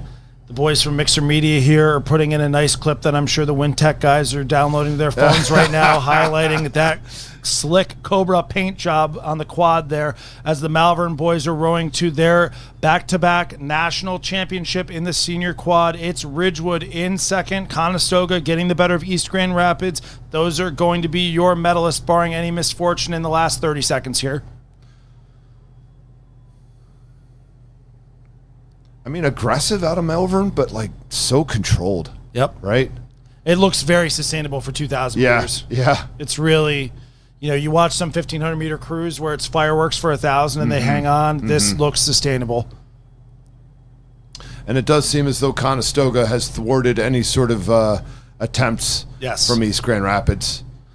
But that was a good fight there for a while. Big win for the Malvern boys there. Well done, fellas.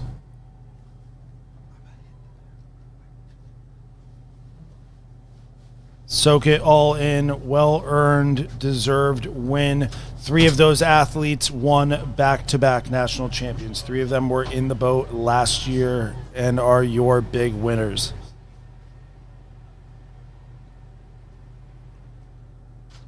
First place, Malvern Prep. Second, Ridgewood. And third, Conestoga. Those are your medalists from the boys' senior quad. We move up here to the girls' senior 4. The girls' senior 4 from right to left in lane 1. Let's see here. This is our petite final, the girls' petite final. For some of these events, we have a second level final. In the petite final here, we have Villa Joseph Marie in lane 1, BCC Bethesda Chevy Chase in 2, St. Joseph Academy in 3, Stonebridge in lane 4, Riverside in 5, and South County in lane 6. I'm going to give your early lead to lane 4 Stonebridge and lane 1 Villa Joseph Marie. Villa Joseph Marie has been a fast starter in all of their rounds of progression here. If they can maintain that in the last 500, they could find themselves up in the placement. We are racing for places 7 through 12 here in the petite final. No medals awarded in the petite final, but a national ranking of 7th through 12th is nothing to scoff at.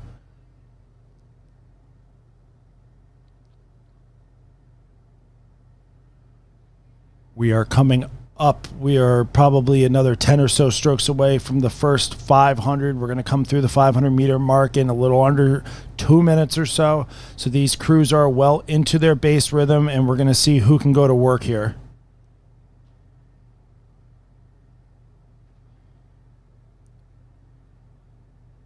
We had some really tight racing in the semifinals that led to some of these boats being here. St. Joseph Academy, a 550.9. Stonebridge, a 551.2.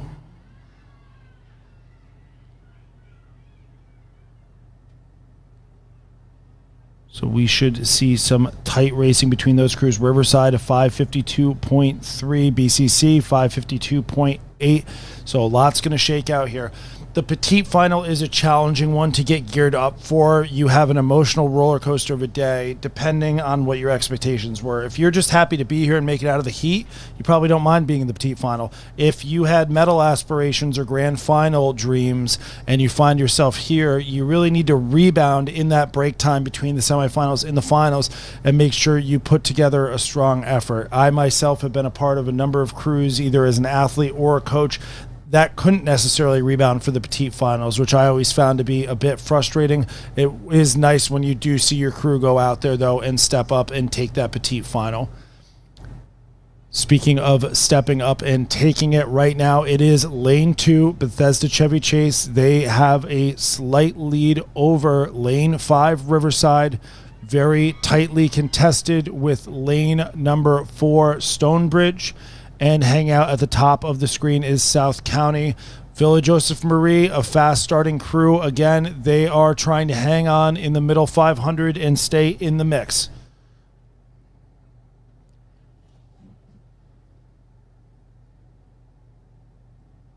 As we go along here, these athletes have absolutely perfect conditions to race this last final for many of these crews, the last race of the season. And they are looking to finish strong with their teammates, especially in these senior events. These may be the last time all these athletes row together, and so they want to end it in a meaningful way. Right now, it is Bethesda Chevy Chase dead level with Riverside. BCC and Riverside are dead level. It looks like Stonebridge in lane 4, currently in 3rd place. Villa Joseph Marie in lane 1, not going away, though.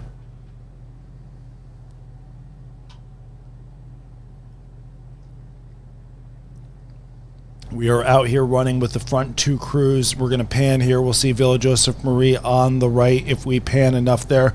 But it has been BCC and Riverside for about the last 2 minutes or so. Getting a nice sweeping shot here. There's Stonebridge. There's Riverside. We saw that Riverside Boys Junior 8 unleash a ferocious sprint a few events ago. Yeah, and hey, just big shout out to Riverside, right? The program being relatively new. They made a trip here last year, got some boats in. They got some more boats in to just make it here, and then to come out and win the second final, right? To demonstrate, we're in the conversation, right? We earned our way here. We are certainly of the ilk, of the speed requisite at this regatta. Very much so. And the girls, senior 4 getting up here, doing their thing. Boys, junior 8. It helps build the depth of the program. It's starting to do all the puzzle pieces you need to grow your program. Yeah, no, I mean, particularly for the freshmen right now at Riverside, right? Seeing that the girls who were seniors were able to get there. Like, what did they do to get there? What did that path require, right? And showing them that it's possible. Like, look, man, there's a way forward for you here. And they're going for their sprint there. They're pushing up here. If this drone can pan up to the front, we will see the race as it comes down to the line here. Yeah, do we have... how tight is that with BCC?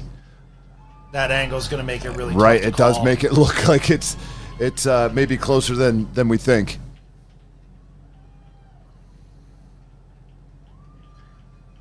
Kudos there, Riverside. Well done. Congrats. I think it was probably Riverside, based on the angle there. Yeah. I'm going to say it is. Yeah. I'm just putting my foot down here. I'm saying that's Riverside. There you are. Well done to them. Good to know somebody listens to me. If you could tell my wife to do the same, that'd be great. And my kids and my students. There's probably a couple other people I want to mention there too. Nice race from the girls from Riverside. Really strong effort, especially in the second half of that race to push in Look there. how close that was, brother. It's a good petite final, man. Nothing to be disappointed about being in a race like that. No. You're still, top 10, top 12 in the country. Yeah. Nothing to feel bad about. Yeah, no, I mean, this is absolutely what it's all about. Testing your speed. How fast can I go? That's the only thing you can control, right? All right, and here we go. We are in the grand final, the medal final of the girls' senior 4. In lane 1, to your right, it is Ann Arbor Huron. In lane 2, Bulls School. Lane 3, your early leader, Gwynedd Mercy. Lane 4, Notre Dame. Lane 5, Blair Academy. And in lane 6, Burnt Hills. And this morning we saw Blair put in a real early push on Gwynedd Mercy here to see if they can challenge them. But maybe Gwynedd Mercy learned something from that. Maybe they made some adjustments to their first 500 meters of work, because this is an impressive lead from the girls from Philadelphia. Our semifinal times, we had Gwynedd Mercy out there well in front with a 5:44.6. Blair Academy led them early, but Gwynedd Mercy kind of slammed the door in the second half. Blair 5:47.0, Ann Arbor 5:49.2. In the second semifinal, it was Notre Dame 5:48.7.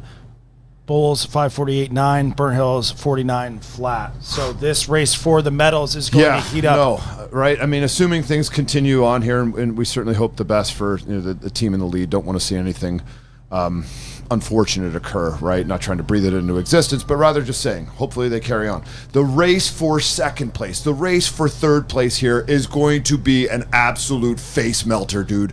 This is intensities. No one can back away. No one can blink. No one can even draw a full breath for fear of missing out. You could almost say this race is like camping. It's intense. My college coach had a version of that we're not going to say on the live stream, but I'll share with you later. I look forward to that. We got such a good race up here up front. It is Gwynedd Mercy, your Stotesbury Cup champions and defending champion in this event, doing it in style. No surprises there. In lane 5, Blair Academy. Yeah. They are out in front, and you can throw a blanket over the rest of the field. It's Maybe Ann Bulls. Arbor Huron, it's Bulls, it's Notre Dame, and it's Burnt Hills sneaking up in lane 6. They have not been the fastest starters, but they have been some of the best finishers. And we've got 5 boats with major overlap, just a deck between them as we go into the final 500 meters here. Where's Alec Baldwin when you need him? We got to see something. Closers. Who are the closers here, right? Who's got that gumption? Who's got that grit to just absolutely draw the deep breath and do the work with the legs? I got to tell you guys, it doesn't hurt anymore to go one split faster in the last 400 meters. Nope. Just put the legs down and do it. What do you want? What do you want? You want to be close, or do you want to be in?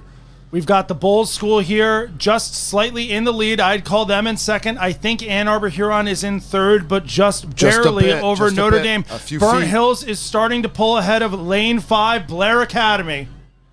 Oh, some real momentum out there in lane 6. We've seen this story before. We have seen the story We've in seen lane this story 6. before. I'm not even going to slightly pretend that I am not biased and rooting for one of these crews here, but I will call it as I see it still. It is Bulls in second place. Gwen and Mercy, your early leaders, dominating this race. Bulls School from Jacksonville in lane 2. They are in the silver medal position. Ann Arbor Huron trying to hang on to a bronze over Notre Dame. Notre Dame on Burnt the come Hills up. has pushed past Blair Academy in lane 5, and Burnt Hills is sprinting furiously for the line, trying to get in the medals picture. It's Bulls in second. It's Notre Dame in third. I've got Burnt Hills ahead of Ann Arbor Huron right now, and Yep. they are trying to row down the girls from Notre Dame and get the first medal Bulls is in trying. program history for the girls at the SRAA National Championships. Bulls has got to hang on here Bulls because is Notre under Dame a lot of coming. pressure from Notre Dame.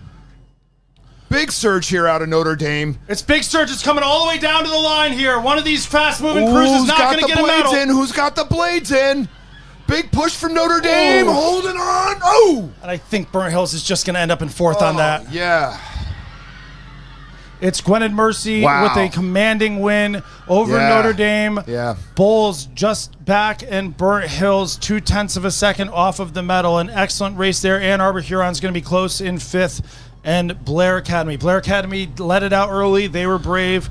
You pay for that towards the end. Man, I tell you what, like an absolute tip of the cap to all of these women, and an epic battle there for the medals. And now we've got to reload for the boys senior 4. This is the petite final, the second level final for the boys senior 4 here. From right to left, we've got DeMatha in lane 1, Holy Ghost Prep in lane 2, Haverford, your early leaders, in lane 3, McCallie in lane 4, Berkeley High School in 5, and NSU University School in lane 6. Really touching all the regions here, right? Almost all of them. Yeah, we go out west. We've got some Tennessee. We've got some Philly, some Jersey, some D.C., some Florida. We got a lot of flavors here. Yeah.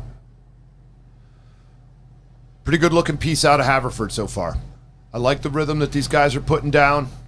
It's assertive, but sustainable, right? Like, you want to make sure that the speed that you're building, you can sustain. Because, like, look, man, 1,500 meters takes more than a minute, right? You've got to be able to have that fuel in the tank to go all the way through and sustain the questions that are going to get asked of you, sustain the pushes that I'm sure McCallie is getting ready for. Yeah, Haverford trying to push out here. Historically, a competitor up there in the A final for this. So these boys are going to want to make sure that they put their stamp on the petite final. If you can't make the the medal final, Right. you might as well win the petite. Right, absolutely, right. It's about honor, it's about pride, and it's also about just demonstrating the kind of speed that you can generate. Because I will tell you right now, these Haverford guys, they're going to throw a piece down, they're going to look at that time, and they are just going to count off how many boats that they could have beaten in the medals final. That is what you do. Yeah, that is absolutely what you do. That's the petite final I got strategy. their number. I got nipped in the semi, but I got their number, man. Yeah, you know, it wasn't really like our best piece, and actually this thing came up, but like if we'd been in the final, it probably would have been in the medals. Yeah. That's usually how the conversation Speaking goes. of, on the come up, here comes McCallie pushing back into Haverford. Swinging, really strong second half swing Love there, that and that style. boat is just running Love out. that style of rowing, right? Like just leaving nothing to it, right? Lock on, send it through. Big push off the foot plate here to help finish the shoulders for the boys from McCallie. Haverford staying in front, but under a lot of pressure from McCallie here. Man, that swing, the eyes draw right to it, and it is working for him. Right, that mid-drive pickup there, that is some impressive stuff. It's University out there in lane 6. They are currently in 3rd place, but Holy Ghost Prep is very much on the scene here in lane 2. And Berkeley High School in lane 5 very much in it. We've got goes 500 McCallie. meters to go. There goes McCallie, There right? you go. A style that maybe draws some reminiscences to Mike Spracklin's Canadian boys from back in the day. How they loved that hip swing.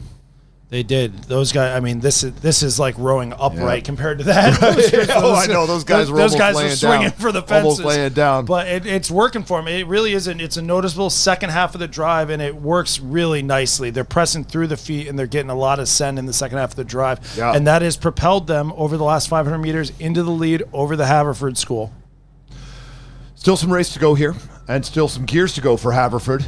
If they can maybe make that push starting in the near meters here to see if they can draw back into McCallie and rein in that bow ball. It's 2:50 to go here. McCallie trying to stretch it out to a length.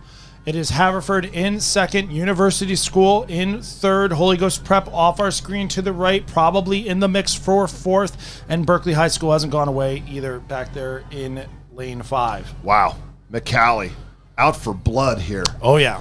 Man, oh, man. This is the statement you got to have. You say, you know what, semi wasn't what we wanted. The petite final is representative, exactly how you said. Yeah, it's better and better. It gets better every stroke. Yeah. Yeah, the margin for error in these semifinals at this regatta is just nil. These guys are unloading on it. Yeah. Wow. Good for them, right? Enjoy going fast. Making a boat go fast is fun. Look how much faster the drone had to go to get up in front.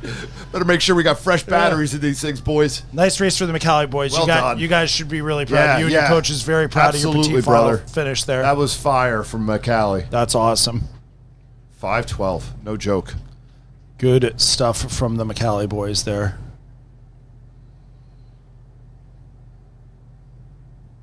It's a long trip. Had to make it worth it. Yeah, right. Long trip. They could have slept in their own beds last night. Ezra, the performance is one thing, right? The speed is another. Yeah. How they were rowing, I was so impressed. It got better and better as the race went on. Whoa. Hey, here we go. Boys Senior 4 medal final here. It is LaSalle with an early lead in lane 1 on your right. Lane 2, it's Blair Academy. Lane 3, St. Ignatius, Chicago. Lane 4, Edgewater in the red. Lane 5, Orchard Lake, St. Mary's. And lane 6, Episcopal Academy, PA. I mean, LaSalle, they're a little bit on the high side right now, and obviously we'll see if this can be sustained. But you're the finals at the national championship. Waiting for the race to come to you really isn't an option. This is a situation where you absolutely have to throw down and put yourself in a position of advantage. Got a text from Ian Silvera, former shout out to St. Ian. Mary's grad and national team member. He's like, let those boys know they got to go early, man. They got to go early. You can't wait for the race. You need to initiate the race. And kudos to LaSalle, absolutely throwing down right now. Out of lane 1, dude. Out of lane 1. Hey, listen, you got to launch it when you can from wherever you're at. And the LaSalle guys, I like it. It's brave. This semifinal field here, we had Ignatius Chicago 508.2, Orchard Lake 509.7, LaSalle 510.2, Edgewater 507.5, Blair 509.5, Episcopal 512. Everybody here is tight.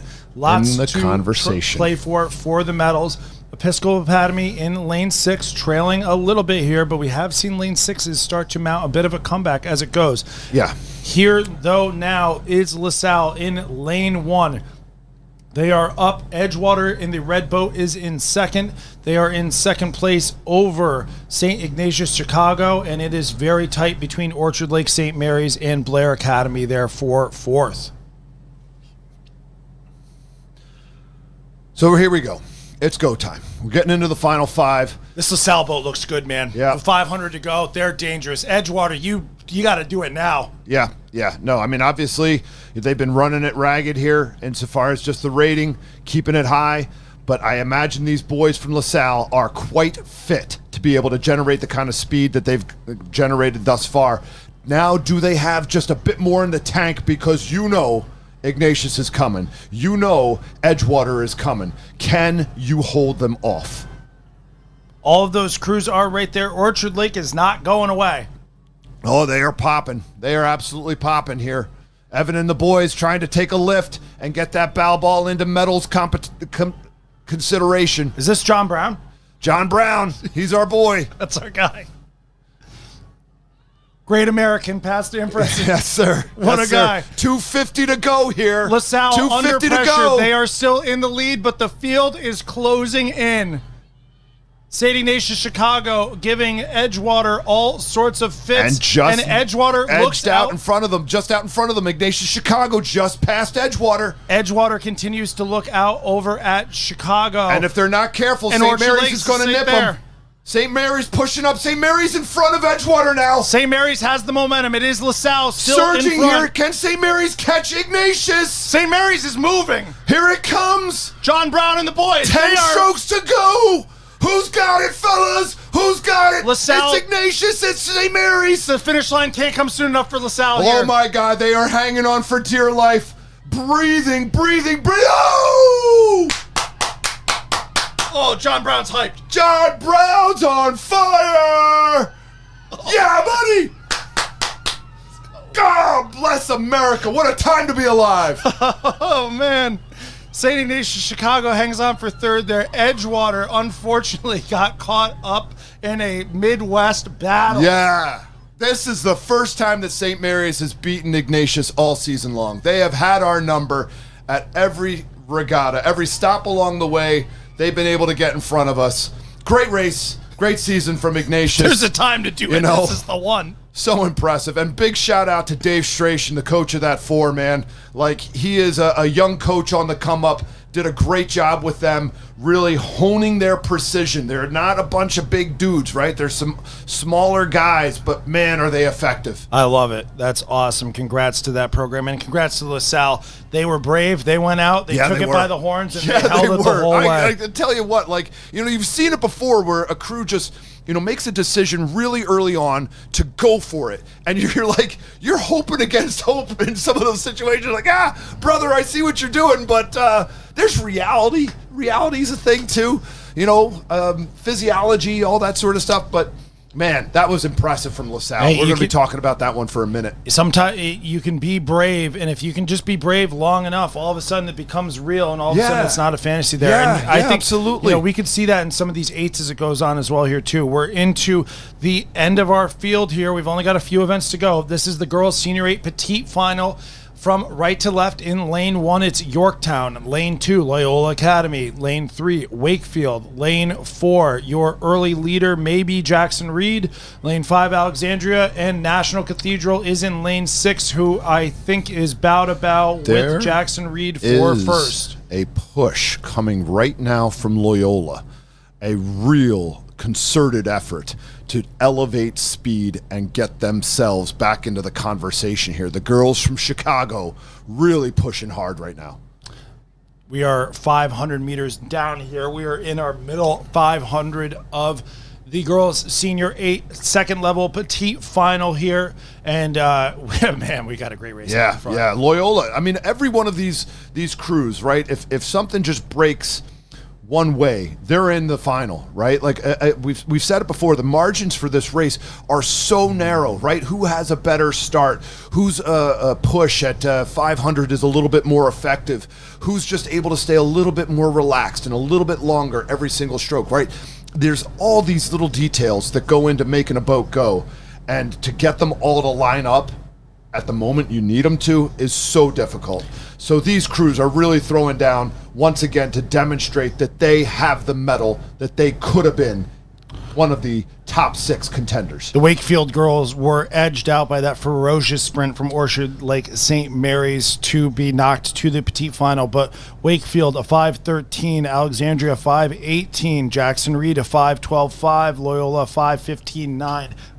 National Cathedral 5:16.4, a tight band up in the front here, and this is where you finish your season out. Do we want to be 7th? Do we want to be top 10, or are we feeling just a little disappointed for ourselves and we're just going to settle for whatever which we get? is the worst option possible, right? Again, it's about pride for your program, pride for your teammates, pride for yourself, and demonstrating that you have the character to go out there, put on the brave face, and do the work. I have really liked what I've seen from National Cathedral out there in lane 6 in earlier rounds of racing. They are tall, they row long, they're connected, it's swinging, and that is working for them in lane 6 as they start to slowly move through the field here. They're not in the lead yet, but they are creeping up with an understated pace. And they have a bucket? Am I seeing that right? Well, I mean, that's a given. That's they better. It's not too late. Right. I think you are correct. I think we're looking at a 5-4 bucket there. Man, oh man. Which is a power bucket right in the middle of the boat. Yes. And that long swinging rhythm is working for them because they are up into second, perhaps, trying to challenge somewhat local rival Jackson Reed for the first place. Loyola not out yet, though. Those No. are some strong ladies. We've seen them all season long at the Mitten Series up in Michigan, at the Catherine Bennett Race Course, right? These are some talented oarswomen who are super strong and know how to close. Tusi just launch her legs down. Right? That is ferocity. Absolute ferocity. The Loyola girls are getting after it. They have raced all the way through, and you've seen it in all their eights. The freshman eights, they go and they get after it. It's Jackson Reed up in the lead. National Cathedral and Loyola in a tight battle here. Absolutely duking it out for second there. This is places 7, 8, 9 being battled there. 7 strokes, ladies. Gotta close. Wakefield holding on to a 10th place finish, trying to bump into that top 10, and the line is coming. It's going to be Jackson Reed. Yes. Tight between Loyola and National Cathedral. Maybe National Cathedral? Yeah. Huh. Half a second there. Yeah, man. Half a second over 5 minutes and 22 seconds. Jeez. Again, it's indicative of how much these crews are throwing down, right? Like, there is nothing left to guesswork here. And we're off here in the girls' senior 8 final. Girls' senior 8 final here. These are the top girls programs in the country for scholastic rowing. To the right, we've got Orchard Lake St. Mary's in lane 1, New Trier in lane 2, Winter Park in lane 3, Montclair in lane 4, Mount St. Joseph in lane 5, and to the left is Ocean City in lane 6. What a fast start from the field. And we are now joined also by Chase Kunitz, who's coming in for the good stuff. Good afternoon, everyone. He heard we were having too much fun. Boy, Trier heard us talking Quick about start from Trier. all these other crews, and that is just a chip on their shoulder right now. Like, get our name out of your mouth unless you're going to be complimentary. New Trier getting after it in the first 5. We've got a really strong start from New Trier, not dissimilar to what Mount sprung on Winter Park in the semifinal. The girls from Winter Park were able to withstand the early punches and just keep it rolling there, winning by almost 3 seconds. But New Trier doing what they need to do out in front. You have to ask the questions early. If you don't ask them early, they're a length or 2 in front of you later, and you can't ask them. Too little, too late, right? You know, and kudos here to Trier putting in the work to get that early lead. Not certainly out of the woods yet. I am sure that the girls from Orlando are going to be asking some questions of New Trier in this second 500. And Montclair is right there. Montclair is in the bronze medal position right now. They are a seat off of Winter Park. There's a tight 3-belt battle up front. Mount St. Joseph losing a little bit of ground to Montclair. They're probably halfway through the boat of Winter Park and still maintaining some connection with New Trier here. But your top 3 are New Trier, Winter Park, and Montclair as we come through the halfway point of the race. Yeah, certainly not much between Winter Park and Montclair right now. Now, this is a tight battle up front here. These crews know each other well. New Trier has won this event plenty of times. Winter Park has been getting the better of it recently. And Montclair has had a phenomenal season. Your Stotesbury Cup champions with an emphatic performance last weekend. And all 3 of those crews are going to continue to duke it out the whole way here. And we are not forgetting Mount St. Joseph out there in lane 5 either.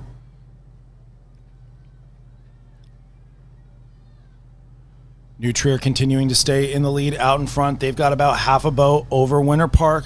Winter Park starting to try to reel them in a little bit, and Montclair coming with them.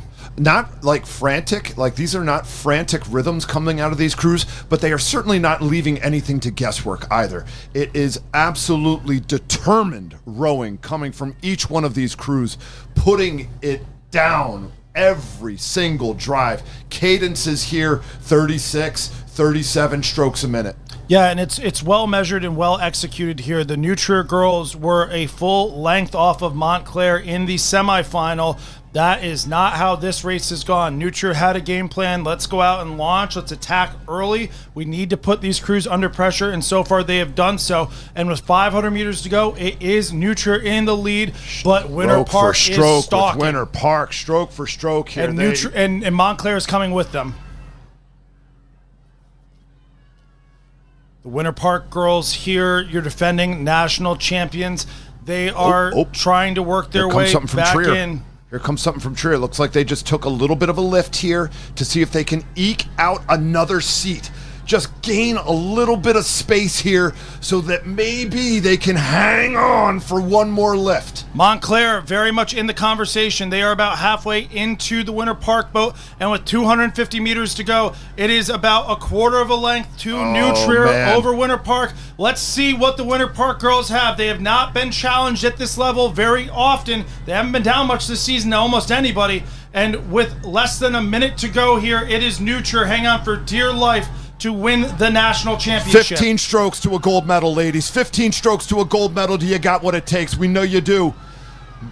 Who's the gold medal going to go to? Who's the gold medal going to go to? Winter Park is getting a surge every time the blades come out of the water. New Trier needs to hang on. That finish line cannot come soon enough for the ladies from Chicago. Keeping on the legs here. Keep dropping the legs and sending the shoulders. Montclair is in the bronze medal position. It's going to be very, very close. Winter Park is surging. It's Winter Park at the line. Oh, man. Wow. Valiant effort, half a second or less to New Trier. New Trier did exactly what they needed to do. They went for it right from the line, and they had it until the last 5 meters. Unbelievable racing from New Trier. Montclair in a bronze medal. Nice job, Montclair. Winter Park, congratulations. That's leaving it to the end, man. Yeah. Woo. Yeah. Those last 10 strokes from Winter Park were just unmatched. It was amazing watching how far they sent that boat each stroke. Intensities, brother. Anybody that sits there and says rowing is boring doesn't pay attention or is no fun. I don't know how you can't get excited after a race like that. It's so close for so long, right? You've got that fever pitch that lasts minutes long, right? It's a 60-foot boat with 9 people in it that is trying to go over almost a mile, and one of them just did it about 3 inches quicker than the other one did. A foot quicker than the other one did. Like, what's there not to like? Yeah. Boys Senior 8 Petite final here, our penultimate race of the day in lane 1 on the right. Now at the bottom of our screen, it's Jackson Reed, it's Wakefield in 2, Chaminade in the yellow boat in 3, St. Peter's Prep in lane 4, St. Albans in lane 5, and Winter Park up there on the top of your screen in lane 6. Wow, nice. This is some proud racing right here from all these boys. Getting after it, really just laying it down. It's Albans maybe out in front right now. Albans and Jackson Reed are your 2 leaders, but it's a blanket over the field. Chaminade getting after it. Chaminade pushing that bow ball up there. Yeah, Coach Larry Murray took that program back over a couple years ago and has really been building them back up. They were the team to beat when I was in high school in New York, and he has done a nice job. They brought so many gates to the state championship. They have 1 million kids rowing. Yeah, I mean, I've been coaching scholastic rowing for 20-some years, and every time we've made it to this regatta, Chaminade has been a force. They don't just bring a boat, they bring a fleet. Easy to pick out, too, with the yellow and red. Oh, yeah, distinct. And still just an absolute banger of a race here. And we're 500 meters to go. This is it. We're in the last third of the race. It's Jackson Reed out in front. St. Albans with the push just ahead of Chaminade. So your 7th place is Jackson Reed. 8th place is St. Albans over there in lane 5. Chaminade maintaining the top 10 position there in the middle of the field.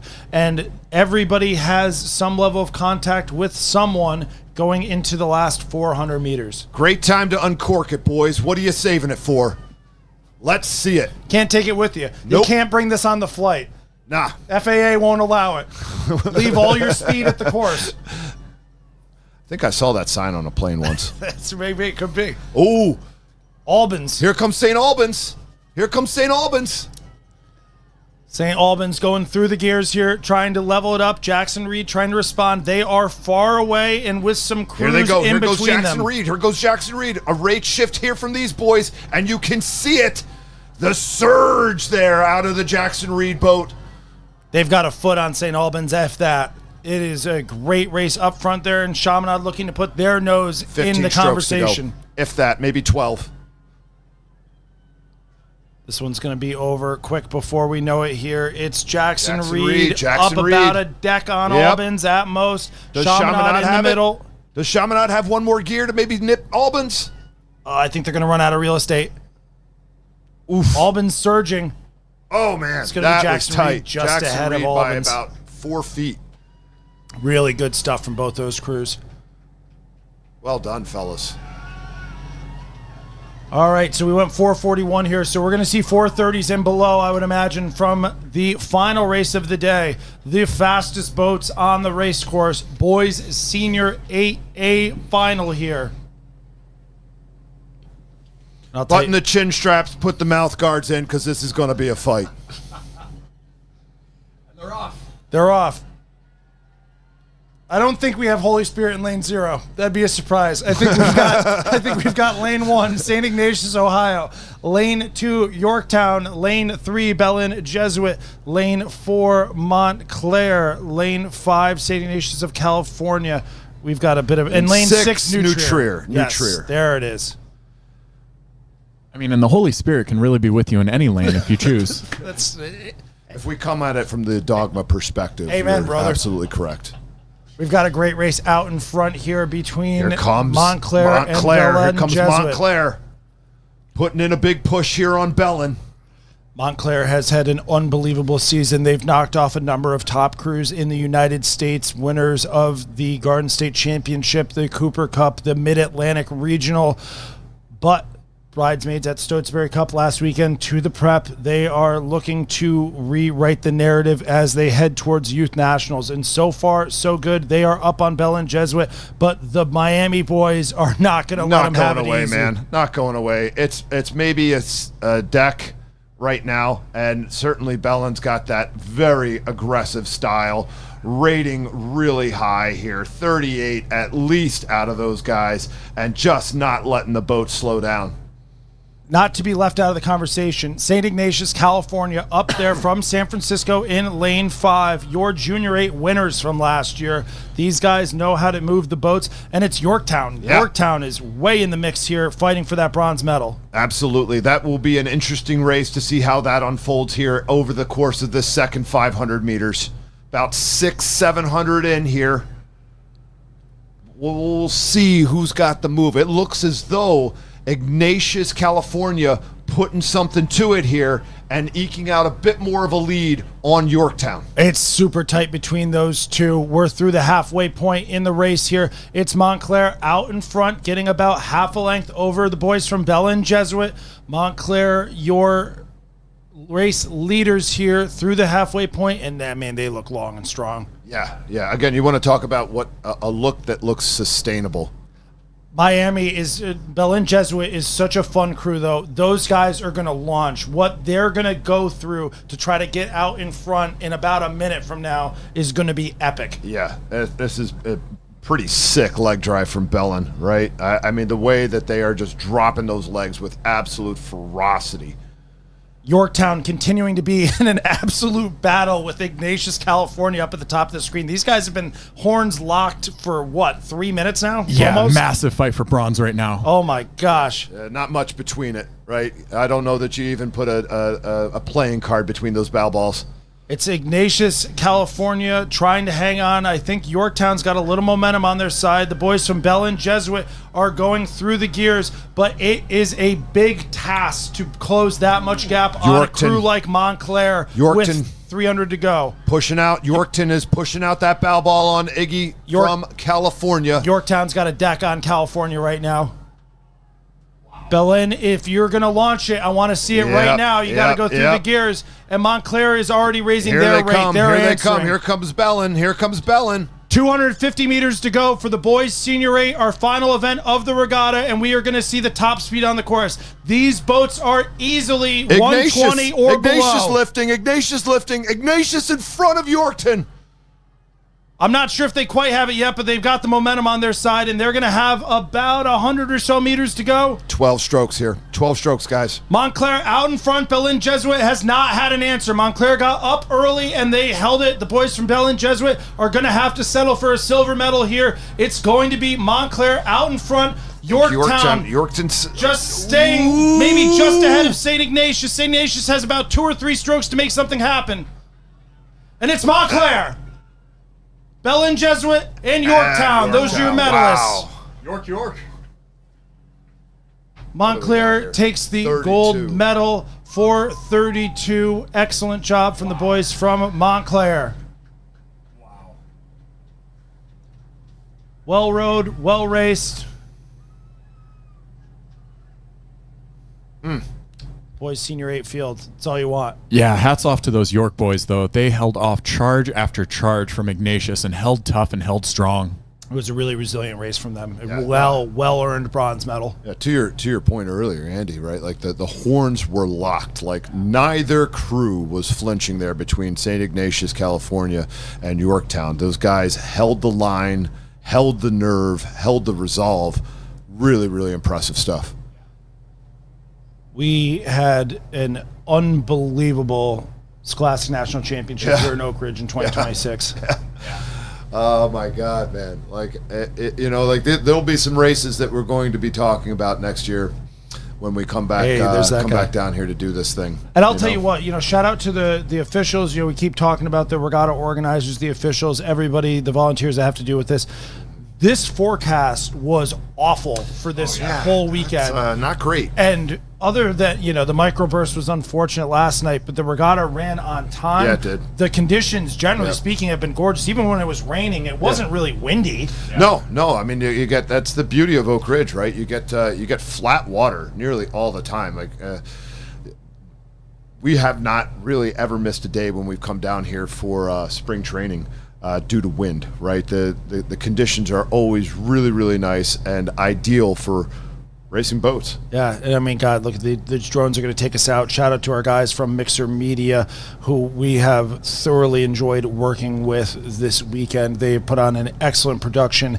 I always talk about, we don't have this from our high school rowing careers, but these kids, this is on YouTube, they're going to have this for forever. Yeah. And it's the hard work of the media companies that, are going to have memories for a lifetime for these kids. And too, the sport's a little bit different from some of the others, right? Like mom and dad, they're watching from shore and then they don't really get to see it until it shows up. But compliments to Mixer Media with the drone footage, really sort of allowing everybody to become part of the race, to see the drama unfold, to see the narrative unfold, and to see just how close some of this racing is and how intense it is. And when your kid's coming off the water and saying, "Ma," like it was absolute bow ball to bow ball for 1,500 meters, right? Like you get that appreciation for how long someone has to hold their nerve and not flinch. What were some of the top race memories that you guys have from this regatta, looking back on them? I think the boys from St. Mary's just gave me one. Yeah. Right? Yes. Like being able to see them close that out there and get in front of a crew that had their number all year long, like that's just incredibly satisfying because again, like I'm so close to those athletes. I know how hard those guys work. I've got them on the team. I've had them in class, and it's just a really satisfying thing to see it come together for them. Yeah, it's special. What about you, Chase? Yeah, I was very impressed by some of the freshmen performances today. I think that the region has come such a long way, and the technical prowess was really on display today with the freshman 8s, the freshman quads. Super impressed all across the board. I think Malvern Prep brought a great boys quad that was exciting to see in the freshman class. Yeah, absolutely. I'd say for me, I mean the LaSalle boys 4 just going for it was pretty awesome. Yeah. The nerve of the Winter Park girls varsity 8 to hang in there and take it right at the end stood out to me. Same with the girls varsity 4. Yep. Right? Like, I mean, you had Gwynedd, Mercy, like, way out, but then like it was anyone's guess for second, third, fourth, fifth. Yeah, Right. absolutely. That was A brave effort so there. impressive. And again, you want to talk about nerve. You want to talk about not flinching. Like that's just one of those things I don't know that the average parent or observer really has an appreciation for. Like I can remember the first race that I was in when I was rowing at the Cooper Cup in the Varsity 4, and it was ourselves and Bucknell that went wire to wire, stroke for stroke, could hear their two-seat breathing, could hear everything that their coxswain had to say. And, geez, man, that was like 30 years ago. Yeah. Right? And I can still absolutely remember the day, Yeah, it sticks with you. These will be memories that'll be with you forever. I've talked about it in here. My senior year, Scholastic Nationals was here. We were in the boys senior 8 on the wrong side of a tight photo finish to make the final. We didn't have the petite final necessarily that we'd be proud of, but I remember the bugs, the cicadas in the woods up near the start line and Yeah. the deafening roar. This stuff sticks It with was you. hot that day. It was I remember so hot. that. It was so hot that day. It was God. hot. My Claritin and Zyrtec couldn't get the job done. My sinuses were a mess. But, that's nearly 20 years ago now. Yeah. And I still remember so Yeah. much of it vividly. So for you athletes here, cherish these moments. They'll stick with you. And unlike us old guys, your memories are preserved on YouTube. With Perhaps for the best in some cases. yes, no doubt. Right. Well, with that, we're going to sign off here. Thank you all so much for joining us. The 2026 Scholastic National Championships. It was a memorable one, and we look forward to seeing you guys at the 2027 edition. Absolute honor to be able to share this with all of you. Thank you so much, Mixer Media. Thank you so much, SRAA, and all the volunteers who made it possible. Look forward to doing it next year with you, Andy. Absolutely. And Chase. Congrats, everyone.